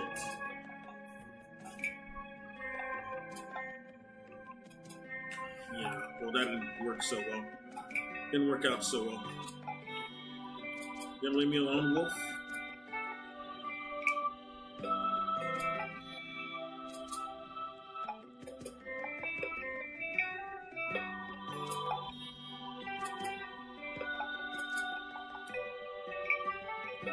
And the whole multiple identity thing pisses me off too. And that's almost as bad as time travel fuckery in stories. It just makes shit not matter. You know, the thing with Crunchy, well, this person can just be anybody. Is that Crunchy's evidence that I'll actually listen if you come into my email and start talking interesting things. So I get a lot of emails with people telling me the theories on, Elden Ring and such. And sometimes I'll skim through them. I know I won't always read them because I've gotten a lot. I've gotten a lot of theories. You get a bunch of shit, I know. You're popular. People's passionate interpretations of what's going on. Most of the time, I don't think they're any good. I don't think a lot of them suck. I know. Any good. They're not good. Crunchy did the same thing. I read what he was saying, and I was like, oh, this is super interesting. It's interesting enough. Let me have you on the podcast, and we can talk about it. And then, he became a content creator after it. You guys are welcome. You are welcome. Oh, you're the reason. I brought a Crunchy to you. We gotta thank you for his bad theory. All right, let's go. Hey. No, I don't like so, it. Like everyone else, I've been looking no, at it's this all right. blob thing. It's always good to have stupid theories out there. Trying to figure out what it is. Is it made of godskin? Is it a belly? Is it a wound? Now, this Tim Diggity video I watched a little bit of it, and it is good. It's totally the head of a snake, right? It might be. You might be right. Cheekbone. I looked at it. He's probably right. And America reaches into the eye. But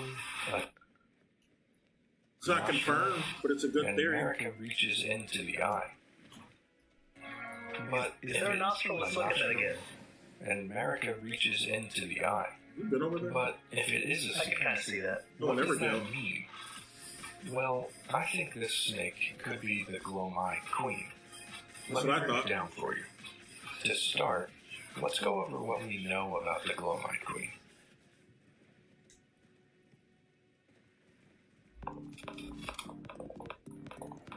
So, what do we know? The Glomai Queen was said to be an Empyrean.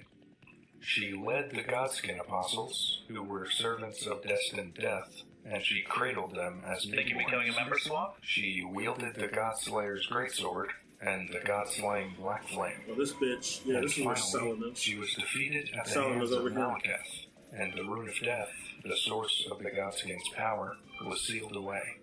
Oh, and we're she must more have until we the get that good spear. Eye or eyes. I want to get that whatever spear means. quick. Well, we So don't have it anyway, until the Uranium. this is essentially everything we know about her, without drawing conclusions on our own. But what are the Godskins? How are they created? Let's take a look at them.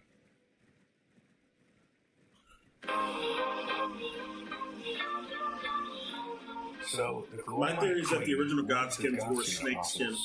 Snakes can shed their skin, so they don't have to die to be able to obtain it as skin underwear. Godskins have snake parts and snake-like attributes. Exactly. So I don't think it's too much of a stretch to assume they were born of a snake, like Raya. Not born of a snake, but they have. Speaking of Raya, the quest line includes a very interesting item, the Serpent's Ambient, which is guarded by a Godskin noble. The Serpent's Amnion item description calls it an amnion from the mother's womb, which cradles the poor unwanted offspring of a repellent birthing ritual.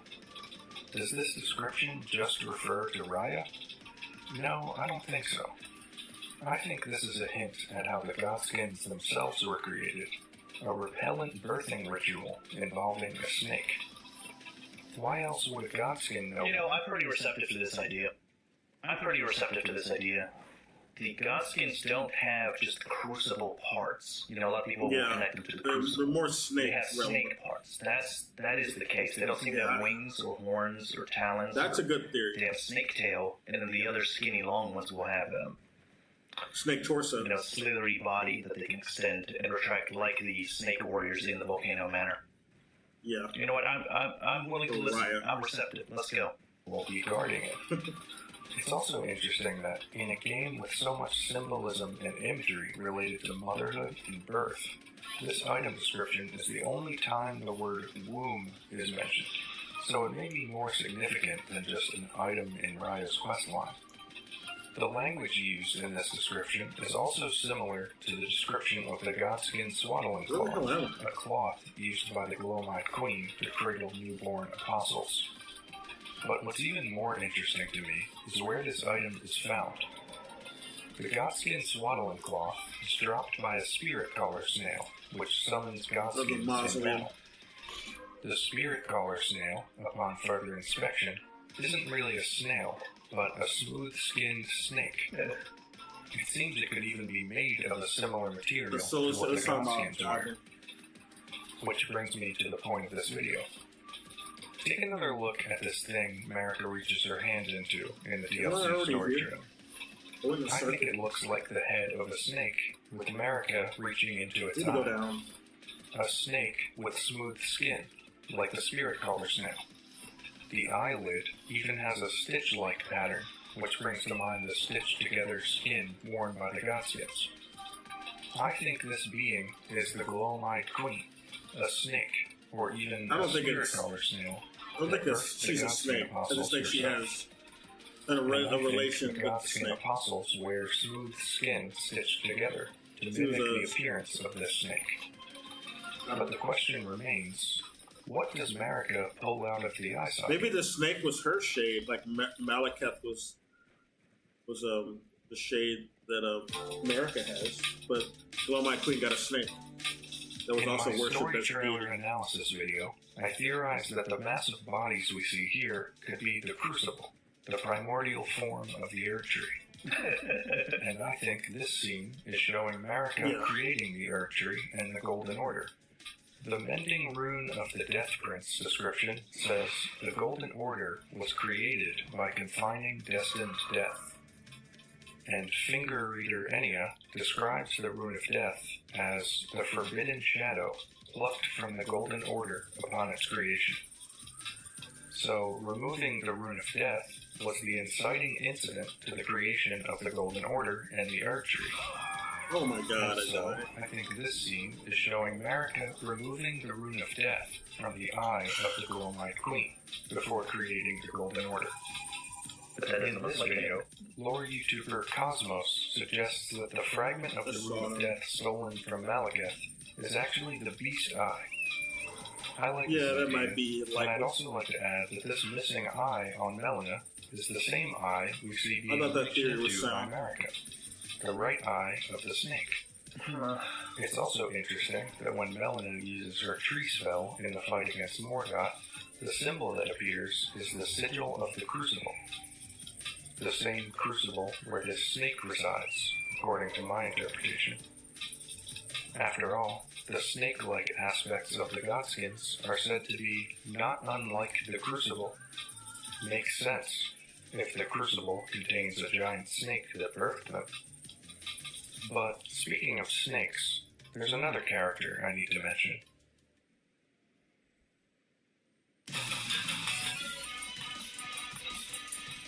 I've seen a lot of people theorize that Mesmer is actually the son of Radigan and the Glowmite Queen.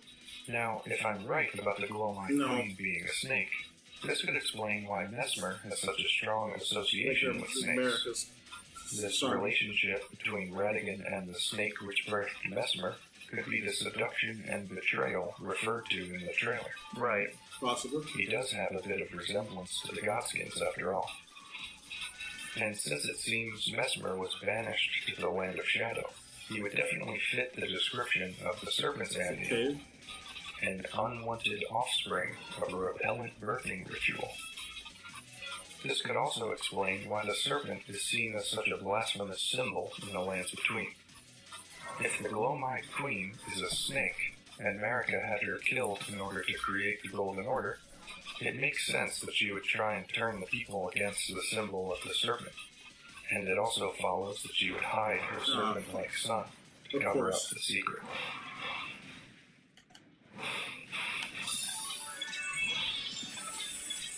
I'm very pro the idea that the Mesmer is.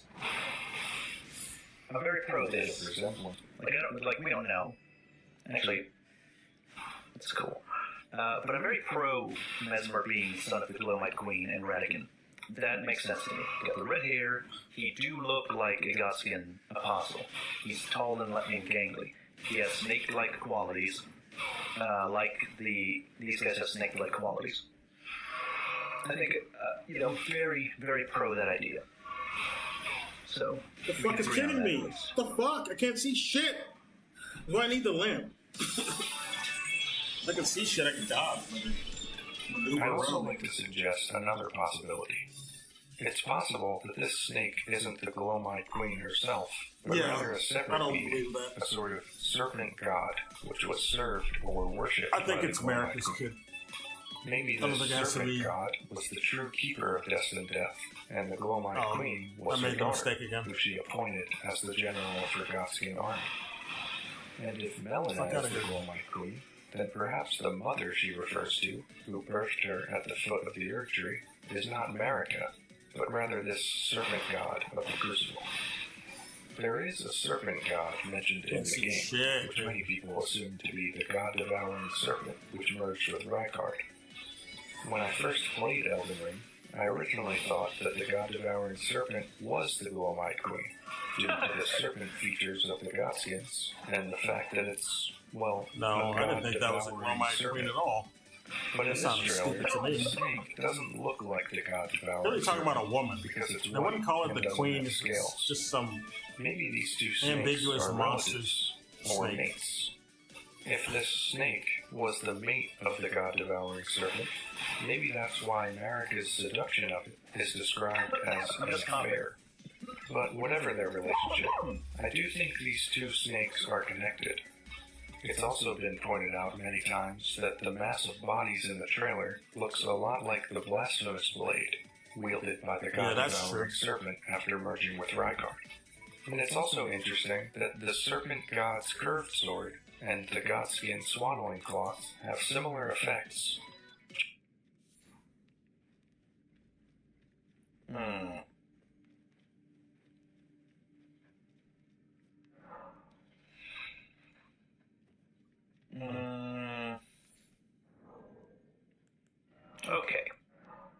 Okay. I'll accept this as evidence. Draining HP from slaying enemies. Just something to think about.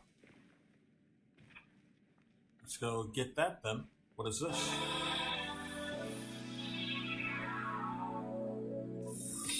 Finally, I've got a few more thoughts to share on this topic. Not even worth it.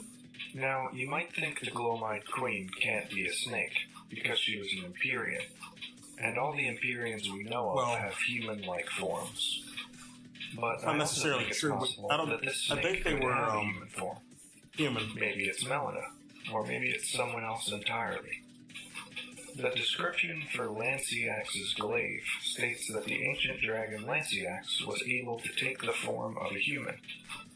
And if Placidusax could be Elden Lord, it wouldn't surprise me too much if a snake could be an Empyrean.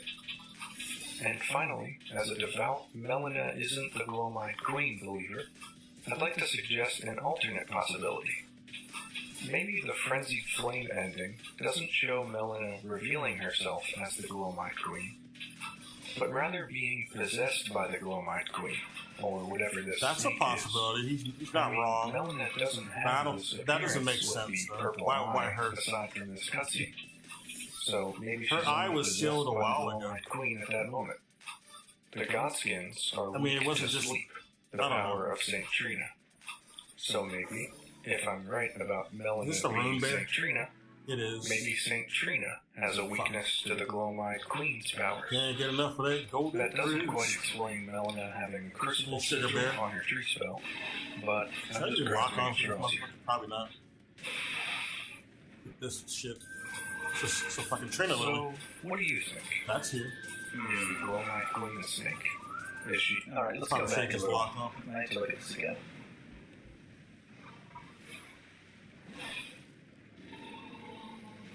He does that bear hug. We don't want that shit. His premise, or rather his argument, is that Glow-Mite Queen is a snake, and he tries to bring evidence that she's a snake. I think the strongest evidence is this. You know, when he started early on, I think this is a strong. If we're trying to make this case, the fact that these guys have snake-like qualities, snake tail, and the other one has the same kind of snake moves as the snake soldiers from the Volcano Manor. The fact that you can find Godskin apostles in the Volcano Manor area, that's all pretty good evidence that the Glow-Mite Queen has an association with snakes herself. Plus, you know, snakes are traitors to the Erdtree, whatever. And then it also pairs well with the idea that Mesmer is related to the Godskin apostles, because they have snake-like features, he has snakes, and he's got Radigan's thing, red hair. So that pairs good. This I don't agree with, though. This idea that what we're looking at here is America removing the Rune of Death from the Golden Order. I don't. No, where's my Golden Order yet? yet? We can look at her taking these golden strands out of the out of here and being like, oh, this is her. That's the beginning of the Golden Order now. Of the Glow-Mite Queen. Yeah, I don't see why this would need to be the Rune of Death specifically. It doesn't need to be the Rune of Death, but that's what I thought it was. Because if it is Godskin related, it would make a lot of sense. The reason that he's making if we're agreeing with that, at first I was okay. I think that theory that it is related to Godskin, why which Tim was video is clearly saying, and it would be a good guess. And now I think it's because this makes sense. Defeated her. There could be any rune, really, any rune art, something. And then the Glow-Mite Queen's black flames taking something out of Elden Ring. That's why he's making that connection. Because if you take it out, like if she has it and you take it out, then her powers don't work. Like her black flame doesn't have the power to kill gods like it's supposed to. Fuck this game. Fuck this bullshit game. Before creating the Golden Order. In this video,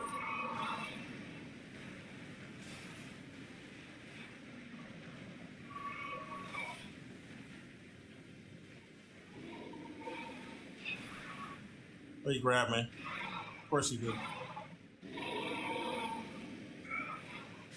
I love when they don't let you fucking riposte in time. I don't even think this bear gives you anything good, but I'm gonna kill him anyway. This just doesn't look like an eye to me. I would buy. Look, here's the thing. I would buy, or I would be more inclined to buy, that the Glow-Mite Queen is a snake. But I don't know if I'm willing to buy that this is what we're seeing. That we're seeing a snake eye that just happens to look like swaddling cloth. Yeah, it doesn't look like an eye to me, to be honest. But it could be an eye. It could be. Like this part here. I went in a circle. Great.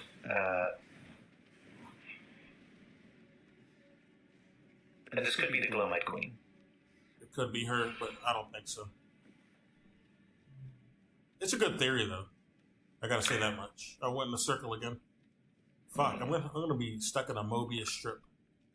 Well, I'm not convinced, but I'm also not convinced. We'll put me in a definite maybe category. We'll put me in the solid maybe.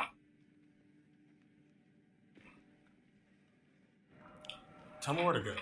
Not really. Let's go this way. Okay, what do we got? You got any more Elden Ring lore today? Let's try and find another video. Here we go. Oh, hey Tim, how you doing? Just follow the light. The white light, I guess. Let me get this. Tim Diggity set up this stream. Latest video this week. Yeah, this is how we need to filter stuff. What's happened this week in the lore community? Exactly. The real reason America and Radigan are the same. We might watch this. 13 hours ago. How do you fucking dodge this bitch, dude? I get no iframes at all. Okay, dude. Another wild theory. I didn't really look at this. I just clicked on it. I should No maybe look fucking at that later. iframes.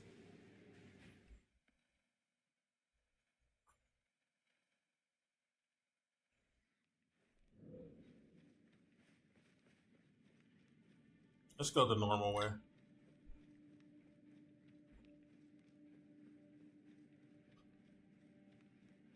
Keep descending down. It's like Tales from the Crypt. Alright, let's take this something simple. What is this? Okay, I know you saw the thumbnail and you're curious as to why there's a frog between America and Radagon. Oh, I didn't even see how unhinged this thumbnail is. I didn't even notice this. Okay. Your curiosity will be answered. The question we wanted to look into was, how are Radagon and America considered the same, while obviously being very different? I'm sure you've asked this question too, and for years now, this hasn't made sense to me. Trying to work out the moment when Radagon became one with America is a rabbit hole I don't think anyone could fully understand. But the research I'm going to present in this video honestly has me convinced that America and Radagon are basically frogs. Frogs? If you want, join our Discord to chime in on our about weird Elden Ring they're hermaphroditic, which is where this theory stemmed from. With all that said, let's get started. Like, are frogs There hermaphroditic? is basically no in-game information provided to us about Radagon's origins. One day he just, what did he do with Some the fish light? are hermaphroditic. Appeared in the Illyrian Wars, and then he went Thank God on he didn't grab me. to become one of the most mysterious. What's he doing? What did he do to the lighting here? This doesn't look right. His characters in the game. But what if he has always been part of America? Meaning he literally is America, just the male counterpart of her. And what if it doesn't make others sense to share me, his considering fate, their backgrounds. direct descendants of America who share Very this different. ability to change the Reshape. Yeah, maybe he's using a mod, or he's shifting the colors in post-production to make it pop out. Fucking room beer. I'm not trying to be mean. I just think it looks really We'll gross. come back here. It's going to be distracting me this whole video. I don't like. I want to go to the I don't like how it Castle. looks. Ew. Share this fate. Direct descendants I need of to America level who up, share too, this man. What the ability fuck? to change their physical I'm not sex getting as many from male roles as I to remember female with opposing consciousnesses, values, and beliefs. This, we think, could have to Where's do your with fucking something castle, called Mort? parthenogenesis. Imagine a world where human reproduction takes a leap into the realm of science fiction. Today, we're diving into the concept of parthenogenesis, a form of asexual reproduction. Most commonly seen in plants and invertebrates, by is when frogs. offspring develop from unfertilized eggs. Now picture that in humans. Sounds like a plot for a sci-fi movie, right? But could it be possible in reality? Scientifically, it's a tricky business. Humans are diploid organisms, meaning they have two sets might of be chromosomes, possible, but it one might from cause each some parent. medical Parthenogenesis would involve doubling a problems. single set, potentially leading to health issues. Yeah. So, in summary, parthenogenesis is the development of an unfertilized female sex You don't want to do cell things in without an any unnatural male way. You'll cause contribution. some This is unnatural the normal way of problems. life for some plants, insects, Typically. lizards, and amphibians, all of which we can see quite often throughout the lands between. Even the entire basis of existence in this world is based on a tree and the life that comes from it. Our theory is that it's possible this process is how America and Radagon are the same. America's Newman origin of all women could help this is not explain a this. During our unheard research of for this concept. video, we came across a fictional That they, tale which was they could just originally be posted by the same. Claw. They could just produce I don't asexual. think But the it doesn't. women are all women. We need to know what the Because origin of in this these is. character If creations they've always you been like can that. choose to play as a Newman, and there are male Newman that you can choose to play as. So, just because all the Newman that we see are women doesn't mean that it's that's just how it is. Is he trying to say that? On Wait a YouTube minute. Shorts, which Just goes what- over a story is he trying to that say that has what we women are all believe to be close women? ties or even influence Yeah, and the America's character story, creator we how already she know that's first right. set And foot the in the Newman, the Black Knives are Newman. They're not stated to be female. Like someone straight up, they don't even have breasts. Some of them, those Black Knives. Not for a sci-fi movie, right? But could it be possible? I don't like pop out. Appeared in the Illyrian Wars, Pop out. if he has always been part of America, meaning he literally is America, but just the male counterpart of her. And what if others share this fate? Direct descendants of America who share this ability to change the reshade it. Yeah, maybe he's using a mod, or he's shifting the colors in post-production to make it pop out. I rewound it back to hear what he said properly. I'm not trying to be mean. I just think it looks really gross. It's going to be distracting me this whole video. I don't like how it looks. Ew. Bear this fate. Direct descendants of America who share this ability to change their physical sex from male to female with opposing consciousnesses, values, and beliefs. Nothing this stated we about think could have to do with something called parthenogenesis. Imagine a world where human reproduction takes a leap into the realm of science fiction. Today, we're diving into the concept of parthenogenesis. That's not a description given for the Newman and the character. Most commonly It seen doesn't say in they can plants just and change their invertebrates. sex at It's will. when offspring develop There's something from unfertilized special eggs. about Now America. picture that That's in about it. humans. Sounds like a plot for a sci-fi movie, right? But could it be possible in reality? Scientifically, it's a tricky business. Humans are diploid organisms, meaning they have two sets of chromosomes, one from each parent. Parthenogenesis would involve doubling a single set, potentially leading to health issues. So in summary, parthenogenesis is the development of an unfertilized female sex cell without any male contribution. This is the normal way of life for some plants, insects, lizards, and amphibians, all of which we can see quite often throughout the lands between. Even the entire basis of existence in this world is based on a tree and the life that comes from it. Our theory is that it's possible this process is how America and Radagon. Well, they're not asexual, they have both sexes. That's a different thing, but they can produce During our research for this asexually. video, I we guess is came what they're across trying to a say. fictional tale which was originally posted by Clog on. I don't think the Newmen are all women. Because in these character creation screen, you can choose to play as a Newman. Wait, I didn't hear him and say there are that. male Did he say Newmen that you can. Well, that's the you part can I'm trying to choose catch. play as. So, just because all the Newmen that we see are women doesn't mean that it's. That's just a help. You can and are all women. Advice are the same. America's Newman origin of all women could help explain this. During our research, Okay, he did say that came stupid across shit. a Yeah, the fictional women are tale never which was said to originally be all posted women. by Clog on. I don't think the Newmen are all women because in these character creation I don't know screen, why you the can Newman would even have to be choose all to women play as a for Newman, this as a Newman. And theory there are he male has to Newmen work that you can, anyway. you can choose to play as. He's just forcing another. So, just because all the rule women that that we was never see are women doesn't mean that it's. That's just how it is. On YouTube Shorts, which goes over a story that has what we believe to be close ties or even influence America's story of how she first set foot in the lands between. She's just a special there was case. an old tribe known as the Witch Tribe. You can have the same theory, but she's just a special They were the case. tribe closest to nature among It's primitive not humans, something responsible everyone for in guarding the the race seed, can do. Yuan, which contained the secrets of life. Their mission was to protect the balance between nature and life. However, as human settlements expanded, their thirst for killing increased, and one day they eventually found out about the seed Yuan, hence a I don't know how I feel about these TikToks inserted intrusively into my Elden Ring lore videos. Like, I will sometimes watch YouTube Shorts and I hate it. Like when I come to like I'll see a YouTube short and then I'll get sucked in for 3 minutes and I'm like, oh, what am I doing? Disgusting. And I hate it. I have an unpleasant time watching them. So I don't know why I ever do. So when I come to my Elden Ring videos, I want to be here to focus and be in the moment, not to have these YouTube short things slammed in my face. This godlike hunt was carried out on the Witch Tribe.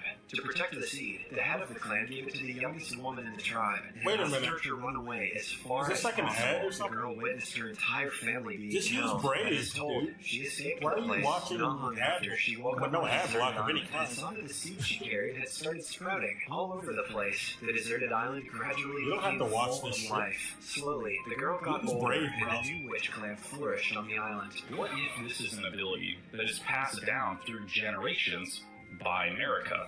The Newman race has always been heavily implied to consist of only women. No, it so hasn't. Perhaps this race When? has an When was ability that to ever reproduce implied? by itself, which That's is why never the been birth of implied. being Newman is known to be so Only women. When?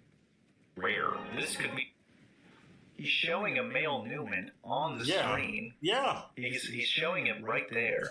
So I'm not sure how he's coming to these conclusions. He definitely knows about them. With his own evidence. I don't get why he's ignoring what's in front of him.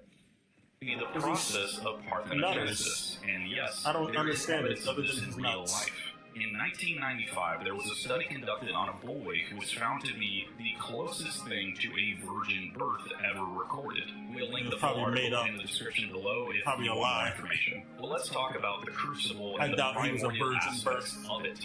Starting with the definition of the word primordial. Primordial comes from the Latin words primus, meaning first, and ordere. Maybe he got artificially inseminated by some sperm kind with his mom and original. When something is seen as primordial, it has existed for a long time, seen as the earliest of creations. Looking at the descriptions of the crucible talismans, they all say, a vestige of the crucible of primordial life.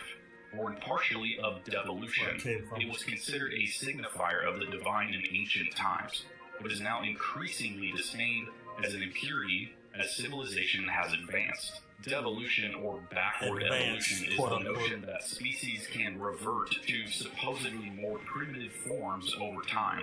The crucible is a form of progressive evolution compared to what it was in ancient times to a more advanced and complex civilization.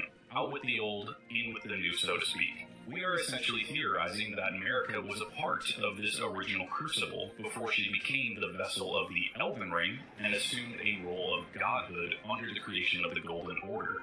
So, she might not have been a part of the crucible if she doesn't have to be. Is an outsider. Yeah, she came from another land. If the Newmen themselves are outsiders, and that how doesn't much work. of an outsider you have to be to not be part of the crucible? It could be that the Newmen, since they're travelers from another world, might not have a connection to the. He's questioning this guy more than that other guy. So who also used to be maybe called out what his dumb theory about. Well, what would this mean for America's children? Can they provide examples? Well, this guy, on the series? he's not making we sense believe at all. they do. We are not including the children of Radagon and Renala or America and Godfrey. As they I don't do want to say dumb. I mean, anybody can have their particular theories. It doesn't make as there sense. is another person involved in their conception. However, I I tend would to like to be quickly nice note that the children that with their surround awful Renala, that she can seemingly create I from can't her and abide her by egg, remind me of literal tadpoles. None of the children Yeah, have literal grown enough to even picture of a sprout male legs Newman. yet, and according to the Saying they great don't room exist. the Unborn you receive after Renala's boss fight, it says, children born anew by Renala are all frail and short-lived, imperfect beings, each and all. Yeah, that's the Sounds similar to Amber a tadpole and relates a bit toward the Newman, if you ask me. With No. that said, we want to be No, it mainly doesn't. focusing on the children or demigods born from one god, meaning It's an Nicola effect and of the Melania. fucking egg. While it is extremely rare that parthenogenesis can occur in humans, basically 1 in a billion chance, This when egg it does is- happen, it just leads changes to life-ending birth defects such as It doesn't even give This straight up reminded birth us to people. of the It's like Imperial it makes twins and it their changes birth defects. people. Nicola born of eternal youth and Melania with her scarlet rot. And It seems when they're Nicola tried to reborn, cure his own they affliction might in not a live manner long. an insect or Reborn butterfly too much. would. Well, it does Literally give birth growing to something. himself in a cocoon in Not a a- metamorphic way, while also trying to straight help up his birth sister Melania to by creating the unalloyed gold needle, those suppressing children. her rot. It's But they also don't live possible long. that Nicola's female counterpart, Those children Saint live long. Trina, used the power of sleep to put Melania in a state that would halt the spread of rot even further, almost like anesthesia. I dreamt for so long. My flesh was dull gold. We don't know that she was putting My anesthesia. blood rotted. Corpse after corpse left in my wake.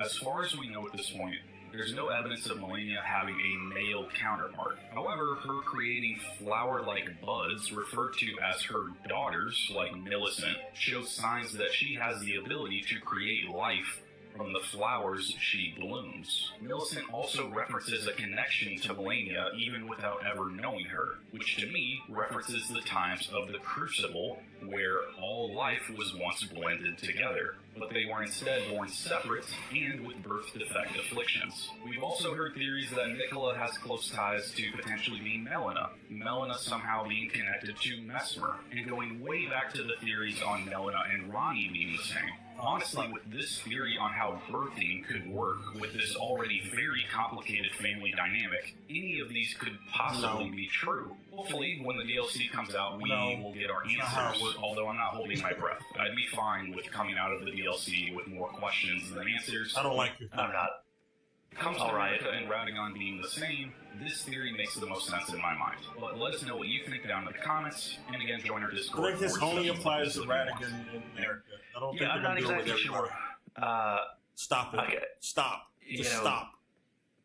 This is what I hate about Crucible. A lot this of whole what you said from concept. here to here blend together for me. I couldn't keep track of it. It's just as bad as the time travel theories. Yeah, I don't know. Where nothing ends up mattering then. Because everybody, or there's no stakes. All right, when we Everything go will to be the done comments. at the time. Who cares? This timeline didn't happen, so it doesn't matter.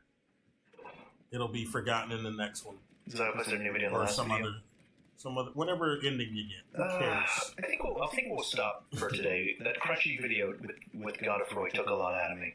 Just the fact that Godfrey was in the beginning and the end. I think this will be the last one we The watch. Godfrey one. We watch. We're getting close, you know. Like we're getting close because there's 3 days, or actually maybe about 3 days, until we get the previews. 3 days, then we get the previews. So if you guys are wanting to be spoiler free, June 4th. That's when stuff's gonna happen. For Elden Ring? I'm not listening or watching to the previews. Yeah. But the people that are going to abstain, you should be aware. Yeah, that's tomorrow, June isn't 3rd, it? that's when you start. You need to disconnect from the internet. I'm not going to do that. I'm watching this goddamn previews. I'll stream myself watching all of them. I don't know. I don't want to know too much either. We can do that tomorrow. We'll watch more videos tomorrow. I'm sure there'll be plenty of videos later. Alright, I'm gonna head out. Goodbye, Catan. Goodbye, Galamoth. Goodbye, John. Center Tarnish. I'll see you guys later. Bye-bye. Leave me alone, bitch. Oh, Zelda music. I love it. Oh, I'm gonna die. Motherfucker broke the railing when I was trying to pick up an item.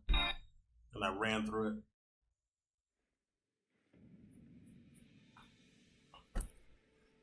Okay, what's coming up next? Oh, this is Laura. Another Vadi. I don't want to watch Vadi. Here we go, 7 p.m. Who's this woman? She is Adriana. She's breaking down the trailer for the DLC. Okay. I don't know who she is, but we'll listen to it. Thank you guys. 7 p.m. till 2 a.m. Alright guys, so we're just gonna watch, if anybody has another lore video recommendation, we can watch it. This one is, oh, you were outside. You're toasty. Yeah, you're so warm. Look, in my mouth. It's a cat or something? Yeah, it's a cat, I guess. We're gonna watch this video right now. Bring my mic closer. It is... Are these? These are too Maybe heavy. my camera, maybe my camera is even smaller. How do they look, though? They don't look bad on this, actually. Headphone warning. It finally happened. We just got our very first look at the Elden Ring DLC gameplay trailer, and it was absolutely nice! Oh, he's There's watching so his much reaction. jam-packed into this He's 3-minute watching his trailer, reaction. more than we can even I thought she begin was to gonna react to comprehend. the trailer. So we're going to attempt to do our best and break this down. So I'm going to let the trailer play through one time. It's about 3 minutes long, so you can skip ahead if you've already seen it, which I'm sure you have. But as we get into it, subscribe if you're new around here, and let's take a quick watch. Gameplay trailer, fucking dope. Oh, girl. Radiant. He wields love to strive clean. Oh, she's watching both of them. Or he's watching both of them in his video, and she's reacting to what he's watching. There's nothing more terrifying. This is the gameplay trailer. And then I guess you'll watch the story trailer.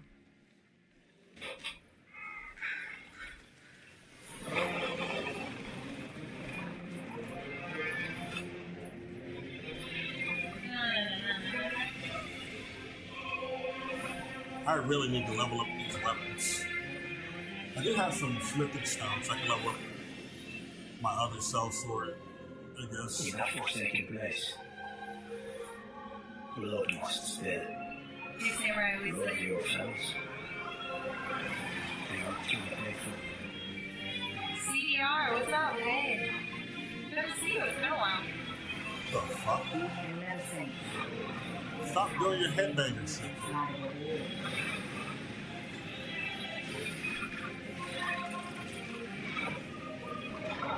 I love this thing. I love this thing. Get fucked. I like the animation of it. It's very nice. This is the monk. It's gonna be section stressful was really battle for sure. Mother. That looks so clean, dude. Truly, lordship sanction. Can't wait to get that done.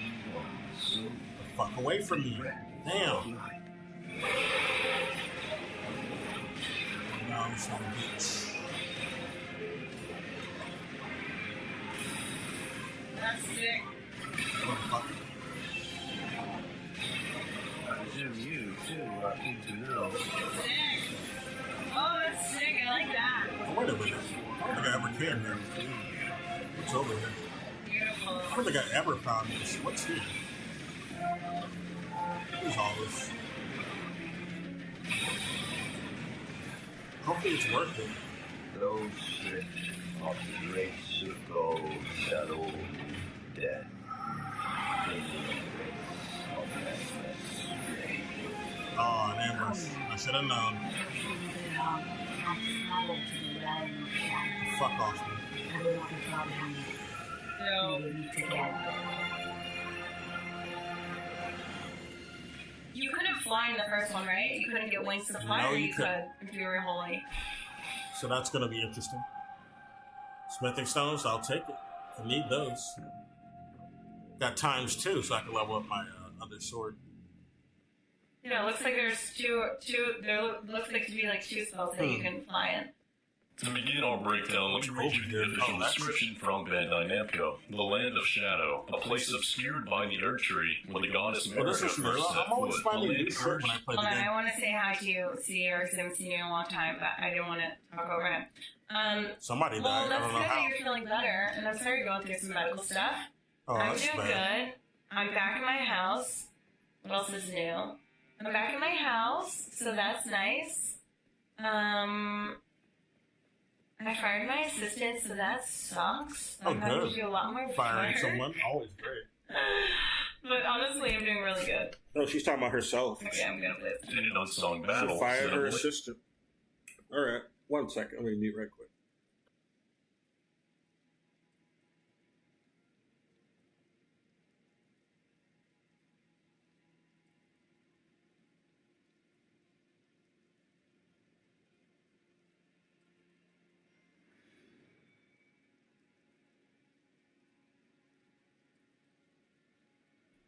Hello? Oh, sorry. I didn't know someone came in. I missed your message. You probably said that a while ago. Lisa Beth. Well, hello. If you're real, hope you're doing well. If you're still here, hope you're enjoying the show. It's kind of a scuff stream, but that's I find it to be more intimate that way. But actually, I'm gonna probably try to be more professional with my new setup. I think I'm gonna get it in like 2 more weeks. We'll see. See what I like. Hello? Is the volume on? Yeah, it's on. Blazed by Messimer's flame, it was to this land that Mikola departed, divesting himself of his flesh, his strength, his lineage, of all things golden. The trailer opens up with a shot of a character in the Moog arena, and this confirms that the way Is that will the access lonesome DLC junkie is by touching Mikola's No, hand. he's not This fat was the enough. most popular fan theory, so it's nice to know that turned out to be correct. The dialogue during this part says, "Pure and radiant, he wields love to strive clean the hearts of men. There is nothing more terrifying." And this is in reference to Mikola, who is described described by Melania as the most fearsome Empyrean, and described in the description of the bewitching branch to compel affection. Now, we don't know who's speaking here, but if I had to guess, I would think it's a cut NPC named Ryko, who would have had a quest involving tracking down No, it's one of the that would NPCs we're going to meet in the trailer. But that's purely a guess on my part. The trailer then cuts to a shot of the player riding Thorn through this new shadow world, where we can see lots of broken architecture and a big city in the background, reminding me a lot of a twisted combination between Liurnia and Alphys Plateau. We see many of these ghost rays that we've talked about at length in our breakdowns of the image, but if you look closely in the background, you can see the location of the player.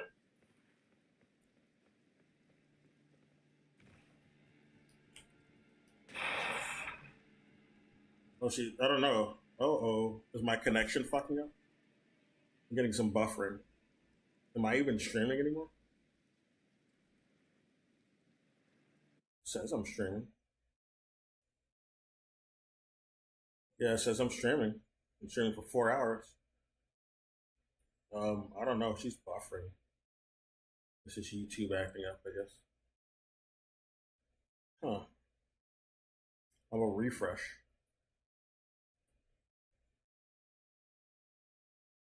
Is that a dog or a cat? Oh, that's sick. I like that. There looks like to be like taco wrap. Well, that's good that you're feeling better. A lot more before.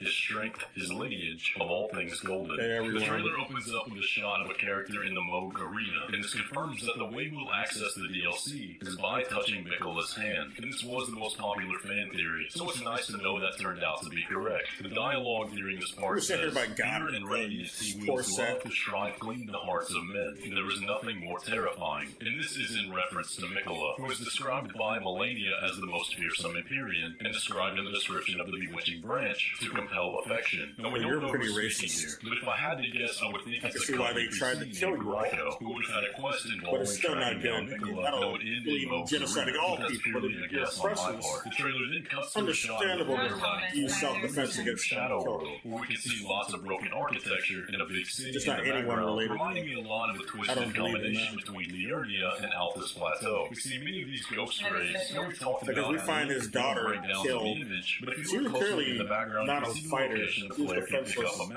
She didn't need to be killed. She's blind, so she's not really going to be any harm. First of all, the area looks very similar to the lake but we find her killed by some of the speculation that we may be playing an alternate version of the areas we currently have, and I think there could be some evidence for that. But take a look at this shot of the Erdtree. We know from the DLC image we received a long time ago that this is the Erdtree without its color, with a second tree wrapping around it. In some aspects about the game, I know there's supposed to be like representative of minority. I don't even like the term minority. It's not even a true term. It's not a true description, I should say. It's a true term. The description is inaccurate.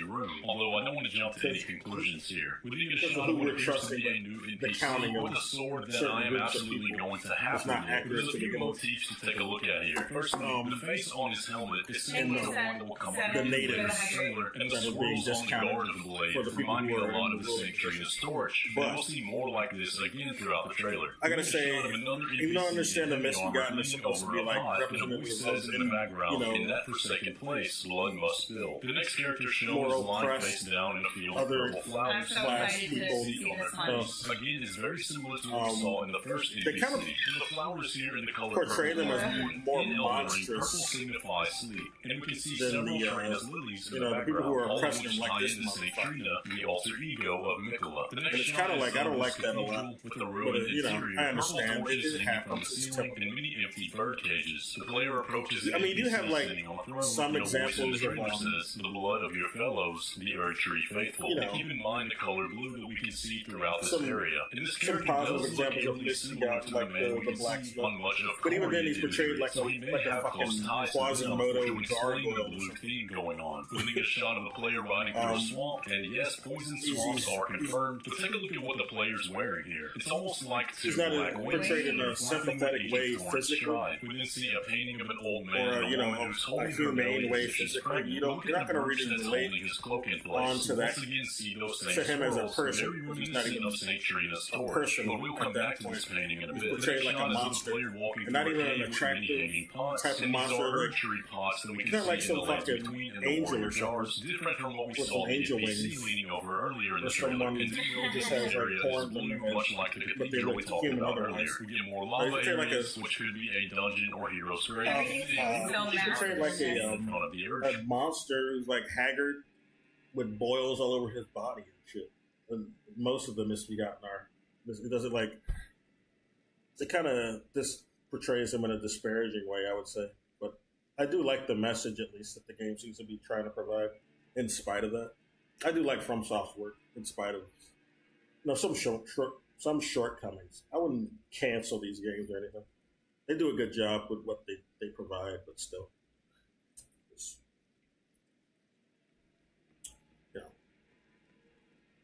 there's some small issues I got with that. Like, because I mentioned that because, you got the Misbegotten going killing someone who was innocent. Like, this guy's daughter. Like, I don't know.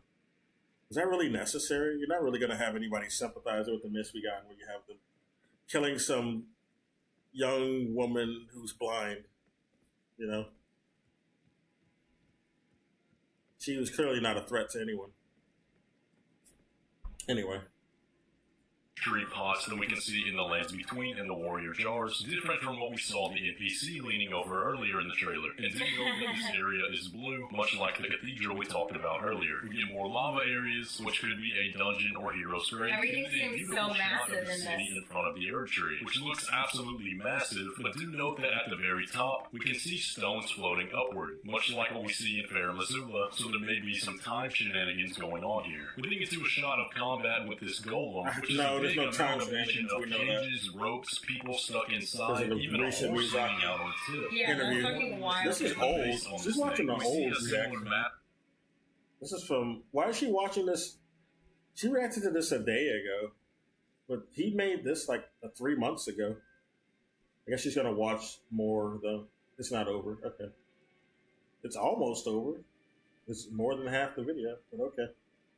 That's like we talked about earlier, the same looping motif like Century's Torch, and then omen horns sticking out at all angles. And those will come up again, so the theme to keep in mind here is the Crucible. We then see this leech willow poster. Oh, wait a minute, I need to go talk to that guy again. Blue color in the moon in the background, but then we see one of the first main bosses, at least I believe. This is so cool, I love this animation. Lion, with many people under a cloth and the head of a lion, sprouting omen horns all over and waving yellow lightning. And you can see that one of the people under the cloth. I don't think I talked to that guy. There's lots of Crucible iconography going on here. We can also see this fight taking place in the swamp area, which will come up again. We get our first look at the DLC's main villain, and his name is Mesmer the Impaler. And we have a few things to note about him. Firstly, he's covered in a snake and has the image of a snake on his helmet. He's kind of hot. Elden Ring are the image of the His arms are not hot, but he's the hot. fact that he's using thorn magic suggests that the Erdtree views him as a sinner. We can also see a lot of women wings of dragons along his cloak, who were also at war with the Erdtree at one point. He alright, so Mesmer here embodies pretty much everything that goes against the Erdtree and the royal family of Leyndell. We can also see he has red hair and yellow snake eyes, which is very interesting and could have other implications. Very hot. The dialogue that accompanies this part is, Mother, wouldst thou truly lordship sanction in one so bereft of light? And we don't know who his mother is. It would be a leap and assumption to say America. Given the red hair and gold eyes, it's certainly possible. We then go on to see a montage of action shots, this time seeing the player wield a pair of new straight swords with a unique action. Kind of The thief build throwing daggers against this sword enemy in an area characterized by purple and smoke. I'm guessing this is some sort of gravesite. We then get a beautiful shot of a new incantation, where the player floats up into the air and spins, summoning butterflies in the area that explode and put all the enemies to sleep.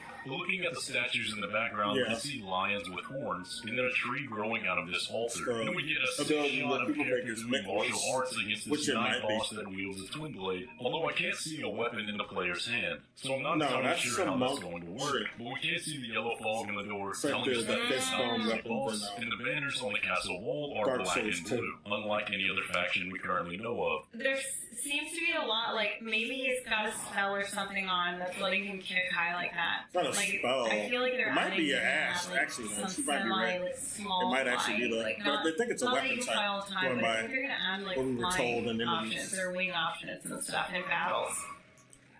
Then we see a player throwing But this I'm pretty sure there'll be giant an axe variant. and I don't think That on that's other going to work, but they are adding 8 new types of weapons, so maybe this is one of them. Then we see this new enemy or player with the coolest armor I've ever seen, firing an automatic crossbow with 10 bolts, with a big greatsword on his back. Totally not a guts build at all. Then we see a player in a heavy armor set using a new bear type incantation. Don't mind if I pass with on this by. orange horned bear instead. We then see the player fighting this enemy in this beautiful blue field using the weapons we saw earlier in the trailer. But this enemy reminds me a lot of a blue dancer charm. Perhaps this is a red dancer. We then see a new type of rider enemy looking like Did a he give me the letter? draconic tree sentinel riding on the back He of might an have given me the armored letter. pig and using gravity magic on a big lance. Again, this ties back to the Crucible theme, which is characterized Oh, I should have by talked to the beasts, woman which first. ties in with this next Fuck. creature we see. That's probably a why I didn't get the rhino letter. that uses this spell that summons roots, which we see that the player eventually gets access to over on the Steam page. After that, we see the skeletal figure I don't riding know a if I white might have horse fucked that's up this coming out of place. the water, taking place again in that purple smoky area. And as I mentioned, purple is associated with spirits, death, and sleep. We then see this man covered in a yellow cloak attempting to pull this golden he's spike gross. out of himself. But what you may not have noticed Okay, is we need that to go this back is the to man another from the location. painting we saw earlier. He Oh, has the same hair, 100% the same yellow slashy, cloak, I and the think. same brooch holding it together. We then get a long action sequence of the player facing off against Mesmer, who summons a lot of spears out of the ground and blasts the player with fire. Let's take a look at what the player is wielding. It's almost like a mix between a shield and a twin blade, which can make for some They're both very terrible interesting dances. Get out of movesets. here. But overall, this looks like an awesome fight. But the trailer then ends with our first view of Mikola himself. I think that everything's gonna seem like really big in this in this game, right? So like maybe they'll incorporate the flying because you have to like stay above some of the attacks. That's a good point. I wonder if we'll have torrent in this. I don't know. You did have to run We far might, stuff We for have some of the one bosses very in Elden interesting Ring too. observation here. I think we The will have branches torrent, on this Erdtree but are pale we white. might just have They're wings similar to for all what we we know. see in the Age of Duskborn ending. So make of that what you will. But those are the details you can find in the trailer. We have a few more things from an interview with Miyazaki, where he states that there are over 10 new bosses, 8 new weapon types, a poison swamp, of course, and at least one boss that is as hard, if not harder, poison than swamp? I don't Lane. believe that at all. The DLC will be releasing on June If not 21st. Sure, it's gonna be more than that. Wait, but nothing compares to the 2 years we've waited so far. But let me know all your But this thoughts is about from the 3 trailer months down ago. in the comment section Pretty sure they below. added But more before I since. go, I have started a Patreon. Why can't I teleport? I'm out of aggro range. I should be able to teleport.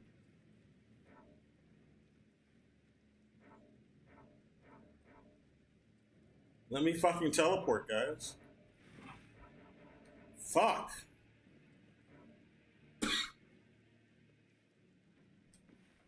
Let's go kill the assholes up here.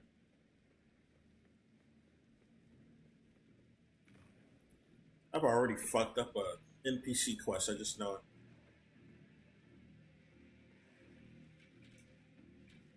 You know what? Why do I want to go here? Can I just jump down here? No, because then we'll encounter Pumpkinhead. We don't want any of that right now.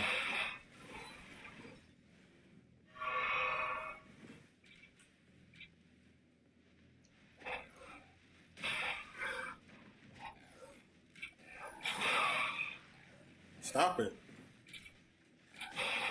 Oh, there's too many of them. Fuck. I should just go around here. Reset at the bonfire. There's a bonfire over here. I forgot. Well, not here. Here. Okay. She's done with her video. She didn't even watch the story trailer. She watched the wrong trailer. She watched the wrong trailer is what happened. She watched this a day ago. But she watched the trailer from 3 months ago that Zeal Storm watched. And not the story trailer. This is not the new. She has the title all wrong. It says "New Bosses Lore" and more reaction from Adriana. There's nothing new in this trailer though. She got confused. I understand. It happens. Her name was Adriana something. What is it? Adriana Grow. Adriana Grow. Who's this? The most underrated Souls bosses? Oh man. Well, here's one from Anna Sweets. It's a VTuber. While I was... Let's see what she has to say. Well, she has lovely bangs. She looks like a Bravely Default character. Her little VTube avatar. Something really exciting happened last night. I guess while I was asleep. So the new Elden Ring DLC trailer just dropped. Okay. And I'm like, Gotta go up here. what? Suddenly dropped. So that's really exciting. That's really, really exciting. And I think I'm going to do a little react to that trailer before I start playing some Elden Ring. Hope you guys are okay with that. I'm super I'm not excited. okay. So I woke up, I saw it, and I was like, oh my god, okay. I stopped myself from watching it, and I just thought I'll wait for the stream, and then I'll watch it. Peggy 16. I think she's over here. Somewhere. She's near the bridge, if nothing else. Nicola the Kind spoke of the beginning. I think I know where I am now. Ew, gross. The seduction and the betrayal. Hey, bitch. Is that godly? An affair from which You're still alive? Get out of here. No. Does she know who it is? who was shadow born. She's looking at the story trailer. She got it right. Okay. What followed was a war unseen.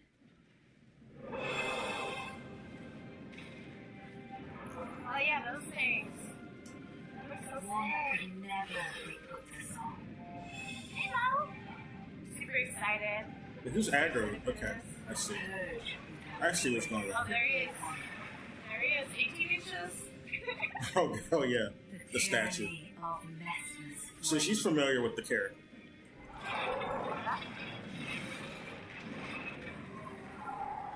She's familiar with Mesmer.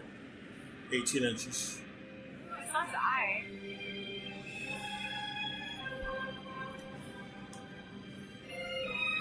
Yeah, you're the one shooting at me, piece of shit.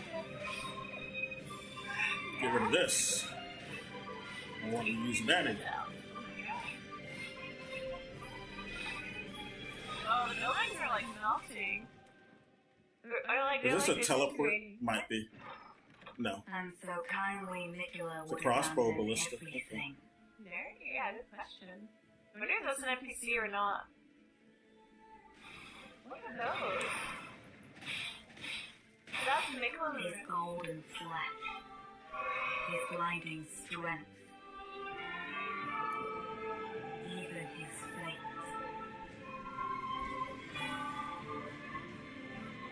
But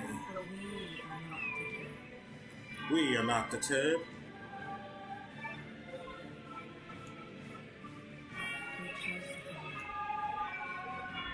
There it is. She's over here.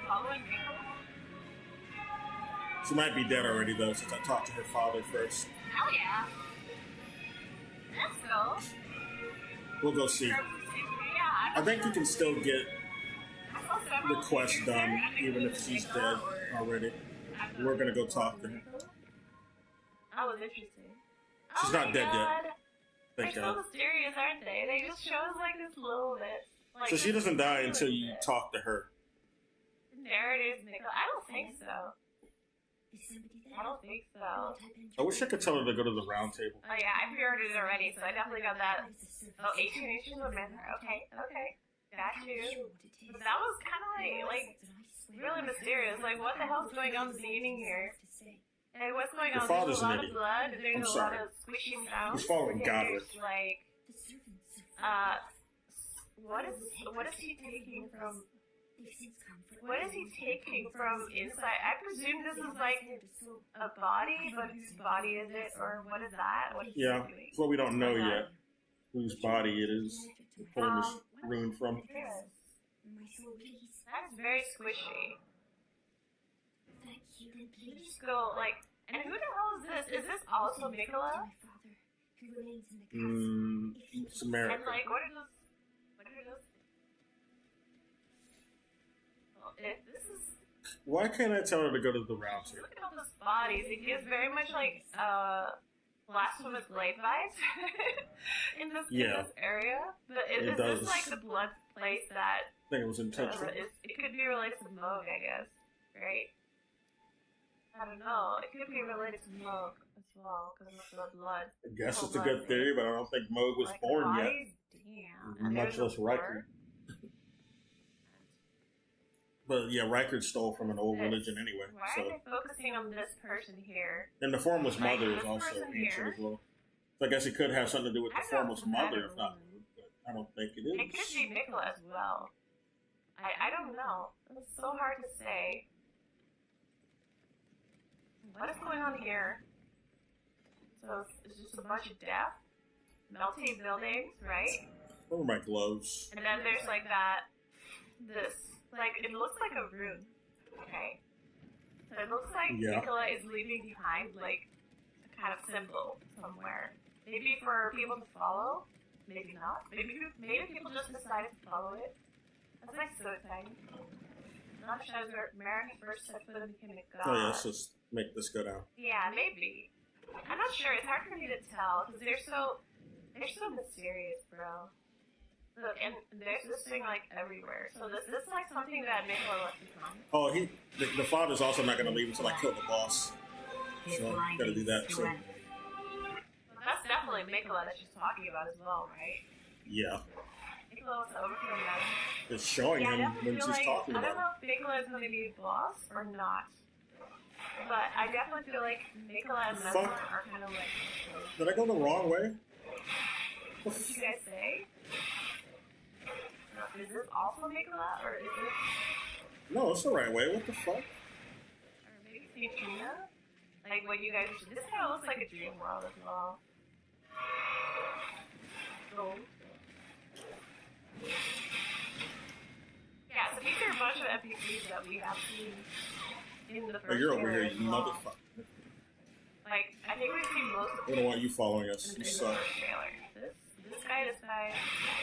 This guy's the one, like, standing in front of the cocoon, I think. And this one at the back, I'm not too sure. I don't know. I've seen, like, most of those. More fashion, right? So there might be some good fashion in here. I'm kind of confused why the buildings are, like, melting.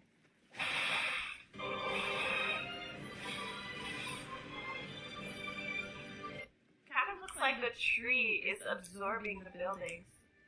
Is the tree, like, absorbing this world? I wonder if that's gonna happen later on. If we play through it.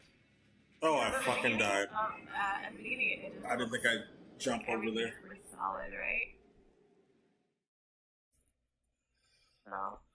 The trees are like... Mesmer's eye, real quick. Ooh. Those are Wicker Men. Is she talking about the Wicker glowing Men? eye? Not the other one, I don't know. It doesn't look like it's the same. Oh my gosh. What's up with the theme of, like, one eye? Like, Good question. there's kind of a theme in this game with, like, one eye. It is pretty common. Like, one eye being connected to something. Like, with Melina, with Roddy. Say this is a whole other world. Yeah, it's definitely the Shadow Realm or whatever. We're gonna play Yu-Gi-Oh! At the beginning and enter the DLC. And we're gonna get banished to the Shadow Realm. That's what I'm always thinking of when everyone uses Shadow Realm for this DLC. Honestly, That's all I'm like, thinking I about. have no clue what's going on still. I'm still like, what the hell is It's this? time to What is going on? Why is the ground squishy? Why the What fuck? is going on here? Stop What it. is this? I'm gonna say this is maybe Nicola. Probably. Get off my ass, I can't dog. wait. I can't wait to play it. Who else The has things taken they place can't in climb. the vanilla game? Stupid dog. And that guy didn't notice him. Good. I've seen Mikola, like, in different forms, like, with different outfits, like, so many times. I don't know. Gold mask? This is gold. Surprise! You know what? Surprise. Turns out, gold mask wasn't Mikola the whole time. Oh, really? Gold mask and Mikola would be next level. That'd be hilarious. That wouldn't be bad. Actually. I would actually love that. That'd be kind of cool. It would probably make sense, actually. Now that I think about it, that would make a lot of sense. But they're obviously not the same person. Who's that burning down below? I mean, it would make more sense than some of the other theories, like Mikola and Melina being the same person. I don't. That's stupid. That's more dumb to me. I gotta say. Yeah, that's the lion. So is the lion like fighting? Yeah, it is. He's like, hell no. You need to leave. Your daughter's gonna die, idiot. She's gonna die. Asmund. This looks like Asmund Gold almost. I gotta say. I never did notice before. Yeah, that must be the lion in pieces then. Oh my god. But yeah, he does look like Asmund. Is Bernard also like essentially made of grace? Or I kind of feel like you can see the strands of gold here as well. Look at the tree. Right, so you can kind of see at the bottom of where that little leak of gold is coming out. There's like a kind of gold as well. Oh my god. Wrecked. It looks so great. I actually can't wait. I'm ruining my fun. I can't believe they made like a whole lot of worlds. And they have like so many different areas. Stop it. You need to stop. It's time to stop. His golden That's why you're dead. His blinding He's not dead, I guess. He didn't take fall damage. Even his fate. Oh, there's another bitch. Oh, there's two bitches, actually. One bitch, two bitch, red fish, blue fish. Really? Or blue bitch. So Red good. bitch, blue bitch. Wait, it's like when he's walking, he's just leaving Oh, you behind son of a like bitch. all of this gold. Even I don't his like him. fate. So similar to Ronnie, that Ronnie's fate was also like she wanted to like defy her fate, defy the two fingers. Yeah. She abandoned Defy her the body stars and to all defy that. her fate. So Oh, it look makes at a lot of this again. sense. But we are not together. Because Mikola was likely Okay, being maybe influenced it's by covered the in Two gold. Fingers. Yeah, he was going against the Golden Order fundamentalism. But the Two Fingers don't really care about They're Golden all Order colored, fundamentalism. Yeah. That's just kind of America. assumed that Mesmer is not. Two yeah, Fingers I just guess care about the maybe Elden Mesmer's Ring not gonna being be a intact, I follower. think. Maybe it's gonna be That's opposed about to it. Nicola in some way. I heard this DLC won't have any impact on ending. Yeah, I heard that too. I saw Yeah, the interview. endings aren't going to be It was changed. kind of like the interview kind of said like it doesn't really have any extra endings or anything like that. Yeah. But maybe it'll be like that PS3, like Dark Souls Fuck. 3 DLC Goddamn. ending, where you Blob. do affect the ending of that world, like basically the painting, right? So it could be like that. So you could be. Oh, he doesn't want to be affecting the eaten because he's ending of noble blood. like the Shadow Pussy. World or whatever. He deserved to be shot out by mongrels, as he called them. Is that America? I'm not sure, but I think it's hard to say. he's I worried really about don't being know eaten, who this is. period. I'm guessing it's Not just Nicola. how good of a But pedigree maybe these guys this is are. all America, I guess. I'm not sure. What if it's Godwin? Fucking I don't stupid. know. Yeah, and Miyazaki was saying that it was kind of like similar to the area was like similar to Limgrave or whatever. I think he was Similar to the size, yeah. He Oh, said it's man. a little bigger than Like, Limgrave. He might be just being modest, even with that. basket things. Another world is parallel between. I can only guess Just how like the this manga 30 hours to beat Elden Ring Yeah, I comic. don't think it is, right? I think it's supposed to be like an alternative world. Okay, but there's a lot of fire. And this is going to be like Dark Souls 3 DLC where everything is fire. Fuck. Shit. Good thing I'm a faith build, and I'm just going to put on my fire protection. Because honestly, I don't want to get roasted again, just like it got Ah, son of a bitch. literally. Like Radon and Mova too early. Yeah. So I don't know why Radon exactly. Oh my god, I rolled off. I'm kind of curious Rolled about off. that one. Rolled off. I assume maybe it's related to the stars as well. Because, like, Mikola wants to defy fate. I'm hungry. Could also be related to the stars. I don't know. I'm just guessing. I remember, like, at the end of Dark Souls 3, I was like, I'm tired of fire. I'm getting rid of fire. I'm getting roasted, literally. I'm getting barbecued by everything. That was my ending in Dark Souls 3. There's a lot of fire there. I'm so curious. Okay, so there's gonna be, like, there's quite a lot of NPCs. Quite a lot. And I'm kind of really wondering about, like, what's their story or what's their motivation and so on. So I'm very, very, I'm very excited. I'm looking forward. There's a lot of NPCs in that trailer. That's what she's like, he's related to Rebecca, right? I like the Saber NPC so far. She seems like she'll be one of the best. Wait. But Mesmer is also. Wait, is it confirmed that he was a child of America? Yeah, in the interview. I'm not sure that's confirmed or not. Yeah, Miyazaki said it. Time for incest? Technically, there's already a bunch of incest in the game, so I wouldn't be that surprised. I wouldn't be that surprised. Yeah, we're talking serious lore right now, okay? I think Mesmer's supposed to be like not so like how Leonor was to Gwen. This is really interesting. She was a hidden, that series of a lore person. A hidden daughter who just covered up. So I probably Wing City. Throwing ideas around, and I'm just kind of waiting to see where it will take. She was used to cover up Ring City. I'm just gonna go with the flow. Yeah, I'm excited. How much can you say about a 3-minute trailer? Okay, I'll you know what? It's a lot. I shouldn't say that because I know Vati Video is about to drop a 1-hour discussion of the 3-minute trailer, like right after this. I kind of want to know more about the eyes. Like, I can't. Is it just that we can't see his other eye? It's. Bloodborne needs a sequel. Oh my gosh, Bloodborne needs a sequel, please, so I can play it. Oh yeah, it needs to come on PC. What the fuck's going on, Sony? I don't even have a console.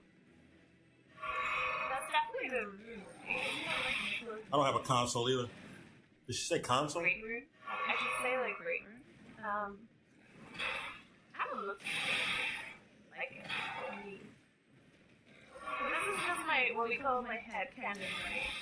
I think Miyazaki actually said that the games are not related to each other. But in my headcanon, they kind of are. Like, if you look at Dark Souls, Bloodborne, even Sekiro, and Elden Ring, if you look at some of the things that... you can look really deep into it and make a connection. It's like, you don't even have to look that deep to make a connection, because of the similarities. You know?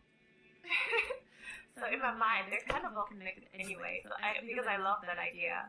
I love the idea that all these worlds are like in maybe the same universe or something. I think it's better that they're not in the same universe. Because I think that's cool. So many conflicting rules going on. Who's that? I'm kind of wondering why they focus on this body here.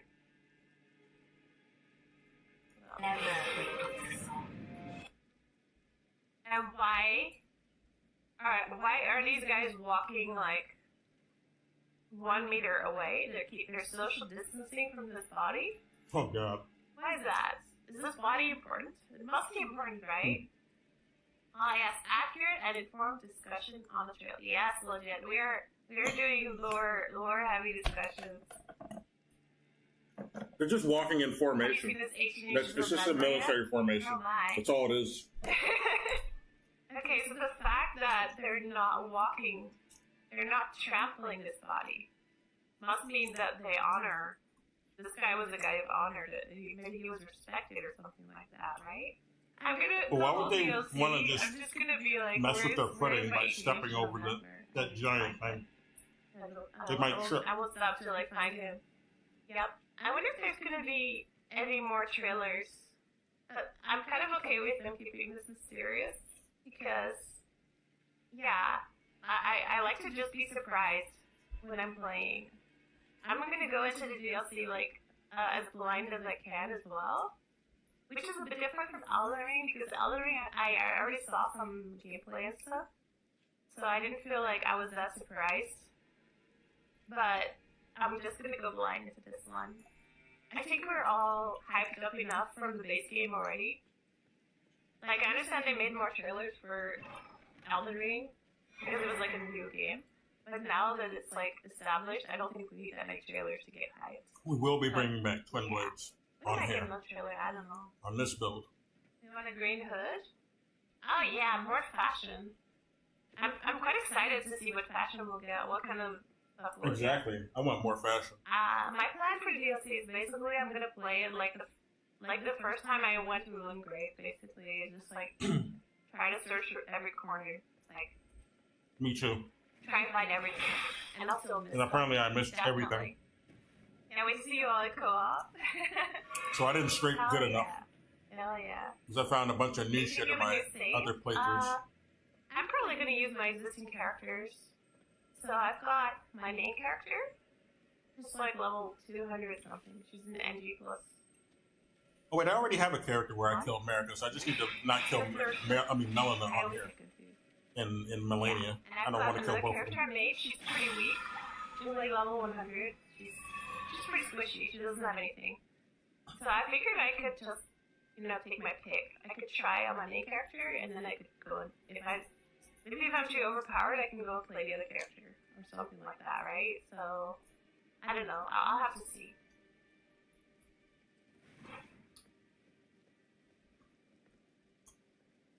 That's over. If you've been anywhere near the internet over the past 2 years, then you've heard of the phenomenon that is Elden Ring. Oh, yeah. Now, me, I've been hearing nothing but insanely good things about Elden Ring since it dropped 2 years ago. But around a week ago, they officially introduced the DLC, Shadows of the Erdtree, I think it's called. And I thought this would be the perfect time to dip my toe in the world of FromSoft games, especially Elden Ring. And I bought the game, and today I plan on doing a trailer reaction, watching all the trailers, and then I also plan on recording and posting my gameplay to YouTube for anybody that watches this to see. So I hope you guys enjoy. Let's get right into it. Okay, this just started playing. I don't know who this is, but we're gonna listen to it, I guess. Elden Ring E3 announcement trailer. When does this come out? 4 years ago over? So what, 2019? June 9th, 2019. Oh, this is old. This is old. Okay, I'm excited. Dabo Banda. Peggy 16. Peggy 16. Let's go.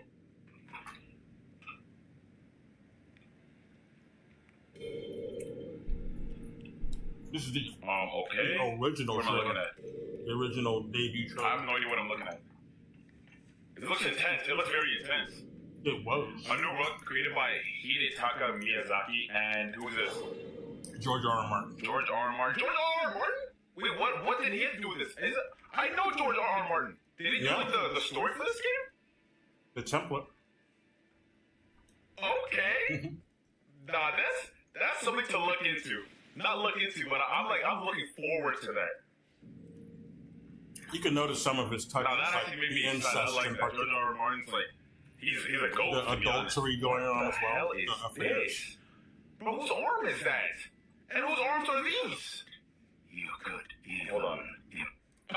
Whoa, what's going on there? I'm not Turkish. The petty squabbling. Why did it auto-translate to that? Excuse me?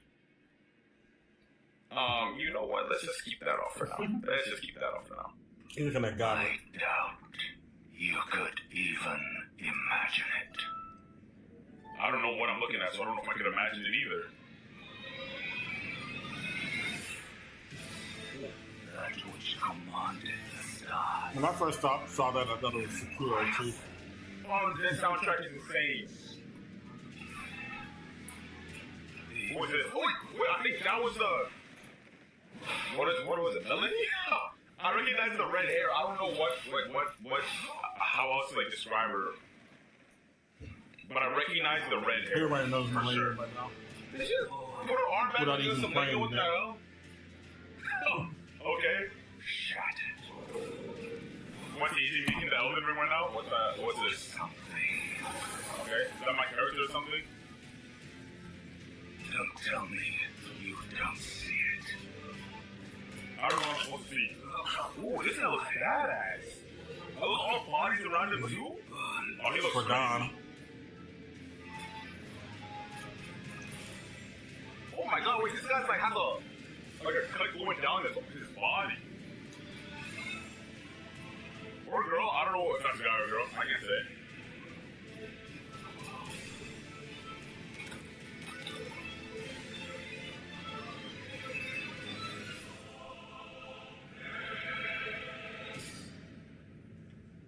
Elden Ring. Oh, I can only imagine, like, at E3, when this dropped, how hyped everybody was. I can only imagine. Is this the end of the trailer? I'll play it out a little bit more. I want to read. I want to get all the information I can. Produced by Bandai Namco Entertainment and developed by From Software. Elden Ring official Elden Ring on Xbox One, PS4. That was back when I thought it was going to be called Elden Ring.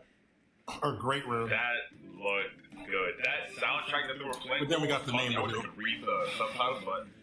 There was rumors about the game even before it was debuted. We knew George R. R. Martin was working with Miyazaki even before that. I don't know. I couldn't have read it, but that was good. Okay, so the next trailer is a gameplay trailer. Now this one, but that was like a leak. Was like that official 20-minute gameplay trailer is insane. I don't know. Let's see what the gameplay. Let's see what the gameplay looks like. I'm excited. Or maybe it doesn't even show the gameplay because it's like only like 3 minutes. Peggy 16. Let's see. Is this a horse? That looks like a donkey more than a horse. Software and Radon's horse? Entertainment presents. What's he looking at? A new world created by Hideo Takami Oh, he's looking at George R. R. Martin. Whatever, George. There we go, subtitles. Oh, the Elden Ring trailer. Okay, I don't know what the tarnish is. He doesn't know what they are. They're just zombies who were former warriors. Like Yggdrasil. Yes, Yggdrasil, Dragon Quest 11. I was really fighting with myself to remember that. Because like the areas are showing up a little bit. All these locations are pretty as hell. I hate this one. I don't like it. Get out of here. I like how it's showing off the gameplay, but not just showing me like direct gameplay. It's like giving me like cinematic gameplay. Like I can't tell what the gameplay looks like, how great stuff is. And I like that. I want to keep it like a surprise. That's why I didn't want to. Oh, it's crab. Crab. Wow. Because you can find the horse's back. In search of the Elden Ring. Oh, this soundtrack again. Someone must Who's this? extinguish thy flame. He asked like me to kill him? Is that what not just this?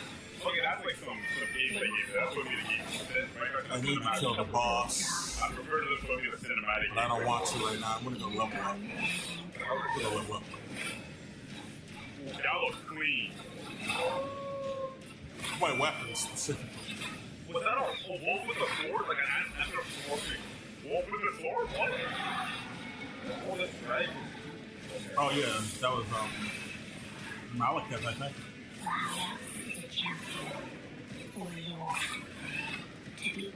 Or Blighty? I didn't see it. Okay, that was serious. Lowly tarnished. The gameplay trailer. Pain is a lord. I remember when that came out. That was good Am I shit. tarnished? Is my character the tarnished? Yep. That is hard. What am I looking at? This is gameplay? Yeah, dude. What does that look like? No way, bro. No way, bro. It's gameplay, my dude. That looks insane.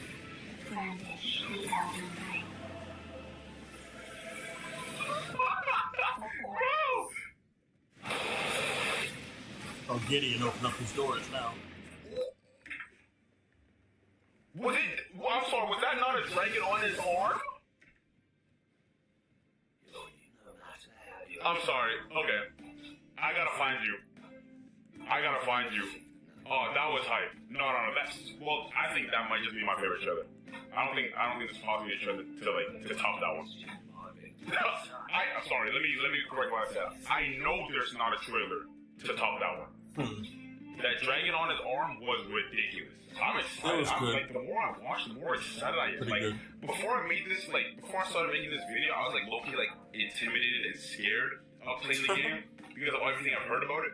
Wow, if there's bosses that use a dragon's head as like a weapon to fight me with, yeah, that's the game. That's the game that I need to play. Okay, now up next, Elden Ring pre-order now. So I just like Peggy 16. I'll pre-order it. I guess it is. The tarnish will soon return. Yeah, I'm thinking that I have to be the tarnish at this point. But I'm just gonna call your name. Now rise, Hornist. Oh, it's that wolfman again with the sword! Must extinguish thy flames. But these are all the clips from the other trailer, bro. I don't know what's the other trailer. Okay, no, this is it. And they will die. Okay, that's what you know, I think. How else is a champion to be born? Ooh, good. That person's looking to dying. That was a beautiful looking boss. Oh! Oh! Wait, is this guy like a final like boss or something? Am I getting spoiled? What the hell happened? This is like the deluxe launch edition. Okay, that's what comes with the game. The game. Oh, that's Millennia. That's not the final boss. A poster, some stickers, a woven patch, and some art cards. I'm not gonna lie, this sucks. This kind of stinks. I would not buy this. I also play the game on PC, so like I wouldn't need it. Like there's no disc for me to put the game into. But this kind of looks like it sucks. A woven patch, like what? So I can put it on my backpack or something? I don't know where else I put those. Art cards, bro. Art cards, bro. Okay. Is that an art book club? I'll take that. Let's keep going. Maybe, oh, that's another one. It's a poster in Melania statue. And then the collector's edition. Okay, there we go. Whatever this is, a treasure chest. The game, the steelbook. Oh, was this thing not a steelbook then? The thing right here? Maybe not. The art book, that makes sense. Steelbook this. Melania. Oh, is this who it was? What did I call her? Melon or something? Melania Blade of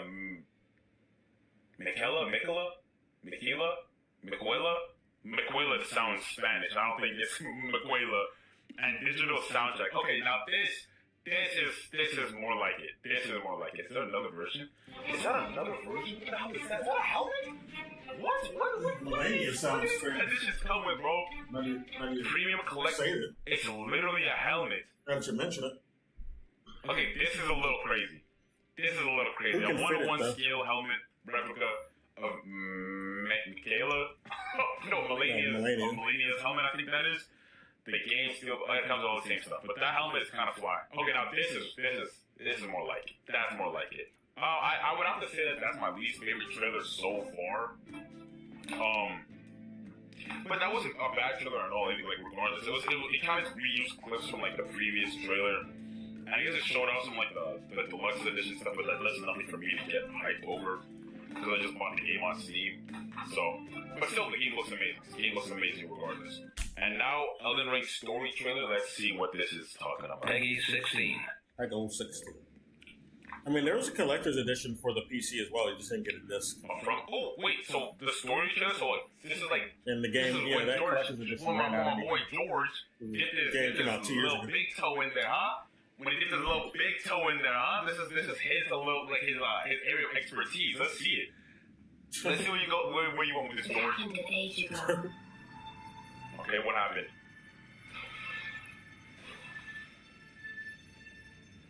When I recall, I see Who's this? Four hands? Okay, forearms. And it's her. She's cracking a little bit. Like, you can see, like, the wounds? on a night of wintry fog. She has blue skin. I completely didn't acknowledge that.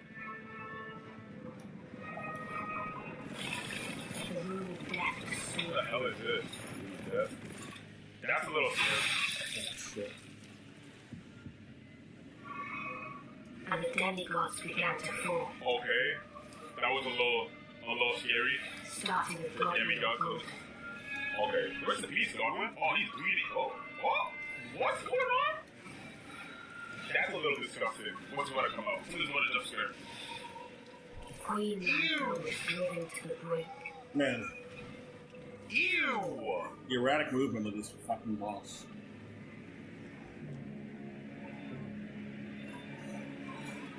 Who's this? Furry ass hands. That's Morga. Oh, is this the Wolfman? sport only No, darkness. he just has hairy Okay. forearms. That is not the one. That's Morgan. Oh, so somebody broke the Elden Ring. It's not me getting it. Is it me fixing the Elden Ring? Is that what the game is? Like, fix the Elden Ring? Bro, back to Aegis, so it actually looks beautiful. Bro, imagine if the game looked like this. Imagine if the game looked like this. Maybe in a few years.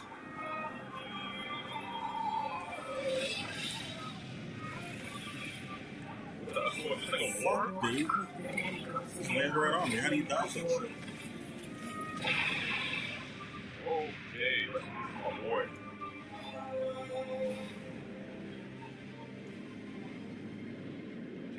That's Melania, I think. And who is this big monkey Sun Wukong looking guy in the face? Look at him. Is that racist? I didn't mean like. I'm just gonna. Wukong is a monkey. It's not racist. What are you talking about?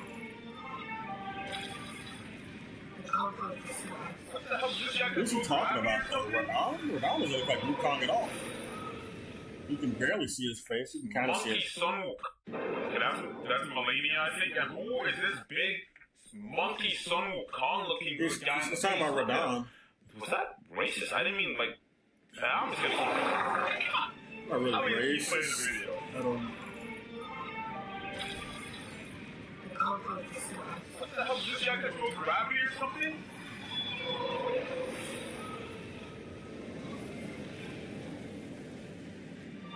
Was that a horse? Free him! Free him! That is ridiculous. Nah, and you see, I feel bad for dude, bro. Not dude, the horse. What did he do to deserve this? No, this guy looks heavy as hell. The horse is just. He is heavy as hell. There's no way this guy weighs lightly. Unless he really is like controlling gravity, then I guess it makes sense that the horse is picking him up because he's making himself lighter. Yeah. But even then, if he could, then why not just make yourself fly, bro? That horse is struggling. So somebody from chat told me. You wouldn't know that from seeing the trailer. The horse is weak because he's poisoned by rats, not because he's too heavy. And he's starving too. He's not really eating. The only thing they have to eat is bodies on the battlefield. Now the horse is eating that. The majority of it. Look up a little bit, yeah. Y'all gonna be live.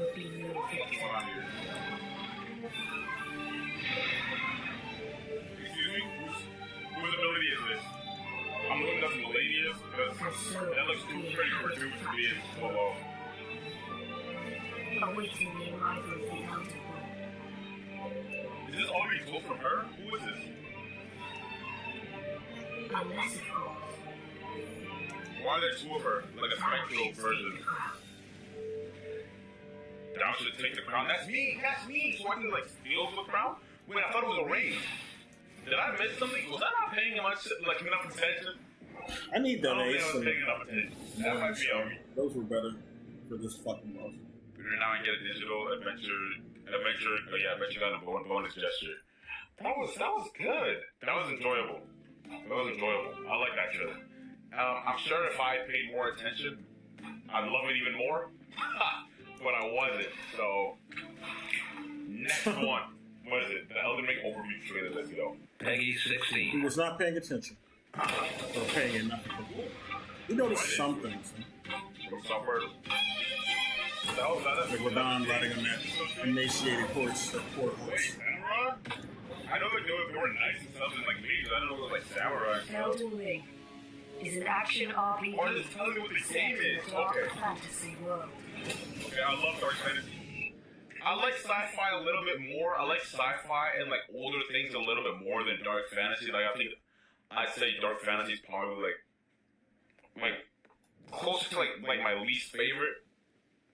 But I still love me a good fantasy. I like both, depending on who's writing, dude. That's all that matters to me. Like, you can't fucking write. It don't matter what genre you're writing. Yeah, I can tell. What the hell is that? Unfolds. I'm not gonna like anything just because it's sci-fi or just because it's fantasy. It sucks. I'll try. Any one of them can be just as good as each other. How good they're. They're doing I'm the sorry, story. you cannot pay me to believe that the guy with the dragon on his arm is a hero. You Why is he couldn't pay hitting me to me? believe that this man is a hero. Hell nah. Hell nah. This is a villain if I ever see one. Those who have inherited No, he's not a the blood hero. of Queen Marika return. He just has status. Due to being a demigod. Is this not the same guy that I just saw? They look the Why do I exact even same. have this on? Oh man, this one looks huge. Oh, with the tree in the wood in the background? I don't even have a bow on. Oh, I'm a descendant of Tarnished. So I'm not the Tarnished, I'm a descendant of Tarnished. The group of Okay. heroes tarnished. The group of heroes. Let me run it back. You play as a descendant of the tarnished. Or Yeah, I the thought it group of would work. heroes once vanished from the lands between. Okay. When the Elden Ring was shattered, the Okay, so very that's the source Elden of Ring, the that's not Erdtree's great. blessing was disrupted, and eventually the exiled tarnished found themselves being led once more by long-lost grace. I offer you an accord. As a tarnished, you'll set off on a journey to the lands between, rich with history and fraught with danger, to face the former heroes of this world. Former heroes, okay, that makes sense. Yeah, he hates plunging attacks, so we get him to do more of those. The lands between comprises massive dense play spaces, teeming with threats, and brimming with the unknown. Damn, that's a different dragon than the one I saw before. Need a wide variety of This one's characters. only one. Discover hidden dungeons. Those who brave these categories, mines and caves, will find themselves adequately rewarded. Okay. Nigga, I'm on my knees for it. Why am I on my knees? Oh my god, this soundtrack, bro. Oh my god, I can't get enough of it, bro. I can't. I have to run Find that themselves back. adequately I need to. rewarded.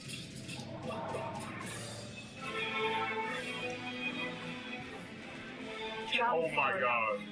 You will eventually reach a legacy dungeon. A complex I don't know what a legacy dungeon intricately built dungeon map. Okay. Connects seamlessly with the It's like the surrounding old landscapes. These sprawling environments That's just an open world offer their own game, style but of tension No, and just open exploration, world. creating a different feel from that of your journey through the overworld. Fucking tombstone block me. Oh my goodness, bro. The lands I between love are this vast soundtrack. and offer a high level of freedom for explorers. Fucking tombstones, man! Use the map I do to like assist exploring. I love exploring. Oh. Okay. Place Oh, I love beacons the way and they do the markers map. for places that catch your eye. Or fast travel Why to are these previously things in discovered my checkpoints. way? This boss isn't even hard. Summon Torrent. The problem is I'm not leveling up as quick as I thought I would. What level am I? Level 16. Torrent offers excellent mobility. I thought I would have just stomped this boss right now. I mean, I killed him at level 1. Into the lands between. Why is it giving me trouble at level 16? Okay. My necessity forces. Because I was using different weapons. You'll meet with many And I came here a characters. bit later. Each I want to know what this anthropomorphic fly or wolfman is. This blind. Oh, that's Malachi. I think. Or you just told me you guys like, okay. to reveal their backstories and learn of your shared places. He didn't get staggered. Okay, whatever that was. Player freedom extends What the hell is this beyond Assassin's exploring Creed the land. fire, bro? Your character can be fully customized. From I'm excited appearance for that. to armor and ability. I'm so excited for Become a that. warrior, specializing Holy in close quarters combat. A caster Stop. that excels at sorcery or incantation. I think I gotta be He's a still warrior, here, bro. Fuck. You can attempt to master a little of everything. I'm so done with this boss. We're coming back. An extensive lineup of Jack of all trades, master of none, that's not the way to go. awaiting to be discovered. I don't want to use the honor. Allow you to develop your character. No one's whichever taking way what's you this. Go fight Morgan. Oh, that was me on top of my horse. I was wondering what A happened. keen adventurer may find Oh, items this one be the crafted hut? using materials picked up along the way. Many different items can be crafted on the fly, from arrows and firearms, to cured meats. Could go other talk to consumables Kenneth Heights too, that though. offer a range of We can talk to benefits. him. Okay, so they put me on. What the fuck is that, bro? Hell no, what is that, bro? Play may call upon Alright, students what to else fight is it? on the What else fly. is it? What else is it? What the hell is summoning this type game? and behavior. So summoning them according to the situation is key. In particularly dangerous situations, you may choose not to engage the enemy, using stealth to outflank or escape. You can also join with players from other worlds, or to join and challenge tenacious foes together. Oh, that's hard. That's hard.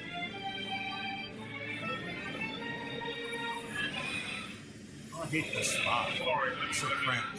What's another dragon? A third one? How did that We're gonna die. Ancient, mythological rock. That was kind of cool.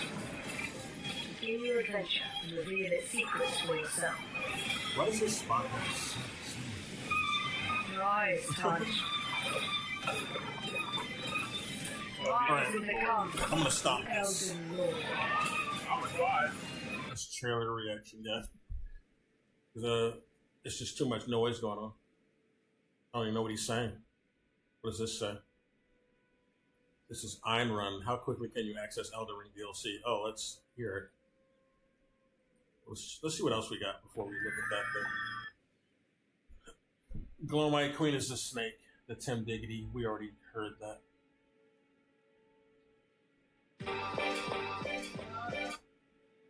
PlayStation State of Play. Oh, this is Just Yellas.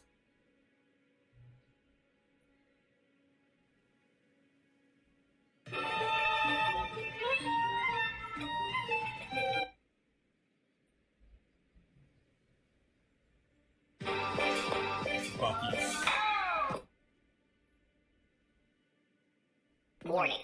Contains explicit content. So if you are a wuss, don't click this video. I'm trying to pause the fucking video. The Scarlet Rot is... Why does it keep going to this Vadi video about Scarlet Rot? Why does it want me to watch it? I don't want to watch it. I already know about Scarlet Rot.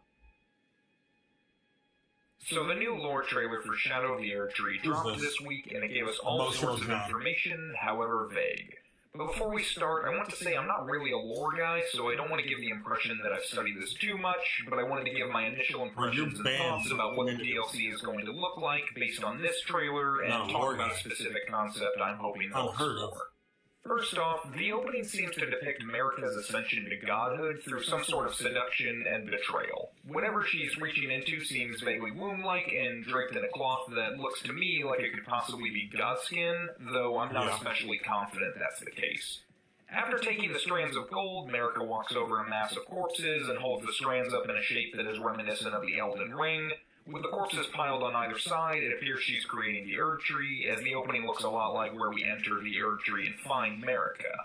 At this point, the trailer talks about the creation of gold, also creating shadow. I've seen it speculated that the Land of Shadow is some sort of spirit realm, and this line gives a little more weight to that theory. Specifically, there is something that has bothered me about Elden Ring's lore since before release. When we first saw the symbol of the Golden Order, the interconnecting rings, there was speculation it would relate to Berserk, as so much Souls lore does. The relation revolves around Berserk's depiction of the interconnectivity of the different realms, where each realm has the potential to overlap with another, as well as beings having the ability to exist in multiple realms simultaneously.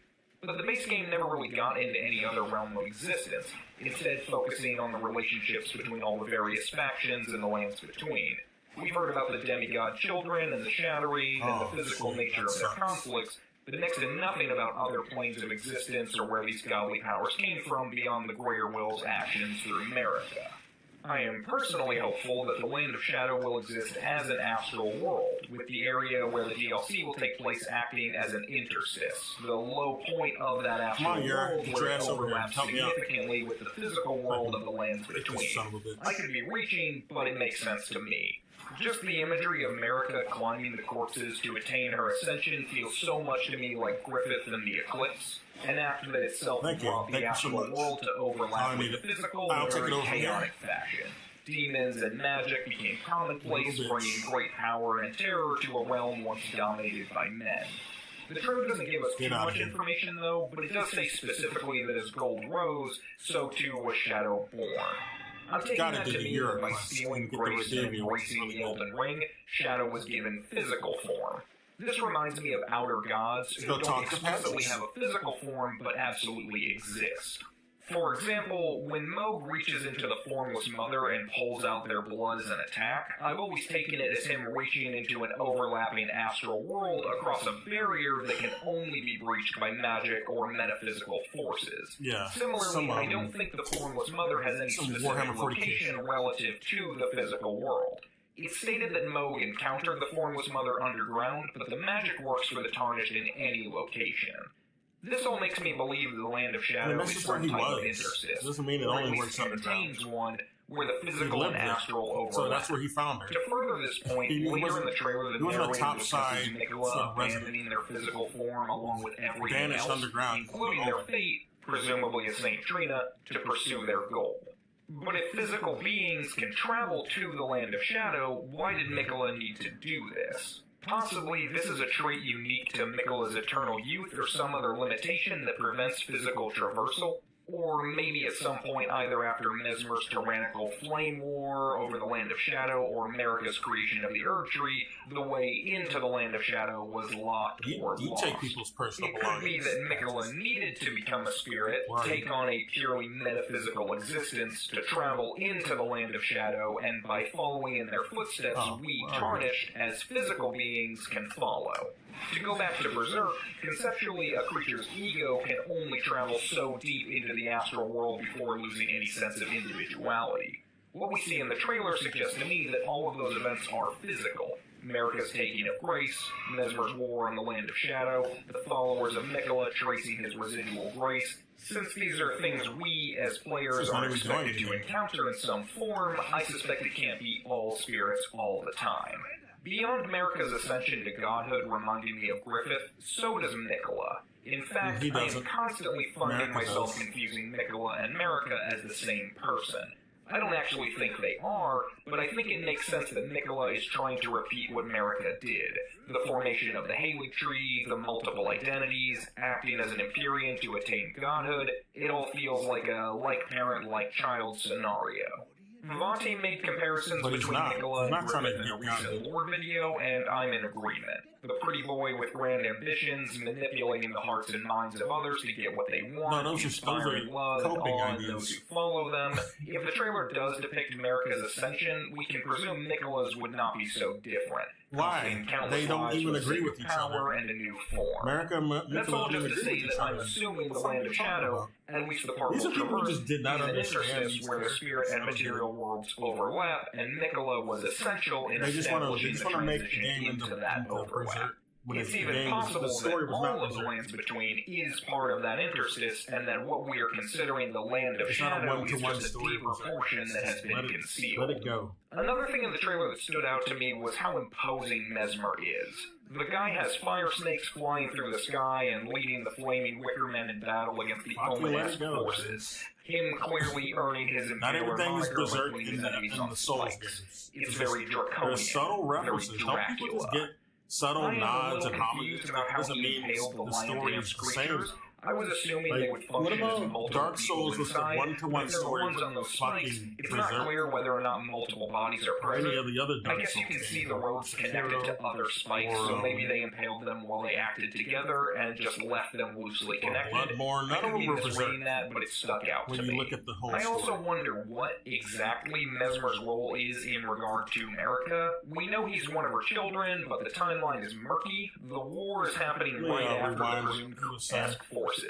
Him clearly earning his Impaler moniker by putting his enemies on spikes. It's very draconian, very Dracula. I am a little confused about how he impaled the lion dance creatures. I was assuming they would function as multiple people inside, but if they're the ones on those spikes, it's not clear whether or not multiple bodies are present. Yeah, they are. I guess you can see the ropes connected to other spikes, so maybe they impaled them while they acted together. I didn't like his comment on Mikola just being fucking Griffith, and he's just like his mom, guys, totally the same, even though they have completely different opinions, and he doesn't agree with his mom. and he wants to help people. He's not trying to achieve godhood. He's not doing any. He has no selfish goals going on. All we've read about Nicholas is how he's trying to do stuff for other people. So people are just coping. They're just coping with the Griffith parallels because they want it to be Berserk. But the story is not Berserk, guys. They just don't want it. They don't want to accept it. They don't want to admit it. This is its own story. You'll have some characters that might look like some Berserk characters. That's about it.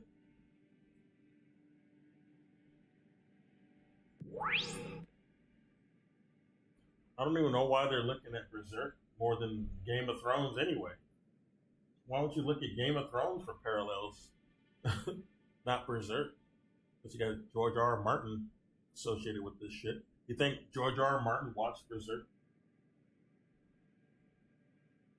I mean, he might have, but did you see any bit of Berserk in his Game of Thrones books? Or Song of Ice and Fire, I should say? Wings of Winter, any of that? Well, Wings of Winter isn't out. He's supposed to be making it, I guess. Shadow of the Erdtree. This woman is named, what's your name? It's a McKay. I don't know if I watched her, but I might have. Wait, what? Elden Ring Shadow of the Erdtree story trailer? I'm gonna watch it. I don't play it, but that don't mean I won't watch it. You know what? I feel attacked. I don't appreciate this shit. Somebody go get this man's. That's why you didn't say anything about it? Cause, bro, how we gonna say that when we were just watching Kaisenet just play this game for 100 hours? But, we're gonna, I know the concept of the game, shit, leave me alone. She never played it, I guess. Okay, let's do this. First up is the Elden Ring show. It's gonna be super fun. Let's fucking do this shit. You better get out of here. Are they in here? No, they're gone. Can I buy some shit from you? Nicola the Kind spoke of the beginning. I the can. seduction and the betrayal. I don't want this. No. A stone sword key is good. This is good for Margaret. An affair from which gold arose. We'll buy that. Get it out of the way. And so too was It'll be useful Shadow for 2 born. fights. What followed was a war unseen.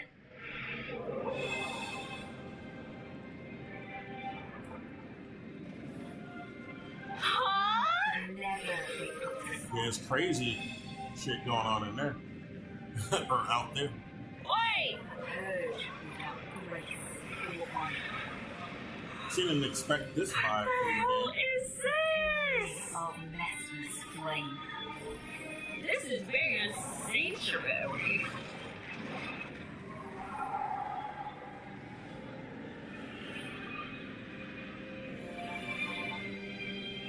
Got the shackle. Oh my gosh. Yeah, I have the Reduvia. I should probably use it. Do I have the stats though? Probably don't have the stats. Oh, no, I don't. This looks I need more arcane. amazing. 2 more arcane. Fuck. Knew I should have been leveling up more arcane. And so kindly Nicola would abandon everything. Can I get this now? Or is it too late? We'll come back. His golden flesh, his blinding strength, even his fate.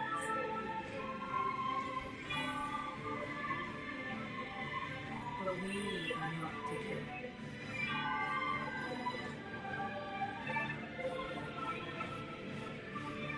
We choose to follow.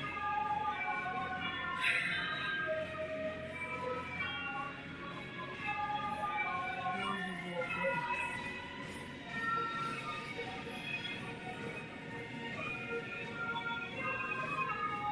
Oh my god, I'm getting chills. Oh my gosh. Wow. Damn it. I want this. Trying to get that ball. What? That's coming up. Stop it. Oh. Stop, bitch. Pre-order. There we go. What the hell? Wild Strikes.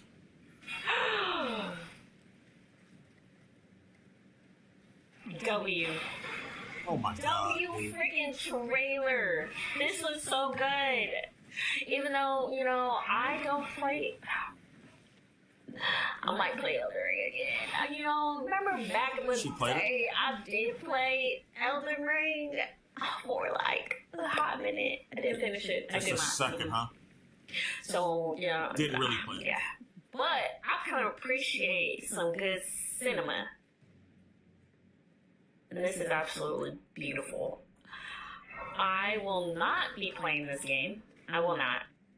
But I will sit back and watch somebody. I see. I'll watch you play it. I will watch Adam play it. I'll watch all these other people play it. I ain't playing it. I'm grabbing me some goddamn popcorn and watching this shit, okay? I'm grabbing It is fun to watch, too. I like watching people play. Leo is right here. You can't see him. He right here. Leo right That's there. an I'm option. gonna grab him. We're gonna sit together. I'd like and to we're play gonna it watch too, this. though. I like both. So, this is W. W trailer, W. Absolutely beautiful. She didn't have a good time with Elden Ring. She got, I guess, filtered out. It might have been too hard or something. Or maybe she wasn't feeling the vibe. But, yeah, watching it's okay.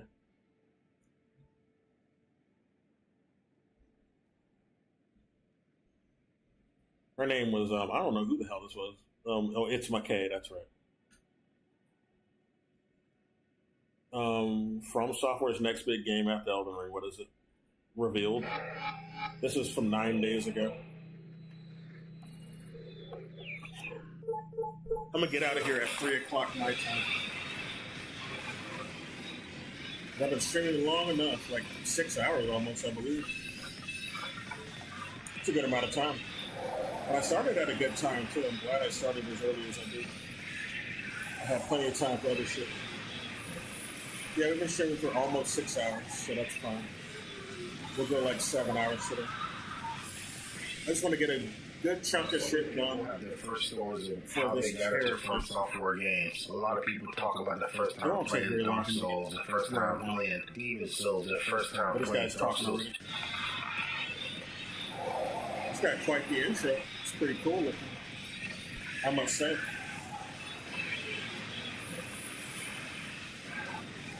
His name is GJX. I don't know.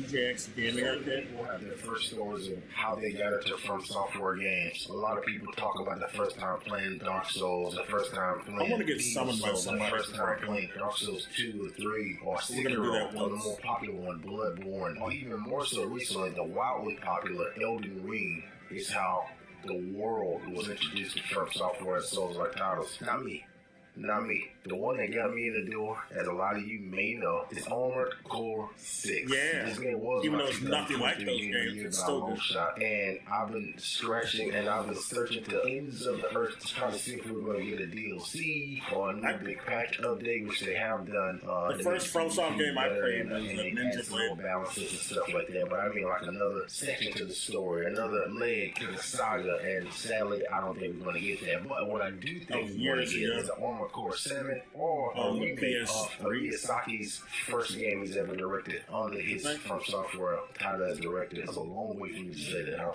trying to get fancy. Don't get too fancy up there, too. We're making a remake of the first game, Armored Core, The Last Raid. And of course, this was way back in the 90s when I'm going to assume I'm not doing a lot of research on this video. Sorry to interrupt, Raven, but you are incorrect. Armored Core The Last Rebel, released August 4, 2005. Briefly as He did an interview with IGN. Oh, good God. IGN Japan, they're not bad. And they translated so you know it may be a bit clunky, but I just want to give you a quick update of what, one, is the next From Software title after this Elden Ring Shadow of the Erdtree DLC, and secondly, when we could potentially be getting another Armored Core 6 game. So if you don't mind, please. I would like another Armored Core. I would love to have you in arcade. Would love to have you doing a free recent game they made. That was good shit. More of that, please. Continue it in the future after they don't always have to be sold, but some shit like that would be nice too. One of his oldest franchises. The first game the director got to work on was none other than Armored Core: The Last Raven, or Last Raven. I'm gonna have so much fun looking up this trailer to put it for B-roll because I haven't really seen it, I don't think. So it's really excited to take a trip down memory lane. A title that he holds very close to his heart to this day, something that will be explored deeply as we get to know how he might be planning to direct the release himself after he is finally done with Elden Ring's DLC. So the $1 million question that a lot of people have been wondering, a lot of journalists have been asking, gamers have been asking, once he confirmed a few weeks ago that this was probably the last DLC for Elden Ring, what was going to be next? So since it's not going to be we get DLC for what could you be making? It's going to be within the next 5 years at least. As revealed by Miyazaki himself, Shadow of the Erdtree is going to be the first and only DLC he plans to make for Elden Ring. While this also means the studio might prefer to jump straight into a sequel, Elden Ring 2 would be crazy. PS6 maybe? I don't know. It also reveals the director is going to finally have talent to himself once again, which is great. Bro deserve all the praise. Her name's Slash.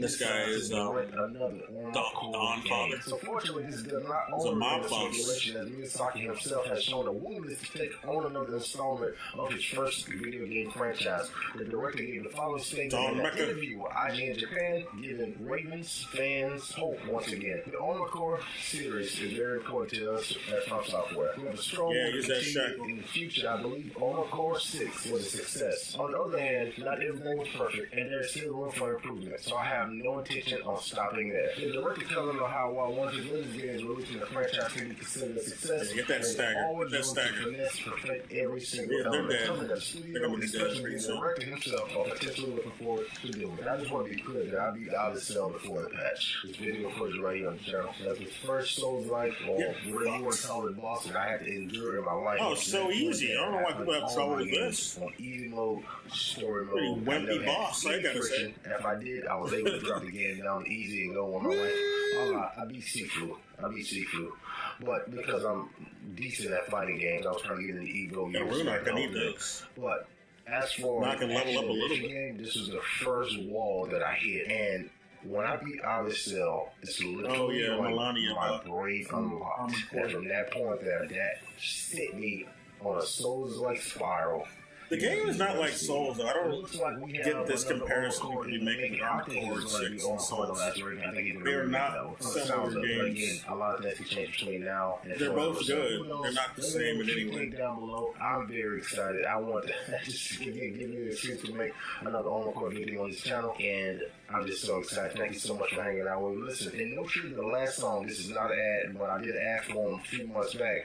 The body video plugged on his channel. No body video. A bag. I know how much I charge. I know how much I charge for like a 10-minute video, and my channel is made as shit. He got a million subs, so he probably got that bag. You understand what I'm saying? Anyway, they have a demo out right now. If you're so well, you don't really have to make content every day. PC, so I mean, shit, what else you doing? You're coming out to Elden Ring, Shadow of the Erdtree drop, so why not? Secondly, I will be streaming the Summer Game Fest, Ubisoft Forward, all the big showcases, events. We go crazy with the reactions around here. I'm just love to have you, man. I know a lot of people streaming that shit. So if you came from one of my Encore videos, all you gotta put is 621 in the chat, baby. Live, Gun 13. Don't you dare go hollow. Gun 13? He was a Gun 13 guy, huh? The red guns. I mean, we all get to be Gun 13. Then we get to decide if we want to side with them later. Yeah, I sided with the natives every time, basically. Michigan is funny and all, but I'm not going to pick him over the natives, the indigenous. Sorry, Michigan. First, I'm going to watch the Shadow of the Erdtree trailer for the first time.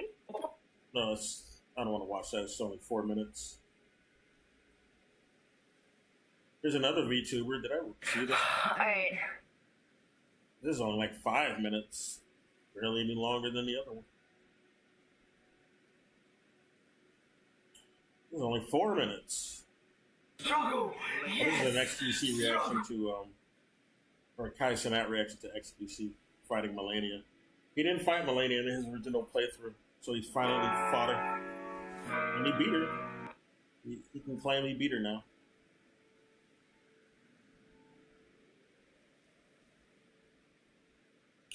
I don't think I watched these guys. Gamers of the internet, we're here with another one-shot reaction. Totally not trying to try to their Erdtree DLC story reaction. Okay, look.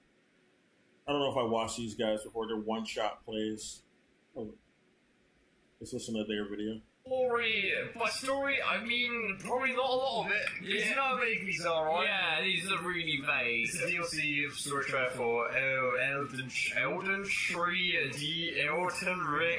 You know when I just get so like messed up by excitement that I don't say it properly. Well, that just happened. There's the invader. Which means that we're going to be in for a good time. I wonder how vague this is, and I wonder how horrifyingly recontextualized it is when we actually beat the DLC. That's true, yeah, and you look back and you're like, oh, clues, the guy in the black eyes, and Randy's like, who could have done this? His name was Henricus. Who? Valfiend, who could have done it? Oh man. Alright, let's yeah, we jump around, jump in. Yeah. Alright, here we go. Yeah. He's gotta be a bitch, huh? Show me some amazing visuals. He has poise. Cool bosses. What's the problem here? Nicola the Kind spoke of the beginning. Yeah. The fuck is that? That turns around really quick. I don't like that and shit. the betrayal. America's up. Obliterate first shot. Okay. Yeah. You're lucky doing it again. First 30 seconds. Oh, that's America, right? Oh. Fuck. Okay. Oh. Oh. Yeah, we're locked in. Alright. Oh shit, he won. What followed was a war. He's got too much poise with that fucking whip. Mace. Oh, it's the Wiccan men. Oh, okay. You gonna heal? I know you want to. So would I. Oh shit, there's Mesmer. Got the hammer talisman. Okay. She's a Mesmer's dude. Let's open this up. Who is that? Mesmer's flame. Oh, it's that cool shiny dragon line thing. Oh. Where's the front door?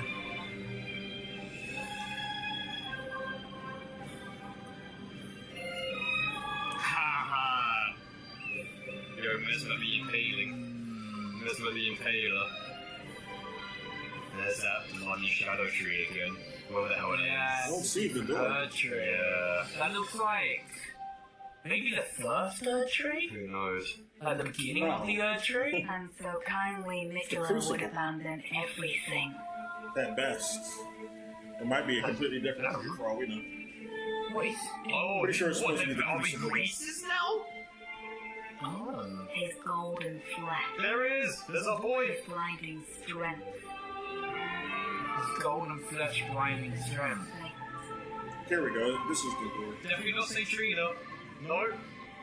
Definitely not. I got these. These are good. Now I can do PvP.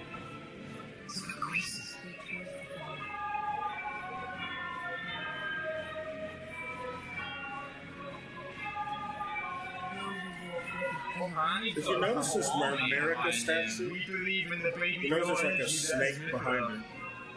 There's like a snake behind her. Oh, that gave us almost nothing. It gave literally It looks like it's a nothing. meme. I feel like we gotta watch that again in deep. I need to watch that again, man. I need to watch that again. Once 21st. That's less than a month.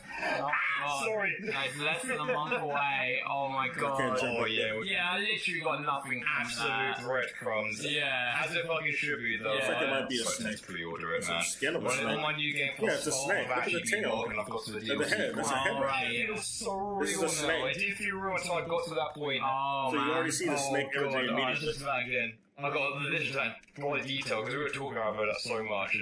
Peggy 16. That's a snake What we head. do. Yes. Create I content. think, yeah. I'm looking at it from this side. Wait, is that a snake here? Okay, good. No, that's cloth. Never mind. I had it wrong. Regular the kind spoke of the I beginning. thought it was snake. The seduction and the betrayal. Damn, that's not a good pussy. Sorry.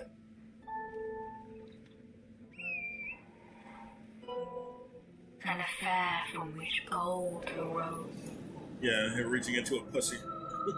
Practically. I get what he's saying. And so Let's go kill that golden knight. Or is it too shallow? Wait, we don't have Shadows no is gonna be Followed was Like, a keyword, right? unseen. We'll try it Shadows anyway. are another word for the urge? Or is that shadows of the urge? Must be connected to the urge in some way. But this is Mesmer's army. I think. Purge without grace or honor. Where am I Not a going? fucked up war going on. The tyranny of Mesmer's. Oh, we gotta go here. That's where the knight is. This thing's actually fighting Mesmer himself. There you are. Hopefully we can take him. We might not be able to. True to his name.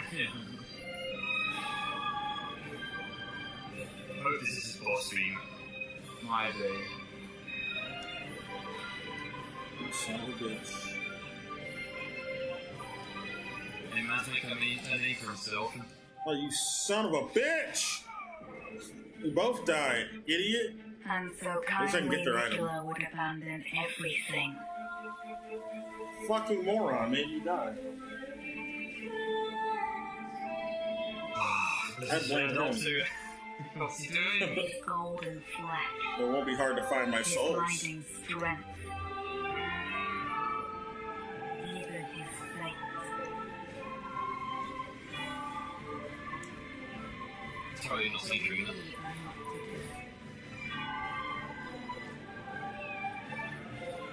Fuck off. Oh my god. I need to go get my He's the souls. cool dudes on an adventure. My rings. My bones. Cool budget.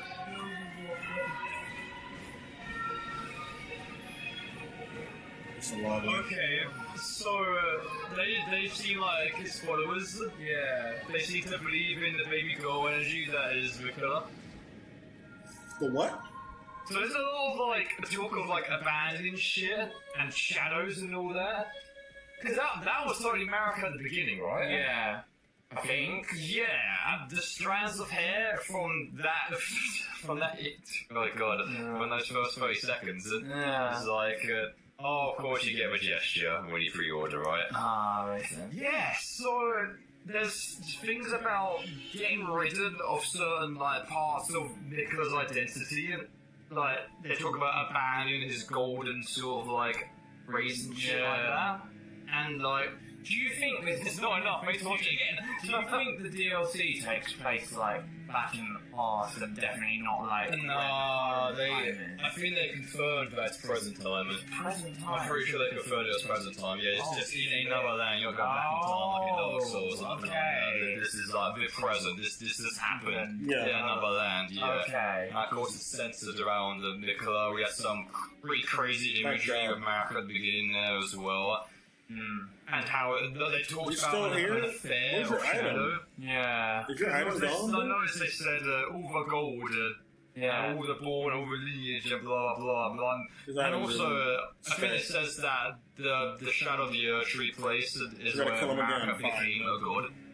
So maybe that was her becoming a god. Maybe I don't know. Maybe. Yeah, I it's think so. very cryptic at the moment. I feel like we're definitely gonna go into the long Yeah, DLC for sure. Lots of hair, lots of squelchy noises, lots of barefoot stuff. That That hand looks like it's going into like something. I know what you're gonna say, but But I'm not gonna say it. Oh, but, fuck. That's the sound of good.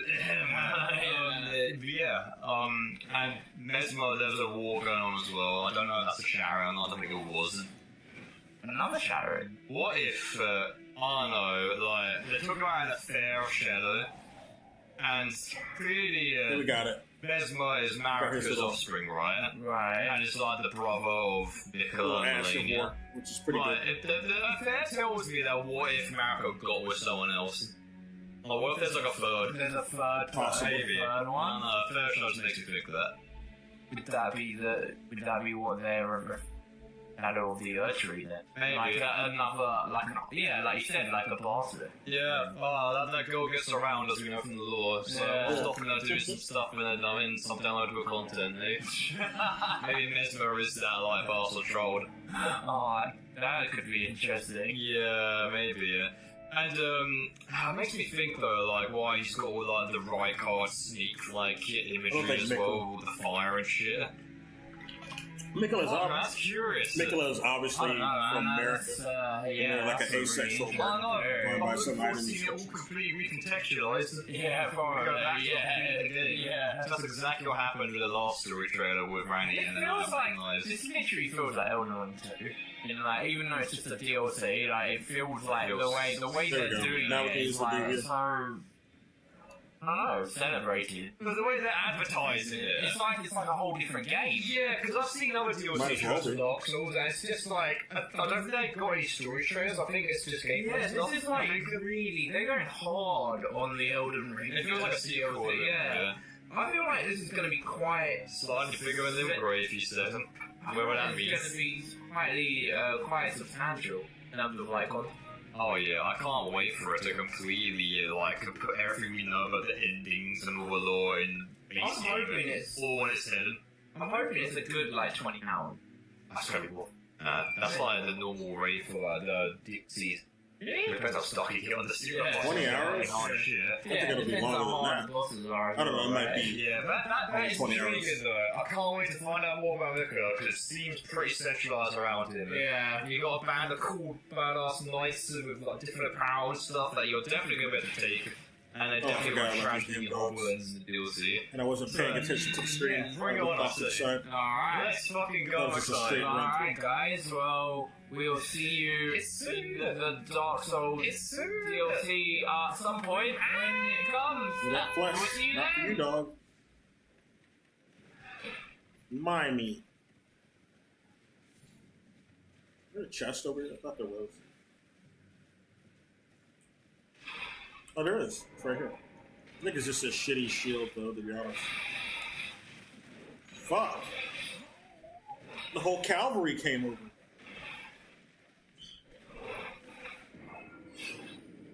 You guys just calm down. Damn. God damn. Finger Slayer Blade is holding a massive secret. Is it now? Let's hear your new theory, Emerald Gecko. The Eternal Cities within Elden Ring are home to many secrets that seem to have been heavily overlooked. The biggest of which, in my opinion, has to be the Finger Slayer Blade. Something that might be niggling at your brain as well. The Finger Slayer Blades have been talked about to death. What the fuck do you mean, Gecko? But I really do think it's been a really heavily overlooked detail that has some really heavy implications for the war between Noctron and the Golden Order, the heinous crime they committed, the death of demigods and, well, Marika the Eternal herself. So please, sit back, relax, grab some juicy, succulent, tender prawns if you want, and enjoy Oh yeah, I want to get some delve prawns. deeper I guess I'll get them into the today. mystery of the Finger That'd Slayer be nice. Blades. Give it to me. I want it. Demigods is Oh, it's a shield. Yes, it's a shitty shield. Just wanted to make The sure. best example being the death of Godwin I'm never going to Gold, use a shield. leading to the shattering, and all the tragedies that followed. And I think from everything we know about the Eternal Cities, I think it's fair to say that something similar might have occurred within them. The Finger Slayer Blade states, the hidden treasure of the Eternal City of Nocron, a blade said to have been born of a corpse. This blood-drenched fetish is proof of the high treason committed by the Eternal City, and symbolises its downfall. It cannot be wielded by those without a faith, but is said to be able to harm the Great Will and its vassals. There are multiple interesting facts here. The first that pops out is it's literally said to have been born of a corpse. Now, this is further reinforced by the fact that if we look at other swords which have been born of a corpse, for example, the sword of Milos and the sacred relic, they both share the same sort of spine patterning that is located on the finger slave blade. Something that's really interesting, though, is the sightings. Now, if we look at the sacred relic and the sword of Milos, they're fully grown adults, the sacred relic being Radagon, and the sword of Milos having been made from an undersized giant. The sword, by the way, is really similar in size to the sacred relic, so that sort of tells us the kind of size this undersized giant actually was. Something truly creepy comes of all of this. The finger slave blade is tiny. It's a dagger. Compared to this tiny dagger, normal-sized humanoid people create great swords, as seen with the sword of Milos and the sacred relic. So at first glance, it might seem like the finger slave blade makes no sense. But it actually makes a lot more sense in my opinion than you might originally think. I think, as morbid and gross as it is, I think the finger slave blade is actually a child. This makes a lot more sense, especially considering its size. We're never actually told what the heinous crime or the high treason that was committed by the Eternal Cities was. I believe it was actually the infanticide of a god. More specifically, I actually think it's a deformed demigod. Now, if you look at the spine, compared to the other spines, it's twisted, it's curved. Now, I'm no medical professional, but it looks like scoliosis to me. That sort of curving of the spine. It's also worth mentioning this is not seen on any other of these sort of swords made of corpses. It's an isolated incident to the finger slave blade, which in my opinion further reinforces the fact that maybe whatever corpse this was, whether it actually be a child or not, was deformed. Before we go any further, I do just want to say, I'm not just pulling this out of my ass. It does say in this description that this blood-drenched fetish is proof of the high treason committed by the Eternal City. And I truly believe that the treason that was committed was the killing of Marika's own child. Where the fuck are we? Another reason why I believe this to be the case, I had to get up for a second. I didn't know they were starting already. This blade is able to harm the great will and its vassals. Right when I was up, that to me seems like, well, if this corpse is going to be from anyone, it would be someone related to the Golden Order and Grace. That to me seems like the most logical answer to why this blade is able to kill and harm the Great Will and its vassals. And given its size, it seems like that whoever this person was related to the Golden Order was a child or someone in that adolescence. Another reason why I believe that this is a child demigod that is the finger slave blade has to do with another patterning located on it. Now, if you look, you can see this sort of double helix patterning, which can also be seen as low-level lich. Now, you might be thinking, well, this may be something that is isolated to, well, corpse swords. But if you go to the sword of Milos, it hasn't got this patterning. Considering this and their multiple similarities, I genuinely don't think it's any coincidence that they're so similar in appearance. I genuinely think that the finger slave blade is a child-deformed demigod that was killed by the Eternal Cities and its assailants. I think it's really easy, especially considering the lore of Elden Ring, to just immediately paint Marika as this evil witch bitch and that she is just this horrible person. But I also think it's really important to look into the motives of her and why she might have turned into the person she turned into. I think the same goes for anything, especially even in horror. I think he's right. I'm not a parent, so I really can't know the motive.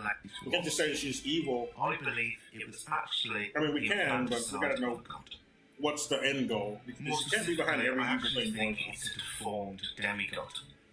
Now, if you look at the spine, compared to the other spines, it's twisted, it's curved.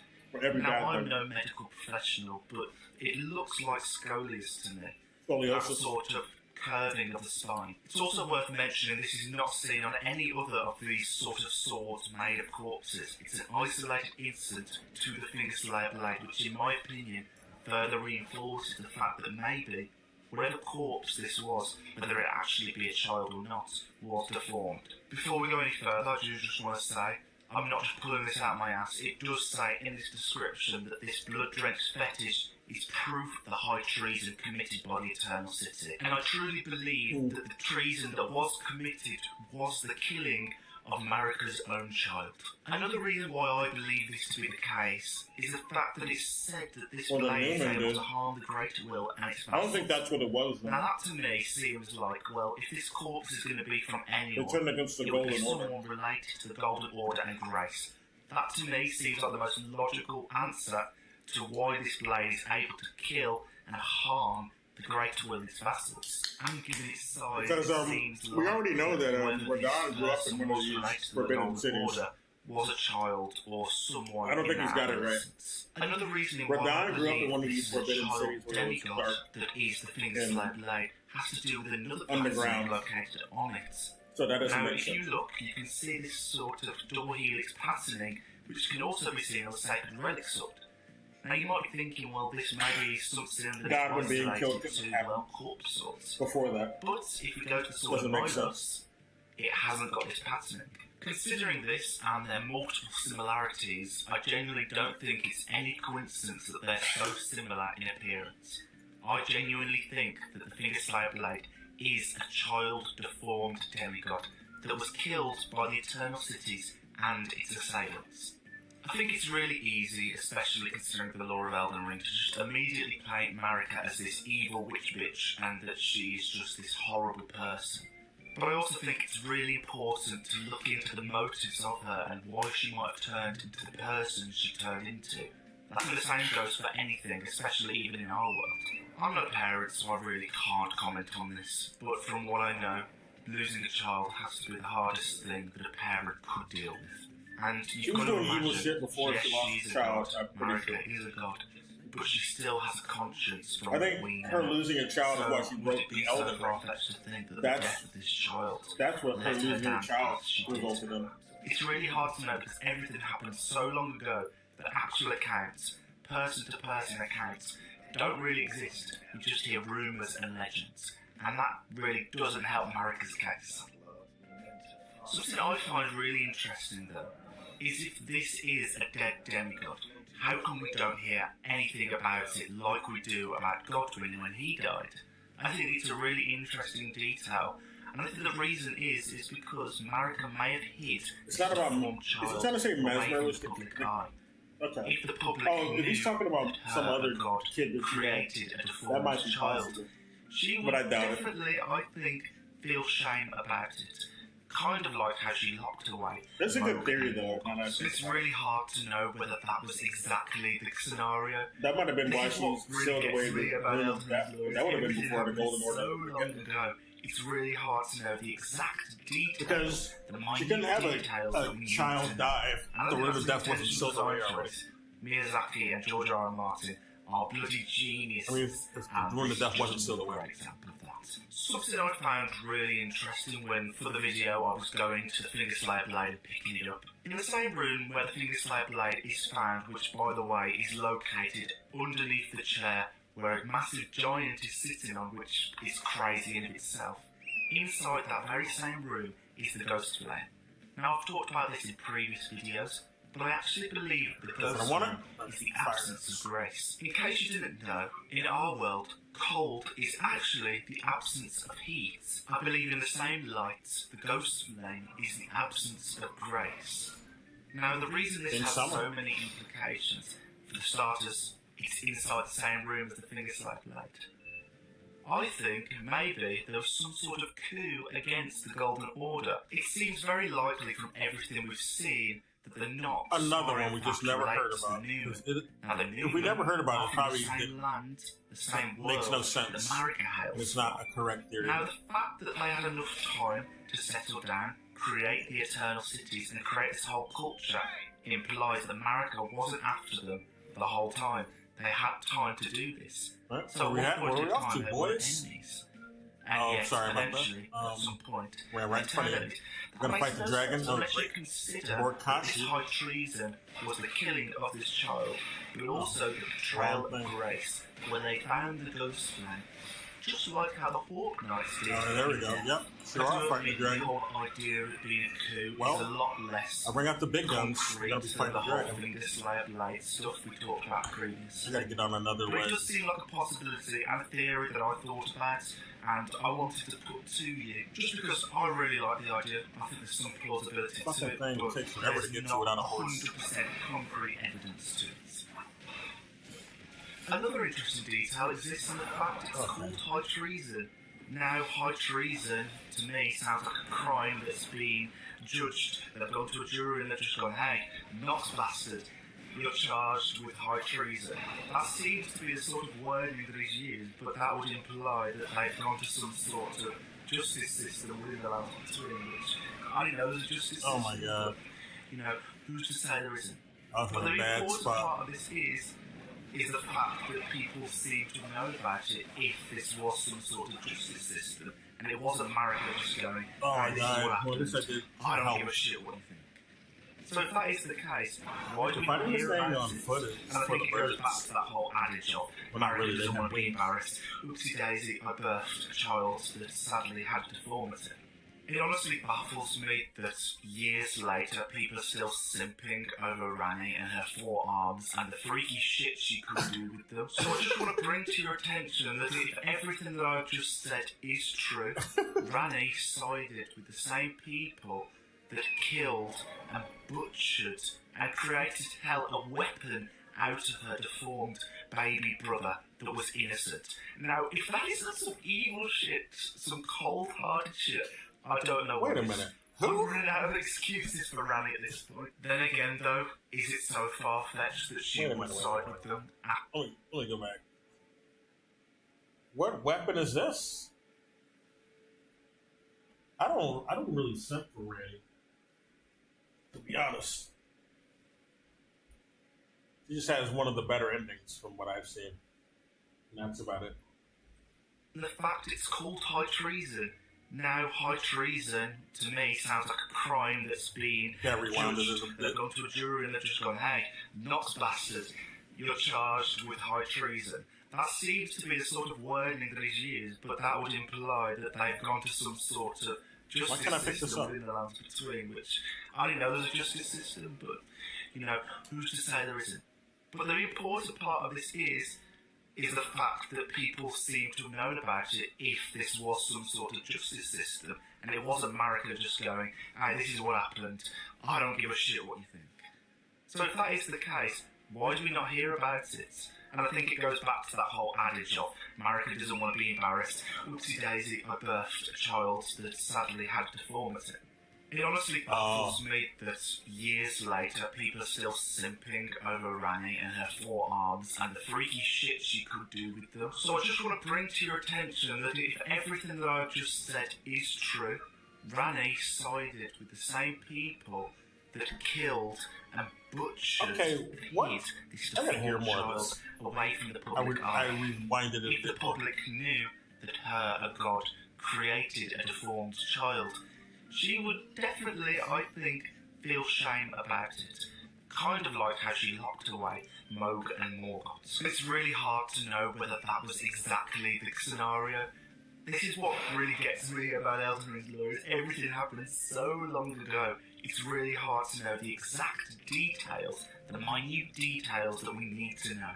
And I think that's an intentional design choice.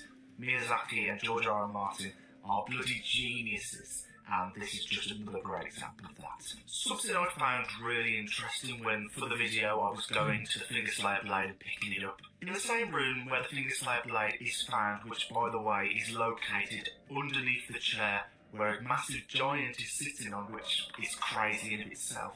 Inside that very same room is the Ghost Flame. Now I've talked about this in previous videos, but I actually believe the Ghost Flame is the absence of grace. In case you didn't know, in our world, cold is actually the absence of heat. I believe in the same light. Oh no, pause this right quick. Hey buddy, watch this glorious cutscene. In search of the Elden Ring. Emboldened by the flame of ambition.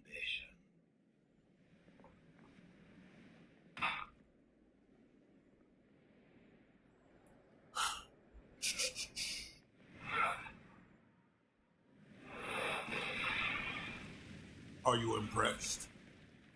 I think he's impressed with us.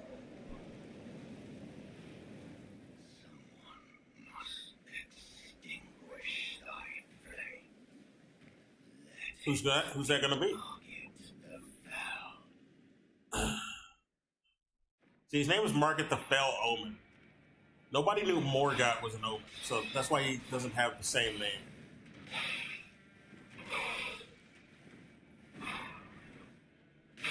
At least according to the cut content. Cut content seems to indicate nobody knew he was an omen.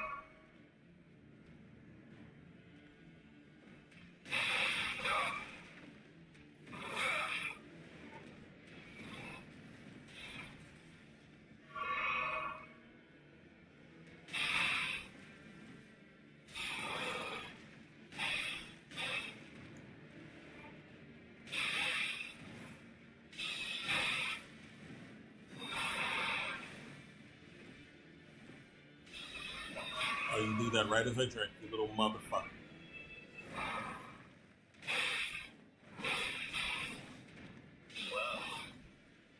Thou art of passing skill. Warrior blood must truly run in thy veins.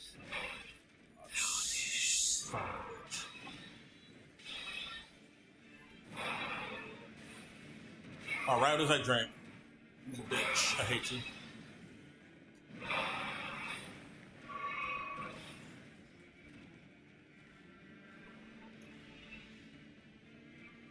Go. Yeah, I knew you were gonna do that. Plus.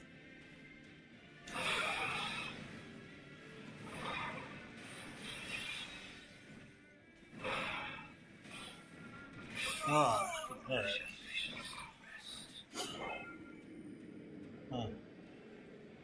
Alright. Now we can listen to the rest of this. The ghost flame is the absence of grace. Hello? Yeah. Now, the reason this has so many implications. For the starters, it's inside the same room as the Finger Slayer blade. I think maybe there was some sort of coup against the Golden Order. It seems very likely from everything we've seen that The Nox are in fact related to the Newman.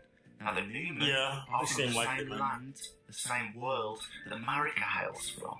Now, the fact that they had enough time to settle down, create the Eternal Cities, and create this whole culture implies that Marika wasn't after them the whole time. They had time to do this. It implies So that this didn't happen at the time you said. And Really. yet, eventually, at some point, they turned on it. That makes no sense unless you consider that this high treason was the killing of this child, but also the betrayal of grace, where they found the ghost flame, just like how the Hawk Knights did in Death. I do admit the whole idea of it being a coup is a lot less concrete than the whole Finger Slayer blade stuff we talked about previously.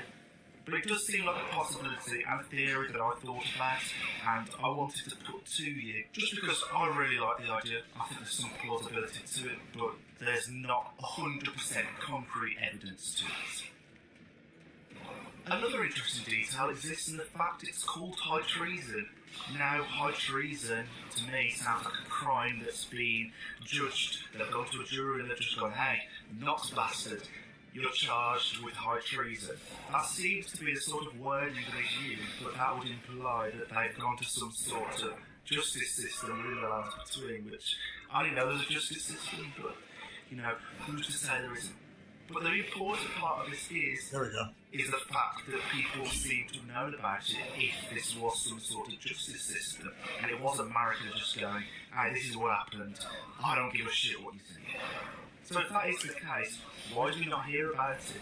And I think it goes back to that whole adage of Marika doesn't want to be embarrassed. Oopsie daisy, I birthed a child that sadly had a deformity. It honestly baffles me that years later people are still simping over Rani and her forearms and the freaky shit she could do with them. So I just want to bring to your attention that if everything that I've What freaky shit did she do with her arms? Rani talking about theoretical freaky shit? Not actual shit? Created hell a weapon out of her deformed baby brother that was innocent. Now, if that isn't some evil shit, some cold-hearted shit, I don't know what is. I'm running out of excuses for Rani at this point. Then again, though, Is it Almost so far-fetched that she would side with We know what to do. After all, she did play a hand and was the main conspirator in the killing of her own other brother. She just loves killing family members, it seems. Or at the very least, being partial to their deaths. Technically, wrong, that is the end of the video. If you did enjoy, technically, Godwin has no relation to her in any way. Godwin isn't even a half I've been brother thinking of about this hers. sort of topic for She a doesn't really care about long killing time, Godwin. and I really hope you did enjoy. They're related. me They're finding not related talking to about blood it. in any way. I know I did a video a few days ago, and I know That's the only brother we know that she did kill. This is coming out Or family so I am we know sorry she for did that. try to kill. I just wanted to get a video out earlier in the week. She wanted us to kill and I right, was like, technically, but you know what? that's because he I'll went just crazy. Wanted So, to eat him. apologies for that. Anyway, After I'm not being going to fused ramble with the anymore snake. because this seems to be He was a gonna be her topic ace in the we hole ramble at the end of the until he video. went crazy. So, I really hope you do have a great rest of your day, and may you find your worth in the waking world. Goodbye, everyone.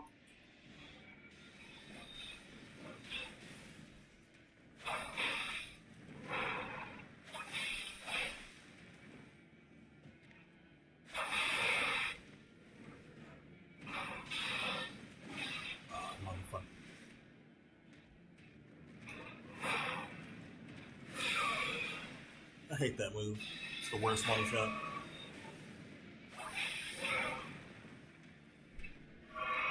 He just closes distance so hard, dude.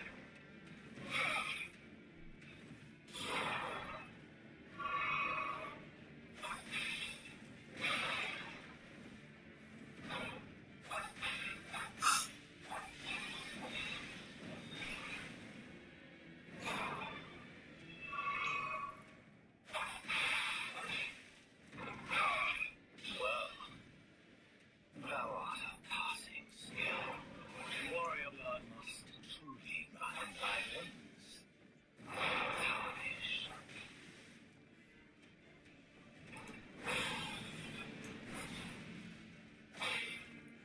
Oh, shit.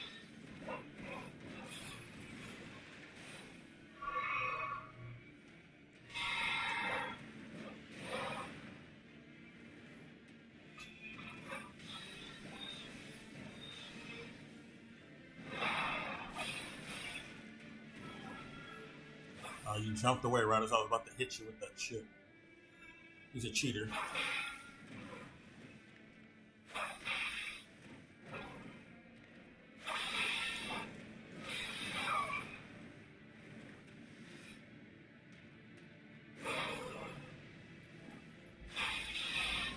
I tried to jump, dude. Fuck this game.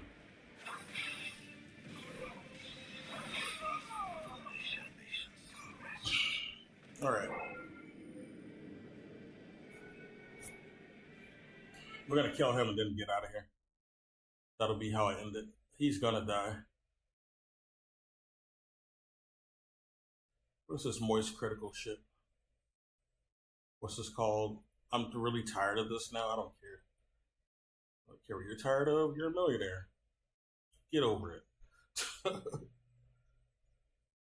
In Elden Ring, you get the script.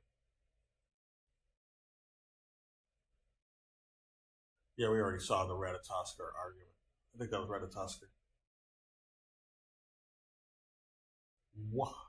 I haven't charged my phone. That's a mistake. I'm gonna need my phone when I leave. Oh, it's only like 3 points low. That's fine.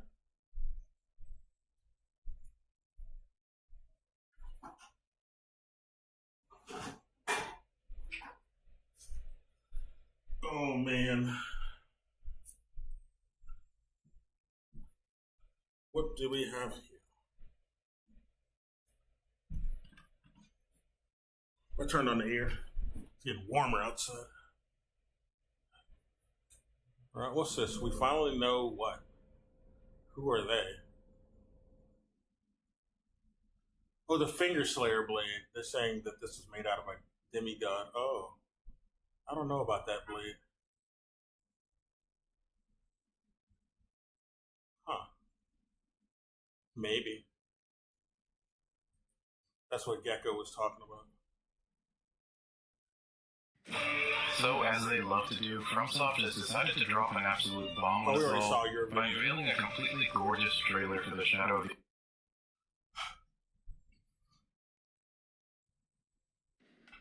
Hey everybody, Jack here. Time for another Elden Ring trailer analysis. I don't know who this is. If you haven't watched any of my videos before, I look at Elden Ring lore from the perspective of a Miyazaki fan and also as a George R. R. Martin fan. I have been theorizing and consuming their art for over a decade each, and I try to combine those thoughts together to, understand Elden Ring. Elden Ring is a collaborative process between both of these fantastic artists, and, I think I could bring a unique perspective that, others may not have. If you haven't seen any of my lore or theory videos before, I say such things as Godwin is a dragon. Or half I have read. We already heard this. Nicola and Melania are some Godwin is not a dragon. That's the dumbest theory I've ever heard. I also have a video coming out next week that has to do with He's not a dragon. spaceships. He's So not dragons, and just know that's who you're doing. This is a stupid theory.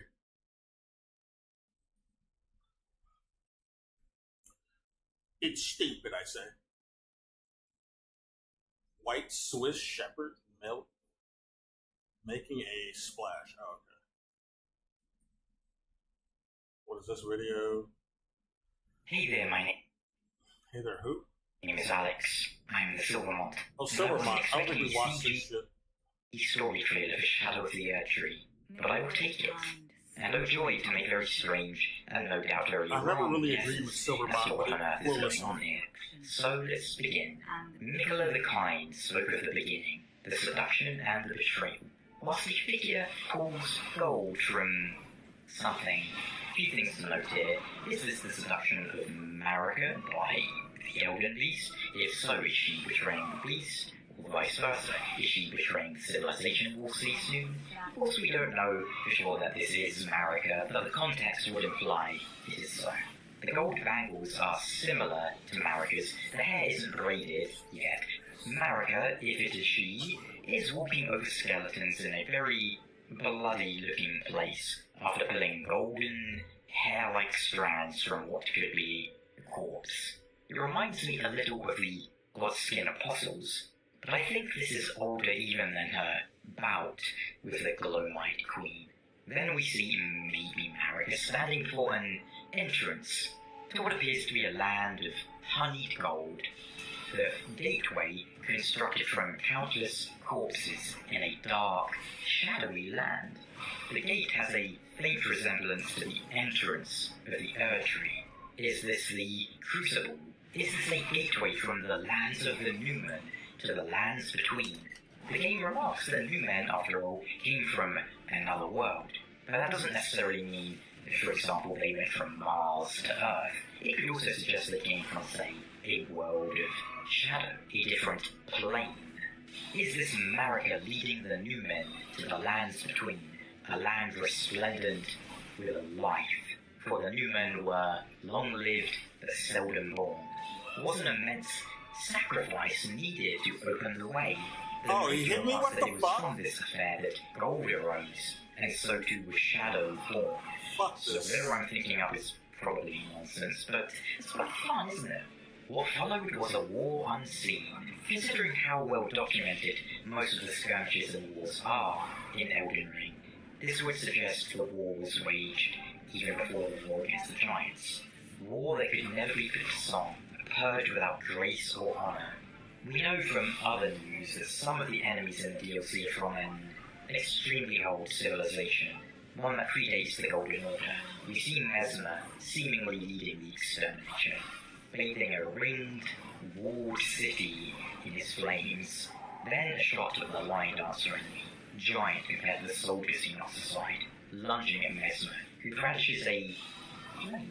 Is that the fell? Fucking obstruction in my way. Blood flame, a new or existing form of fire magic?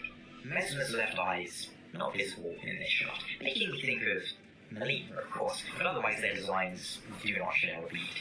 His serpentine design, of course, makes me think of Frater Reichardt, who also is rather fond of flames, so whilst there could be a connection there, I'm dubious at the moment.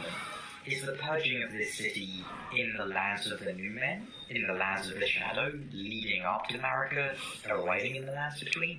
Or is this a civilization in the lands between? Was Lanedale built atop it? As it's possible the trailer is non-linear, and the purge happens before the first scene with maybe Marika, but who knows?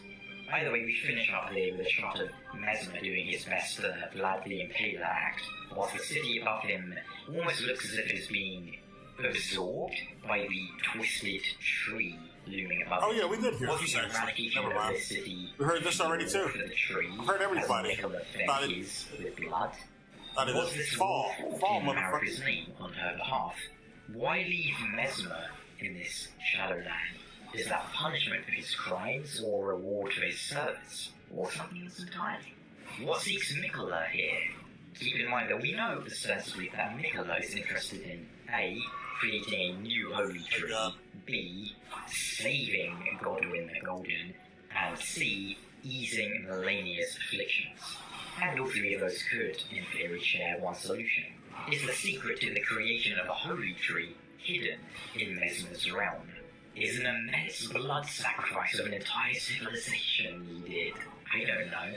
That would be a very berserk way to do it. Nicola would abandon everything, his golden flesh, his blinding strength. As we see various signposts of a sort, at least enough to guide his faithful in his wake, and another mention of Nicola's supposed power. He's been quoted as being the most fearsome of the Empyrean. It's then remarked that he would abandon even his fate. The choice of purple in that shot, of course, made me think of gravity magic and Radahn, who was sorting the fates to some extent, and defeating Radahn is, I believe, a requirement to enter the DLC. Perhaps this purple Nicola is his Saint Trina guise. Curious how Marika and Nicola have more than a few parallels. Both have disguised themselves. Look at Marika's mischief. Both have long golden hair, and of course, we've never seen either of their faces. Clearly. Of course, Radagon and Marika are quite different to Nicola and Saint Trina. Our final shot of the trailer seems to suggest the narrator is one of Nicola's faithful, stating they're not deterred by his abandonment, but they will follow, and then asking someone, the Tarnished probably, if they will walk with them. Quite an assortment of characters we see too. Those who seek Nicola and have found a way to their own shadow. Will one of these characters find us in, say, the Round Table Hold and ask us about Nicola, leading us to inform them of the cocoon after we defeat No? Time will tell. And not too much time either. At any rate, this trailer, as usual, raised more questions than it answered, but it definitely gave us a nice feel of the DLC What the fuck? theme.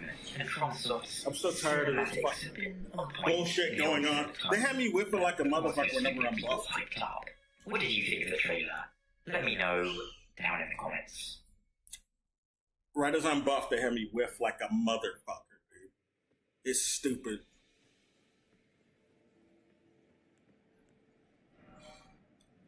Can't believe this bullshit.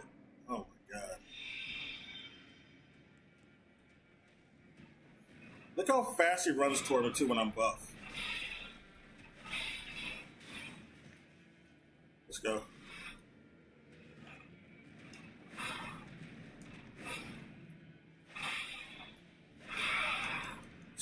Motherfucker.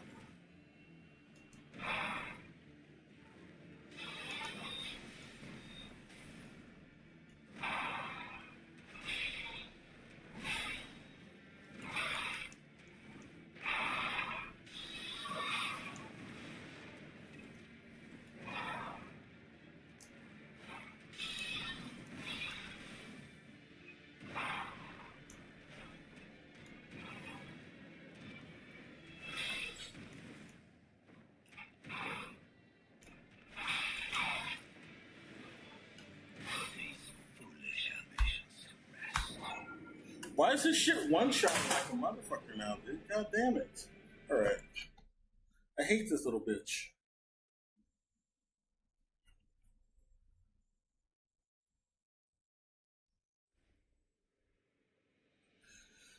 Alright. Oh, another Griffith video. Let's see what your dumbass has to say. The Griffith people are just coping hard, I gotta say. He But we tricked us already looked into at his. thinking that We Michelob already looked at his stupid ass Griffith video. Some like some guy, I forgot his name. I clicked off, but we saw it already.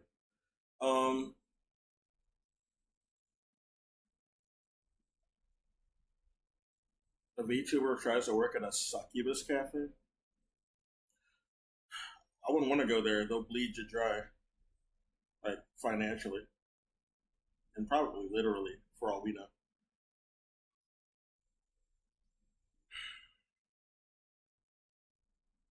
The Dark Souls remastered mod, huh? That might be good. I want to check it out. They're dead. Who's dead?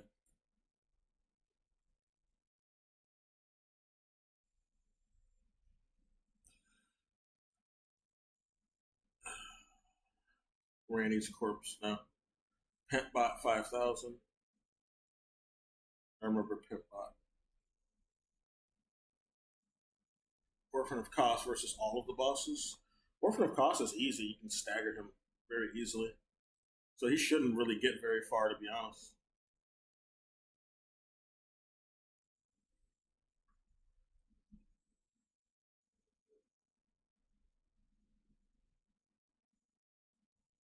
I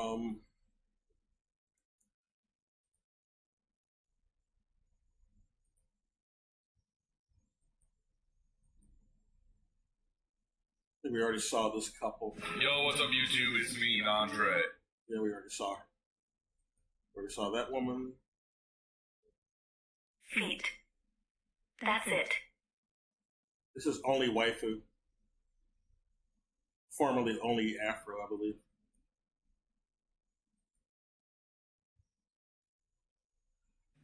It's only like Hello, YouTube. Welcome.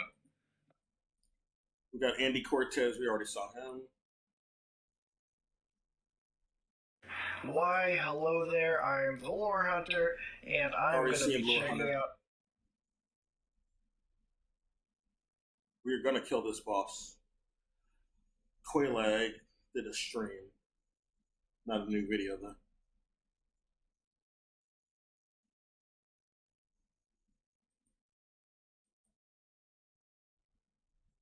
Emotional John, we already saw his crap. Most underrated Souls bosses, let's hear it. This week. Hey, it's good to see you. In previous weeks, we talked about the strongest characters, villains, heroes, and many other interesting topics. Let's keep it up and see the most underrated bosses today. Well, obviously these are not going to be super secret hidden bosses that I snatched from Area 51. You most likely know the existence of every single one, but I will talk about the bosses that, in my opinion, deserve much more attention than they get. For each boss, I will mention their background and lore for a little bit, and then I will talk about why I think they deserve a spot on this list. Grab a snack and get ready, and as always, if you enjoy this type of content, give a like, or don't. Who knows what I will do. Just take the risk if you want, but I would like if I were you. Now, I will talk about the Sekiro boss, and if you're about to say that Sekiro is not a Souls game, I am this close to adding Armored Core 6 to the list. I mean, I even picked the boss.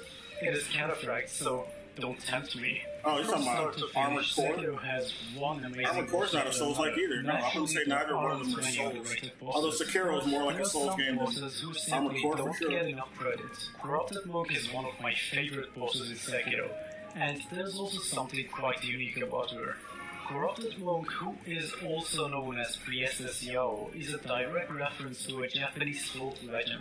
The story is about a poor fisherman's daughter in around 7th century Japan, though some sources also say that she was the daughter of a noble. So the story goes like this. One day she ate the flesh of a random mysterious sea creature. Some say it was a magical fish, some say that she ate the flesh of a mermaid.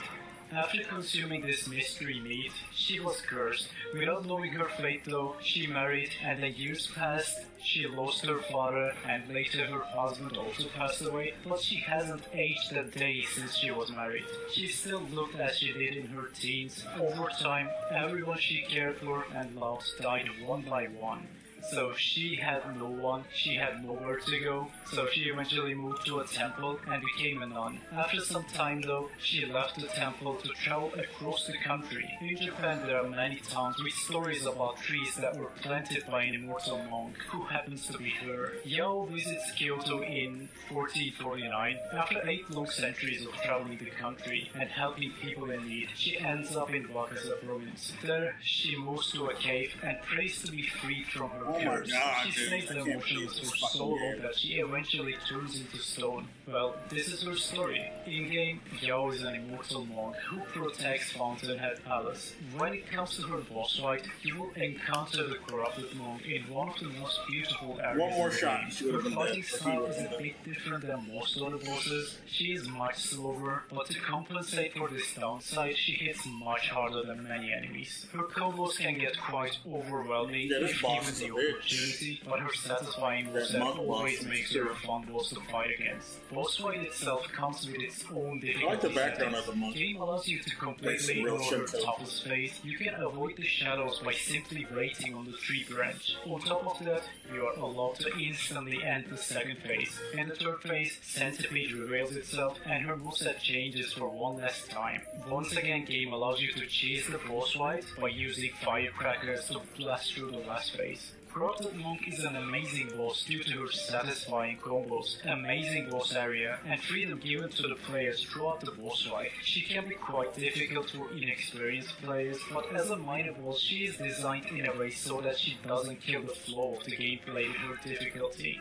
She can be tough, but there are also so many ways to cheese her boss fight. Just an amazing boss throughout the fight. Definitely underrated. Dark Souls 2 has many great features and moments, but sadly, when it comes to bosses, this game falls a bit short. There are so many bosses with amazing design and lore, but the gameplay itself and some frustrating design choices have always held Dark Souls 2 back. In the base game, there are many bosses, but hardly any of them have an impact on the Souls trilogy. Well, let's talk about Dark Lurker. She's a boss that gets the credit it deserves from people who encountered her, but finding Dark Lurker is so annoying that most people either don't know Dark Lurker exists or they straight up don't care about her. So, who's Dark Lurker? Well, she's Dark Lurker kind of sucks. Lurking in the dark. I mean, they're a cool concept, right? but the game Dark Lurker is an angelic creature who lives in the depths of the dark chasm of old. It appears to have a direct relationship with the Abyss, however, there's little to no lore about her existence. They don't want me to win at all, dude. To access the boss fight, you must complete the Pilgrims of the Dark Covenant questline. It is an edgy cult that wishes to Why is spread this darkness boss so much harder than I remember? So, despite Dark Lurker living in the depths of the dark, I beat this boss with level 1 pretty Pilgrims of the Dark. As a member of the Covenant, you will be rewarded upon killing Dark Lurker, meaning this angelic being lives in the dark to prevent and stop darkness from spreading. Upon defeat, Dark Lurker draws tougher my soul despite living in the dark, so it is just more evidence that she is fighting the darkness rather than being part of darkness. When it comes to the boss fight itself, Dark Lurker suffers from the same issue every other Dark Souls 2 boss suffers. She's slow, she waits too much between attacks, and she has one of the most annoying runbacks. You have to go through the dungeon, and you have to kill some enemies before you can even access the boss gate. It is really annoying. Why does it make me Compared jump to off the newer fucking bosses, target? Dark Lurker may seem simple, but when Dark Souls 2 first came out, she was a big deal. Well, she's a caster, she can switch between melee and ranged attacks, and while she has a decent number of different attacks, due to the slow nature of the boss fight, she may seem a bit repetitive. After a certain threshold, Dark Lurker splits into 2 copies and turns into a duo boss fight. Now, in her second phase, she doesn't have new moves, but she is actually one of the best duo fights in Dark Souls. Her moves are easy to avoid, and both of the bosses often give you decent opening for punching, so it is really satisfying to fight 2 Dark Lurkers at the same time. With its encounter, design, and questline, it feels fresh and outside of Dark Souls 2. As an optional boss that is painful to reach, Dark Lurker doesn't get enough credits, but it is one of the best bosses in Dark Souls 2. Also, a little fun fact, if you kill the copy first, Dark Lurker's AI doesn't really stop, so it continues attacking until it despawns. If you don't pay attention, she can just kill you right before she despawns, which is a fun little thing, but if it happens to you, it can be quite annoying. Let's talk about the Dragonkin Soldier. One of my favorite moments during my first ever Elden Ring playthrough was discovering an entire new area underground, encountering a dragonkin soldier in a massive room with giant skeletons sitting on a throne. You jump away was around an amazing experience. This massive monster caught my interest right away because recent Souls games have mostly focused on humanoid bosses rather than monsters. In lore, these monsters are descendants of a race who were banished underground after committing treason against the Greater Will. The dragonkin soldiers were a race that grew under the false night sky without ever seeing the real stars. Even though they never truly achieved immortality, they imitated the ancient dragons of the lands between. Now I can see why Dragonkin Soldier is not a memorable boss. It has a rather weak health bar, and by the time his second play starts, he's already moments away from dying. It suffers from a low health pool and also an underwhelming moveset, but its lightning attacks hold a special place for me. I don't enjoy casting builds, however I always enjoy lightning-oriented melee builds. When it comes to Elden Ring, there's Red Lightning, the mightiest version of all, wielded by Ancient. Some people don't like because they're copy Golden Lightning, wielded by Godwin and his order. It's still a fucking it has limitations stated to be inferior to the Red Lightning, and then lastly there's Blue Lightning, wielded by the Dragonkin soldiers. Visually, it is the most pleasing lightning for me. However, there's only a single Frozen Lightning spell in the entire game. It looks good, and it comes out quite fast, but since the launch of the game, it has never worked as intended. It is supposed to hit enemies multiple times, but even against massive enemies such as Placidus X, it's supposed to do that? What the fuck? Reason. Well, anyway, it doesn't do that me at all. ranting about I know Blue Lightning having almost no items in the entire game. Let's go back to the boss. From its phase transition to the boss area, it never feels like a pushover. Well, until you start fighting more Dragonkin soldiers in random places at least. Dragonkin Soldier is definitely one of the best monster bosses among all Souls games, and it definitely deserves more love. However, it is totally understandable that a lackluster moveset and squishy boss fight don't really offer a challenge to many players. Still, give it a chance, fight him with a weaker weapon, you won't be disappointed. It is a fun fight. It's a shit boss. To me, there's one thing Elden Ring failed to get right. It is the duo and gang bosses. From Valiant Gargoyles to Godskin duo, there are so many duo fights in Elden Ring, but none of them feel good. On-release duo bosses were way too aggressive, they would constantly attack at the same time, and now they are nerfed so hard that one of them will always stay back and watch as you fight his company. However, Dark Souls has some remarkable duo and gang fights. It is accepted by the entire community that Ornstein and Smaug and Demon Prince are amazing duo fights, and I believe they always get the praise they deserve. However, not Demon Prince, fight I quite enjoy, but I also and his brother were better. Ruined Sentinels are Demon Prince was okay. They are not I didn't really as like the Demon Prince complex or boss as fight, fancy as the major game fights, but they're quite fair. But it was better than the fight against. Godskin Nobles. And it wasn't recycled, so that's one thing. They are loyal souls, possessing armors that were made by the jailer of the Lost Bastion. Unlike other armors, they each have their own name and personality. While their primary duty is guarding the prison, they also attempted to steal Dark Soul from Rain City at one point, but they failed and they were enslaved by the Judicators. So pretty much this is their lore, not a lot of details. What I like about Ruined Sentinels is that the fight is balanced rather well, so it doesn't punish low-level players as hard as some other gang bosses do. Within the boss area, players are given the option to pick their own difficulty. You can stay on the first platform and kill the first Ruined Sentinel alone, reduce the health bar of the second one, and then fight the last two Ruined Sentinels after weakening them. Or if you want a challenge, you can drop down right away and fight all three at the same time. When it comes to their moveset, just like many other mini-bosses, they also suffer from a limited attack pool, but their behavior works in a way to benefit the player. They have two different gap-closing lunge attacks, they can also throw their shields, and while you're fighting with one, other one usually stays passive. Also, they have slower and easy-to-read attacks. If Ruined Sentinels were an endgame boss, I would easily consider them to be one of the worst bosses in the game, but from their difficulty to their moveset, why does he have that fits fucking perfectly slash to a low-level gank fight. He shouldn't have So, that fucking we don't get a lot of low-level gankers, that but flurry this is slash one of the best it's not a move you should have. It's bullshit. Elden Ring has many side bosses. Naturally, not all of them offer a good quality. Some bosses are glorified regular enemies with boss health bars, and some are just too weak He's to the even first call fucking boss. But there's Why is he doing optional side boss that offers an that amazing Millennium fight. slash Even though slapping Elden slash? Ring comes with his own issues, he's one of the best optional bosses in Elden Ring. He comes from a land where the warriors are able to hold their sword in the air with their real power. Elden is a bell-bearing hunter who travels across the land with me to hunt nomad merchants. Well, there isn't a lot of information about Element's motivation, but there's a theory that Element worked for the Golden Order and helped them find and kill merchants who escaped from Shining Grounds. But sadly, it is just a theory. We don't really know why he hunts merchants. Maybe he just likes it. Maybe he's just doing it as a sport. So his motivation can be anything. After his crimes, Element was finally captured and he was sentenced to death. To handle his execution, House Marias moved Element to the Shaded Castle. Oh, the fucking thorn briar boss? Right before his execution, Element used the technique of his homeland and snatched he the has a cool executioner's power sword though right with from that his sword. hands. Then He's not the only one who proceeded can use to kill it, but it's every still cool, single I guess.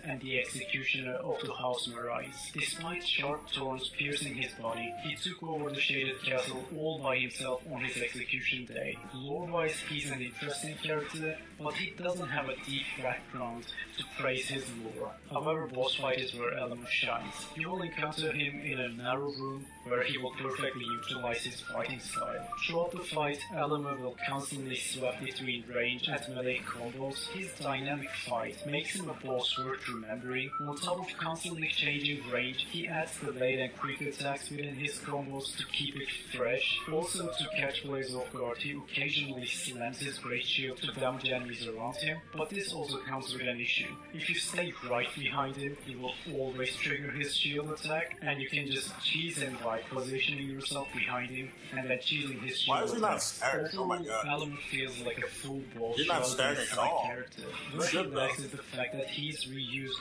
all across the game. When it comes to lore, encountering him Wish I could multiple knock you off times the makes fucking perfect sense, but it Well, also takes away the nice. uniqueness of the Yeah, it's character. fair. Another issue that arises with Element is the low health. You can knock me off Being the a glass fucking cannon, platform. Why can't I do that to usually you? goes down quite fast against proper builds, which takes away the difficulty, but it is Ever only since natural Dark for Souls human 1, they don't boss let to you be knock off weaker bosses compared to with a all weapon. the demigods that can be Why encountered not? throughout the game. Let it Before we fucking talk happen. about the last boss on the list, let's talk about some honorable mentions. These are the characters that are not essentially underrated, but in my opinion, they need a bit more attention. When we talk about the humanoid bosses, we usually think of Gale, Nameless King, Artorias, Fear Knight, and some others, but I believe Gandir deserves just as much attention as any of them. Gandir is easily the greatest tutorial boss From Software has ever made. Intimidating, yet easy to read attacks, great pacing, a fun moveset, and a really interesting but also mysterious lore. Gandir ticks all the right boxes as a boss, and in his endgame encounter, his second phase is masterfully crafted. No flashy transformation, no cheesy mechanics, he just becomes angrier, he's faster, stronger, and he's more skilled once his second phase Oh, I starts. should've locked Truly up. one of the best bosses in all From Software games. In my opinion, Oh, you do that new this is move, what huh? they had in mind when That's they a were new move. designing Market and Wargoat. Unending combos, delayed attacks mixed with quick attacks, serves as both tutorial So it has and like an ending AoE boss. effect, They're too. similar in many That's ways, why you did but I it. think Gandir is just That superior one sliver of in every health. category except maybe lore. Dancer of the Boreal Valley is another boss that usually doesn't get a lot of attention. Being descendant of the gods, she has one of the most tragic stories in Dark Souls, and as a boss she offers one of the most enchanting fights in the entire franchise. From her soundtrack to her design, everything is so magical yet also dark. Where Dancer shines is her flexibility though. She is balanced so well that you can choose to fight her as your first boss right after the tutorial, or you can delay her all the way to the end game. And in both encounters, she will offer you a fun and engaging boss fight. Her attacks are usually easy to read, however, once you try to sneak in one more attack, you will be heavily punished. She's not the hardest or the easiest boss, but she's perfectly balanced and incredibly satisfying to fight. Regardless of your level, you will always have a fair fight against her. Also, I would like to add, her soundtrack is amazing, but try her boss fight without soundtrack at least once. Put on headphones and just listen to the sound design. It is perfection.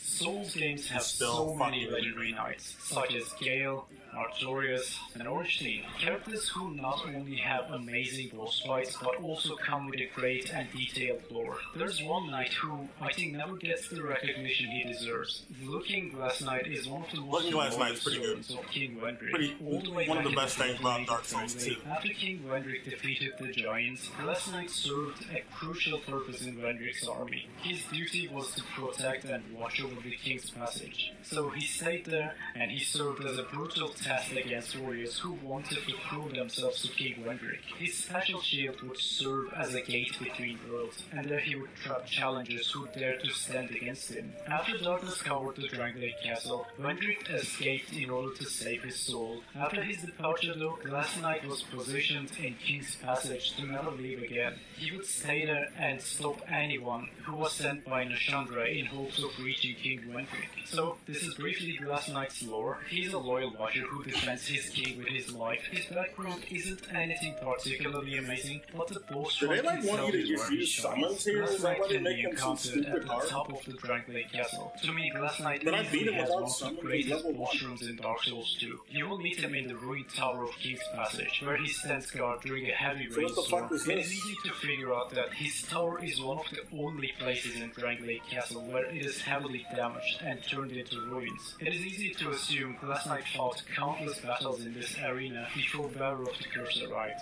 His armor and equipment are decorated with thorns, and his helmet depicts an innocent crying face. When it comes to the boss fight itself, Glass Knight is easily the best invasion-type boss among all From Software games. Similar to Old Moon from Demon's Souls and Spear of the Church from Dark Souls 3, players can invade others who are fighting Glass Knight. Knowing that his mirror shield is a portal between worlds, his setting fits perfectly with his fight mechanics. His moveset might be the biggest reason why he is underrated. Dark Souls 2 bosses are slow and straightforward. It is no surprise, but when it comes to Glass Knight, you can feel that he's especially slow in his encounter. In the newer From Software games, gank bosses usually slow down when a second enemy appears, but it is not the case with Glass Knight. Due to his summon mechanic, he is designed to be a slower boss throughout the fight. He has a shield bash, 3 lightning attacks, and he occasionally does a jump attack, so there's not a lot of variety to his moveset, but also he is so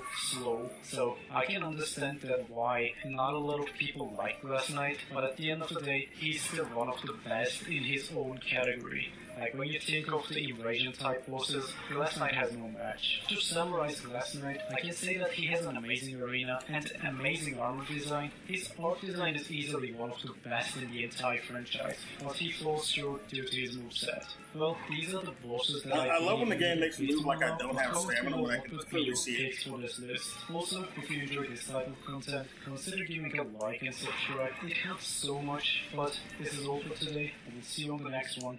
Bye.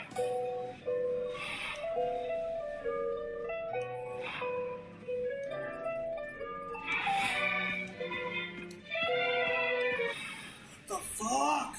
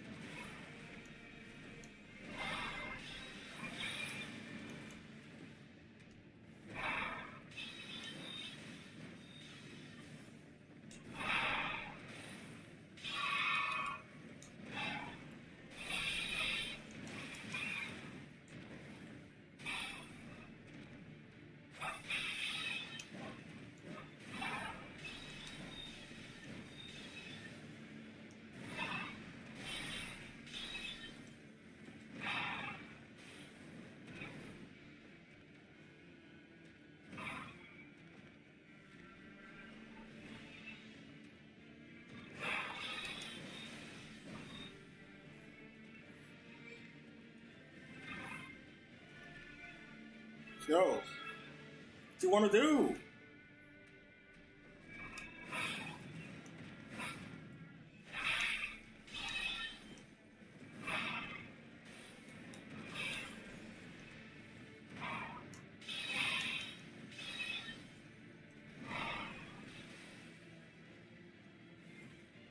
All right.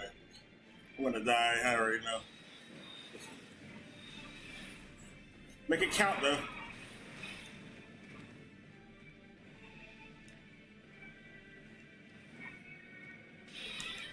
Tired of her scams.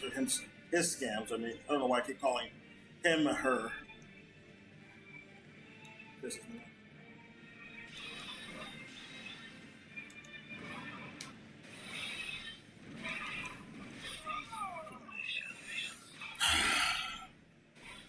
Little pissant. We're gonna kill him before we leave. I'm not leaving until he's dead. I'm tired of not killing any bosses on any of my streams. They need to go.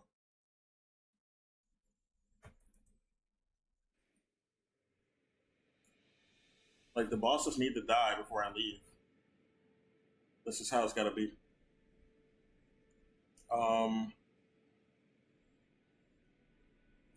Why is all this shit on my YouTube? It's all this real world shit. I'm not trying to listen to real world shit right now. Why does it do this? All this Dark Souls content I've been watching, they recommend me some real world shit. Get the fuck out of here.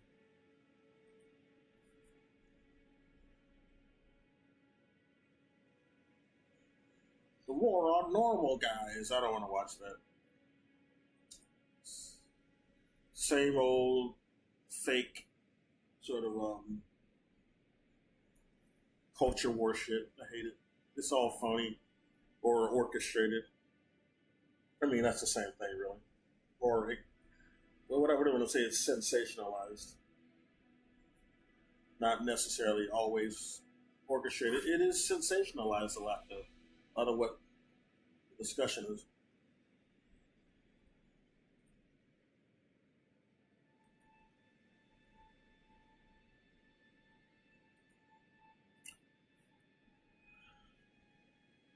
It's just some very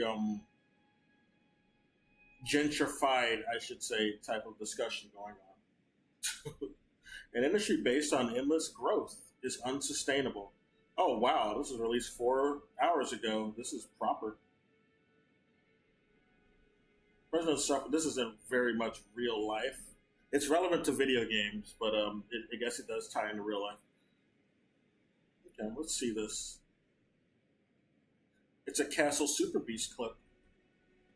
My homeboys. And I'm plugging away at FF7 Rebirth, which is a huge game, man. It's so huge. big. Fucking huge. I don't know if you're playing FF7 Rebirth at all. Or you said you were going to touch it off camera. I don't know where you would be at, or if you've gotten started. Not yet. But the game. So you remember FF7 remake? It took, moments like Walmart did. Like, this was like an hour. Yeah. Right? This and it expanded it out in whole sequences. FF7 Rebirth is doing that with, like, areas. And I talked about Junon, for example, like, the parade minigame was like this massive thing. Yeah. I hit the point where it has almost jumped the shark. Almost. On how expanded it has been. Oh no! I would say it has jumped the shark on how expanded the area is. Oh, that's a bad thing. Half of it is good, half of it is bad, so it's a little more complicated than that. So, you got like the Column area, the Junon area, the Corel prison, the Coast del Sol. These are all like bespoke open world zones, right? Do you remember Gungaga, the town that Zach lives in? The original FF7? I remember the name I recognize, but I can't think of the actual location. You probably remember the name because of the meme of Zach going, me? Gungaga, that people post around. Okay. So in FF7 original, Gungaga was a dirt path screen, a single screen town, and a reactor you could walk up to screen that you could get the Titan material out of. I think it was Titan. And that was it. It was a 3-screen town. Mm-hmm. This is expanded to be a full now you're just cheating like area. with like a 6-hour, no, I'm fucking or tired a of this 3.5-hour dungeon in it. The dungeon rules. The story stuff that happens there, and the story developments, and the actual set piece dungeon thing, awesome. The open world area of Gongaga, not awesome. It is like even rolling in. So far as these nice open rolling plains, he just stun locks mountainy areas. Gongaga is the most confusing area to navigate since Kingdom Hearts 1's Tarzan jungle. Oh shit! I actually played that. I remember that one. And it sounds I hated like that. Tarzan's That was jungle, the worst part of it. It looks like Tarzan's jungle because it's a jungle. The mechanic is you're using your chocobo fucking to hop Tarzan on jungle mushrooms shit. and they'll like launch you to different like elevations, but how far the mushroom launches you is unknown. And like the area has like 10 different points of elevation, and you're bird riding on. It's a fucking mess. It's a fucking mess. And you're talking about like the desert area around the town, or like the town itself. The town is in like the South American rainforest. Okay, but I mean, like, are you walking into the town and then like that's where what you're starting is happening, or is it the area approaching the town? The area, well, the way that it works, the town in the dead center and the open world area is. The map doesn't make them stagger. It seems. It's enormous. It has tons and tons and tons and tons of level of there we go. Fucking finally. Verticality. It is visually confusing. Figuring out the path straight forward is often impossible. Side quests in the area too. Yeah. Okay. The one of the side quests is just awful. It's like hitting a brick wall. Dude. Right? Yeah. You remember the jungle there? Yeah. Okay, imagine no scout flies. What the fuck? And the vegetation is like 3 times as thick. Okay. It's a mess. Like when you. It is a mess. Like when you go to the fucking the swamps in FF9. It's been a little too long for me. The last time I played FF9 was when it came out. Yeah, well, so I mean, this sounds almost as if like they took an area of the game that was underdeveloped and I guess used it as a new content platform, right? They massively developed it. Like you remember the frog forest in FF7, that very small frog forest? Yeah, I think so. Yeah. They combined that with Gongaga into like a new jungle area. And it's in between Cosmo Canyon and the Corel Prison, which are both like have incredible visibility for every direction as far as the eye can see. Okay. You can't see more than like 20 or 30 feet in front of you in the Gongaga area. It's a weird like black mark on the game's otherwise totally impeccable experience. So you're slotted. Yeah. And I did it. I did every single fucking thing in it. And it took me twice as long as a comparable area just because I got lost. It's the only area in the entire game I had to look up how to find things on YouTube. Because I looked up text guides and they weren't good enough. I couldn't find them. I had to look up YouTube videos going from the town, run this way, this way, this way, this way, go up, hit the mushroom, go left, go left, go left, go right. Oh, there it is. In the style of remake, I'm assuming that if you are like, I'm fed up with this area, I'm just going to mainline it to the objective marker. So this is the part where I mainlined the objective marker when I got there because you don't earn the chocobo until you've done all. I don't think he's gonna kill me. The AOE. Okay. Right. So usually for these open world segments in FF7 Rebirth, one of the first side quests is go get the chocobo. Yeah. That's the navigation ability that you need. And then the side quests will go a lot faster. Right. In Gongaga, the chocobo is part of the major story. You get it after the dungeon. So yeah, you just beeline the main story, and then you do it. And then it's like, do you want to leave? Or do you want to do the side quest content? And it's like the only one that's built that way. Like all the other ones are chocobo first, explore your heart's content, beeline the story if you want. And Gongaga is like, man, no, go do the story, get the chocobo the story. And then part of that is, do you want to leave? And it feels like they knew. It feels like they were like, yeah, let's just give you the opportunity to leave this. This is like the shittiest zone in the game. It's awful. How willing are you to, like, just walk away from some of that side content, though? I did it all. Yeah. I did every single icon on that map. Yeah, because I'm like, you're describing the part where I would be like, nope, fun's not being had. I don't need completion here. You know? I did it all. People in my chat are like, hey, you don't have to do all of it. And I say, I'm sorry, I have a disease. I see. I need the icons have to be grayed out. Oh, shit. They have to be grayed out. You can't move forward unless the icons are grayed out. Sorry, That's against the law. I just fucked up my volume for a second. Hold on. Shit. Hey, do I sound normal? Do I sound normal? You sound normal to me. Okay.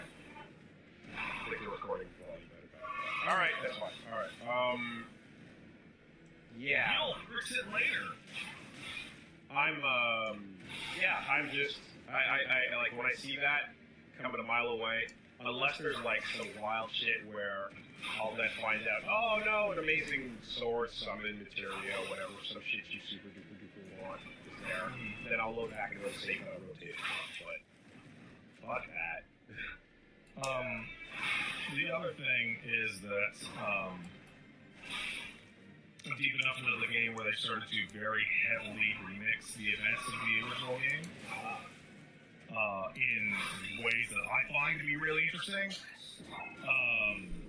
And I'm very happy with it so far. I can't talk about the changes more than that. With the changes, yeah. There's a couple of big changes, and I think these are good changes. They're very, very interesting changes. Cool. Well, with any luck, we'll see what happens in the third game with no obstructions to that whatsoever. I actually don't know what you're referencing. Oh, well, I guess we'll talk about it. Oh, there are right. layoffs. So this week I'm going to be playing more Street Fighter. I'm going to be playing more FF7 Rebirth, the Cosmic Gaming stuff. And I'm also going to be checking out Crow Country tomorrow. That's what it was called. I was like, what the fuck is that game that I saw a trailer for that looks kind of cool? But I was like, oh, Crow Country. Yes, I saw It's like, hey man, what if I'm an indie dev and I made a Resident Evil game, but also it looked like the old-timey FF7.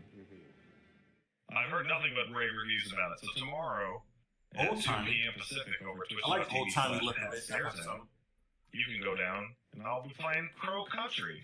I actually saw that via the, like, most,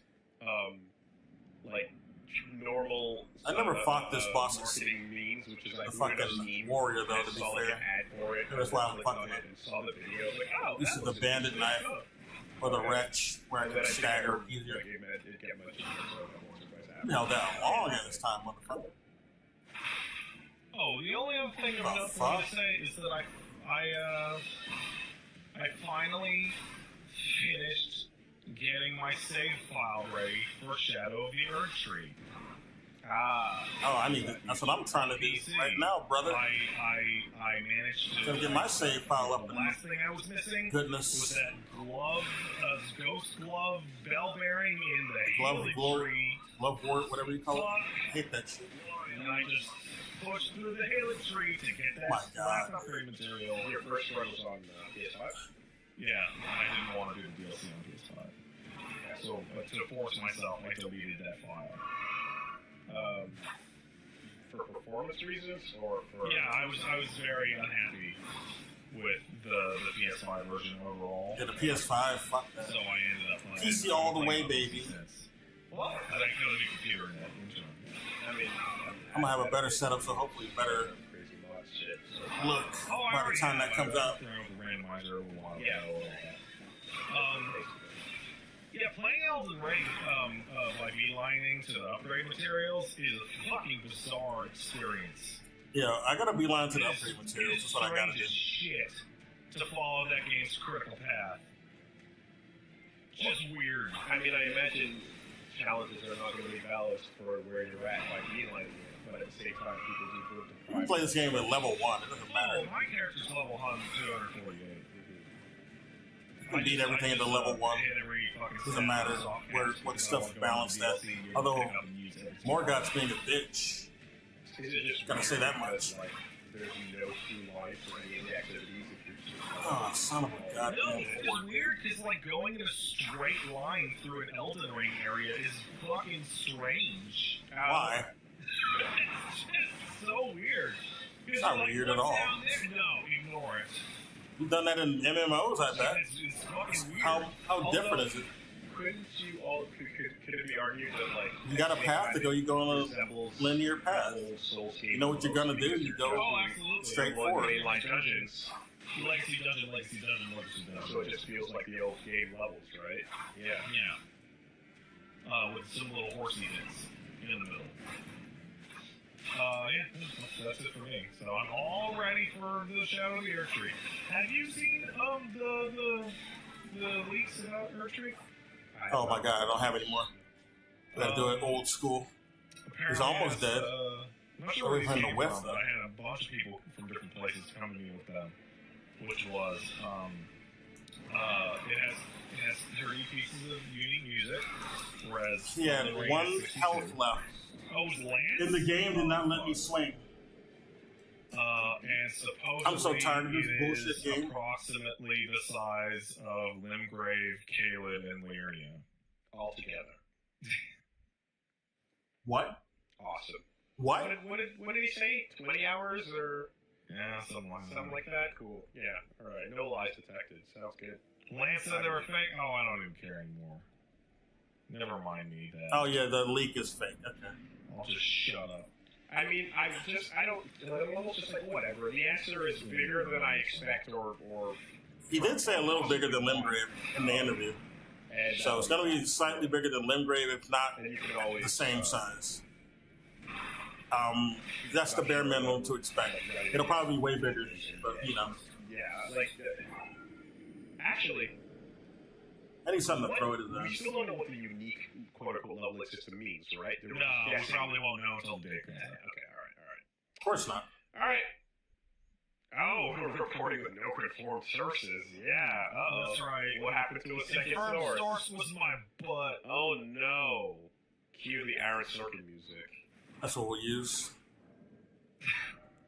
We'll use this shit What's new too. in the world this week? Sponsors. I love those. I hate sponsors. This week, Well, not really. the Depends on who they are. is sponsored. If any video, if anyone wants to sponsor this bullshit that I'm doing, well, let me see your resume, and I might, accept. I'm not gonna do a sponsorship for say some Burger King or anything, because I don't like them. I can't fake enthusiasm for Burger King. Remove that from your brains. Striking the record. Now, if it's Wendy's, that's a different story. Let's take a quick word from our sponsors. This week, the podcast I do like is Wendy's, sponsored by unironically.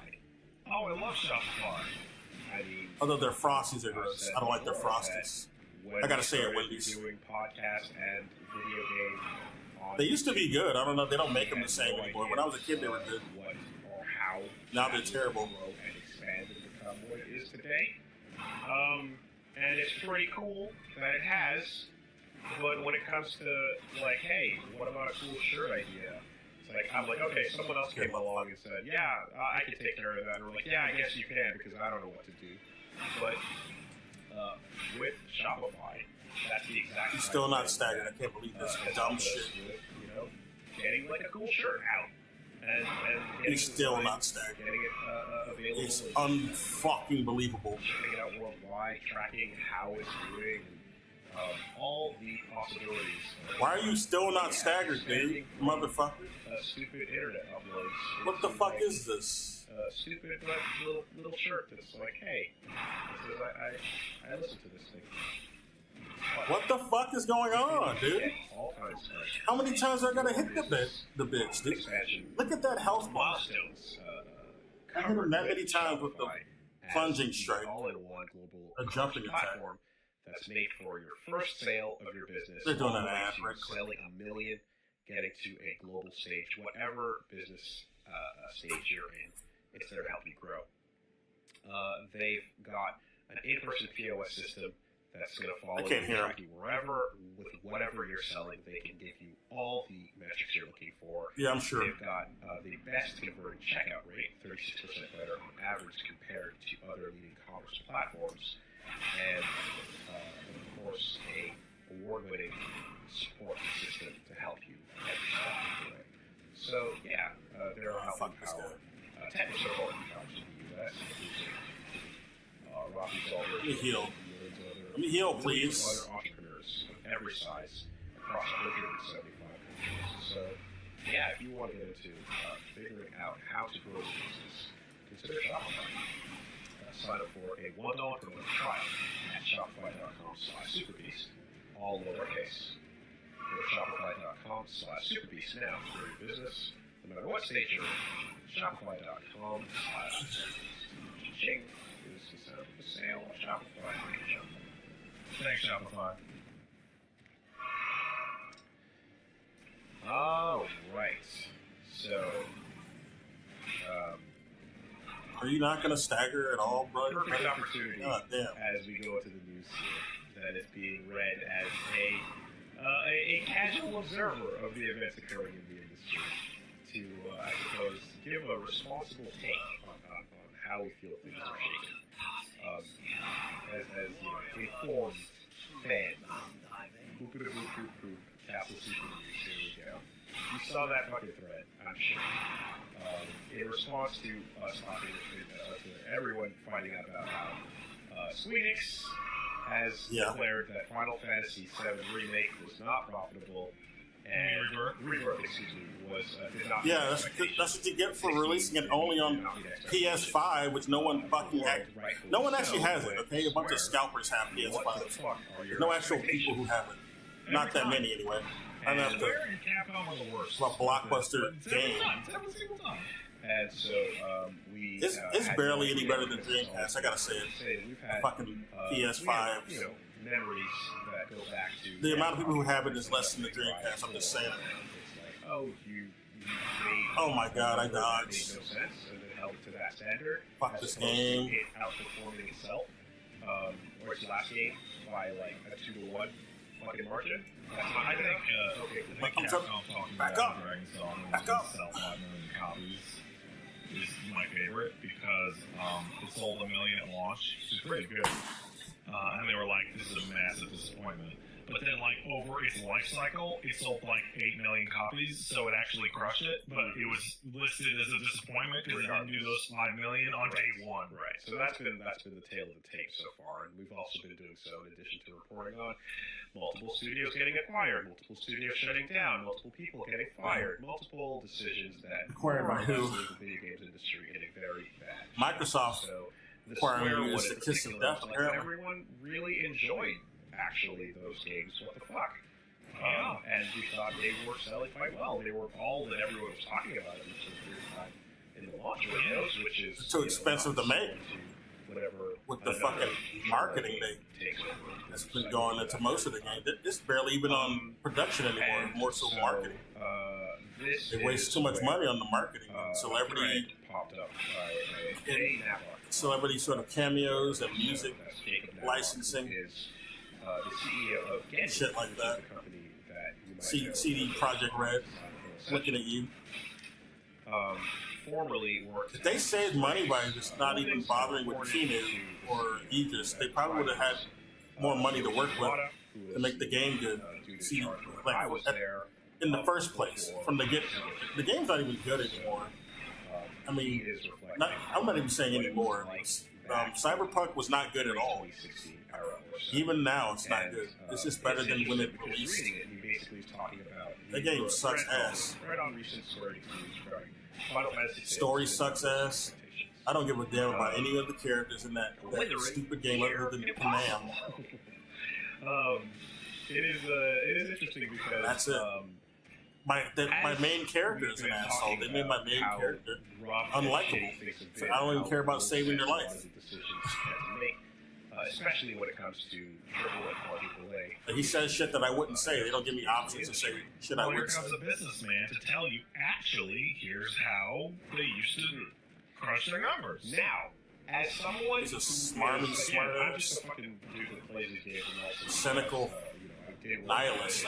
That's not my character. That's not who I am. But I still have an extremely limited perspective when it comes to fucking Gen X stereotype. When it comes to the economics. So annoying. So apathetic Gen X stereotype. I'm not Gen X, for one thing. They had that fucking character. I feel like some Gen Xer. You know, supposed to be 2077.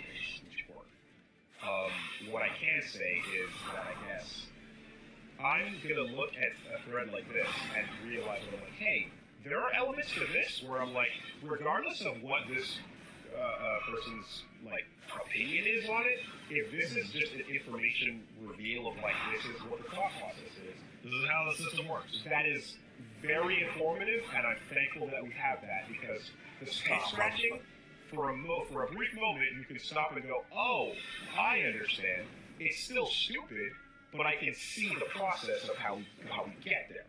I also see a bunch of conundrums in which he presented as such that lead to an extremely dire outlook for at least one major aspect of the video games industry, which is the massive AAA publisher field. Fuck AAA. AAA is the problem. When I look at something like this and I go through these points, which I'll get into in a second, they're killing the industry. Oh, I'm out of my depth in terms of like, I see the problems. When they swallow up other studios, that's especially an act of trying to kill the industry. If I say so. Where the I gotta say. are financially to consider to hit the bar. I only want Microsoft to buy one more studio no idea ever. How you fix that because I'm looking at They're something terrible. that I think fundamentally is destructive and probably bad for the entire industry, right?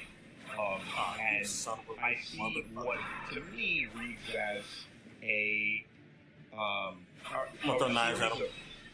hurdles you have to jump over when your target goals are infinite growth as opposed to sustainability. Why are they go so fucking slow? Oh my god, it's the slowest animating knives I've ever seen in my life. You've seen it, I'm sure. In my fucking life, dude. Oh my god. To get into the thread in particular, I'm not going to read it word for word, but what I am going to say is that basically what he describes Okay, we gotta get out of here. That he's gonna kill us. reported to two CEOs for Please back the fuck up. for the better part of a decade, and one more. Everything he's saying is not. One more knife throw. You're good. Everything he's basically fucking got him. These knives were the right choice. The first thing is when a high sales. I don't know why he was so hard this time. For a project, Did I not level up health enough? The example given is let's say maybe it's not. That is going to cost about $100 million. I beat him at level 1, but I did have heavier weapons. Metric thing to climb and fell over and show break. If Brook you're getting no investors core. to invest in your game and your company. Yeah, what? How much can I level up at now? least make enough money I need to level up. Be more profitable than if said investors just we got a lot of invested rooms. straight into the stock market and got the very basic S&P 500 ass level growth and left their money alone. Which, you know what, that actually makes sense. Yes, there is a simple and trusted basic place where I, with all my money, can go put it here, and nothing surprising will ever happen to it. It will slowly grow, and if you're trying to get me to invest in your company, you're taking it away from a slow, secure growth and putting it into something riskier. So you better be doing things that I trust you're going to make my money. Put it in this grow 401k. every time IRA. every company that is publicly traded has a fiduciary by that point, your bank account responsibility might be cleaned out by another economic crisis. Shareholders, etc. So they have to make the decisions to make that money grow. So one, your game from the jump is annual. You take that budget, you break it up by year. You know what's the return they would have gotten for that year in the stock market. Here we gotta beat that. And he gives a conservative example. Okay, we beat it. Like, I'm gonna go. has to be cleared by a much This is a good video, though. I might continue it on my next stream. 1 second. From the outside to even give a fuck. Yeah, I did a long one today. Almost 8 hours. Yeah, with me just fucking around. We'll be more focused on my next stream though. I just felt like chilling out today, and I started really early. And it's good to start early because then I'm not tired. I decided to do a stream earlier so I'm not sleepy. but it'll be like at nighttime if I stream tomorrow. Anyway, take care if anyone sees this crap. Sorry for being, I don't know, not very legible today. Kind of slurring. My mouth is dry as well, and it's hot. Anyway, take care.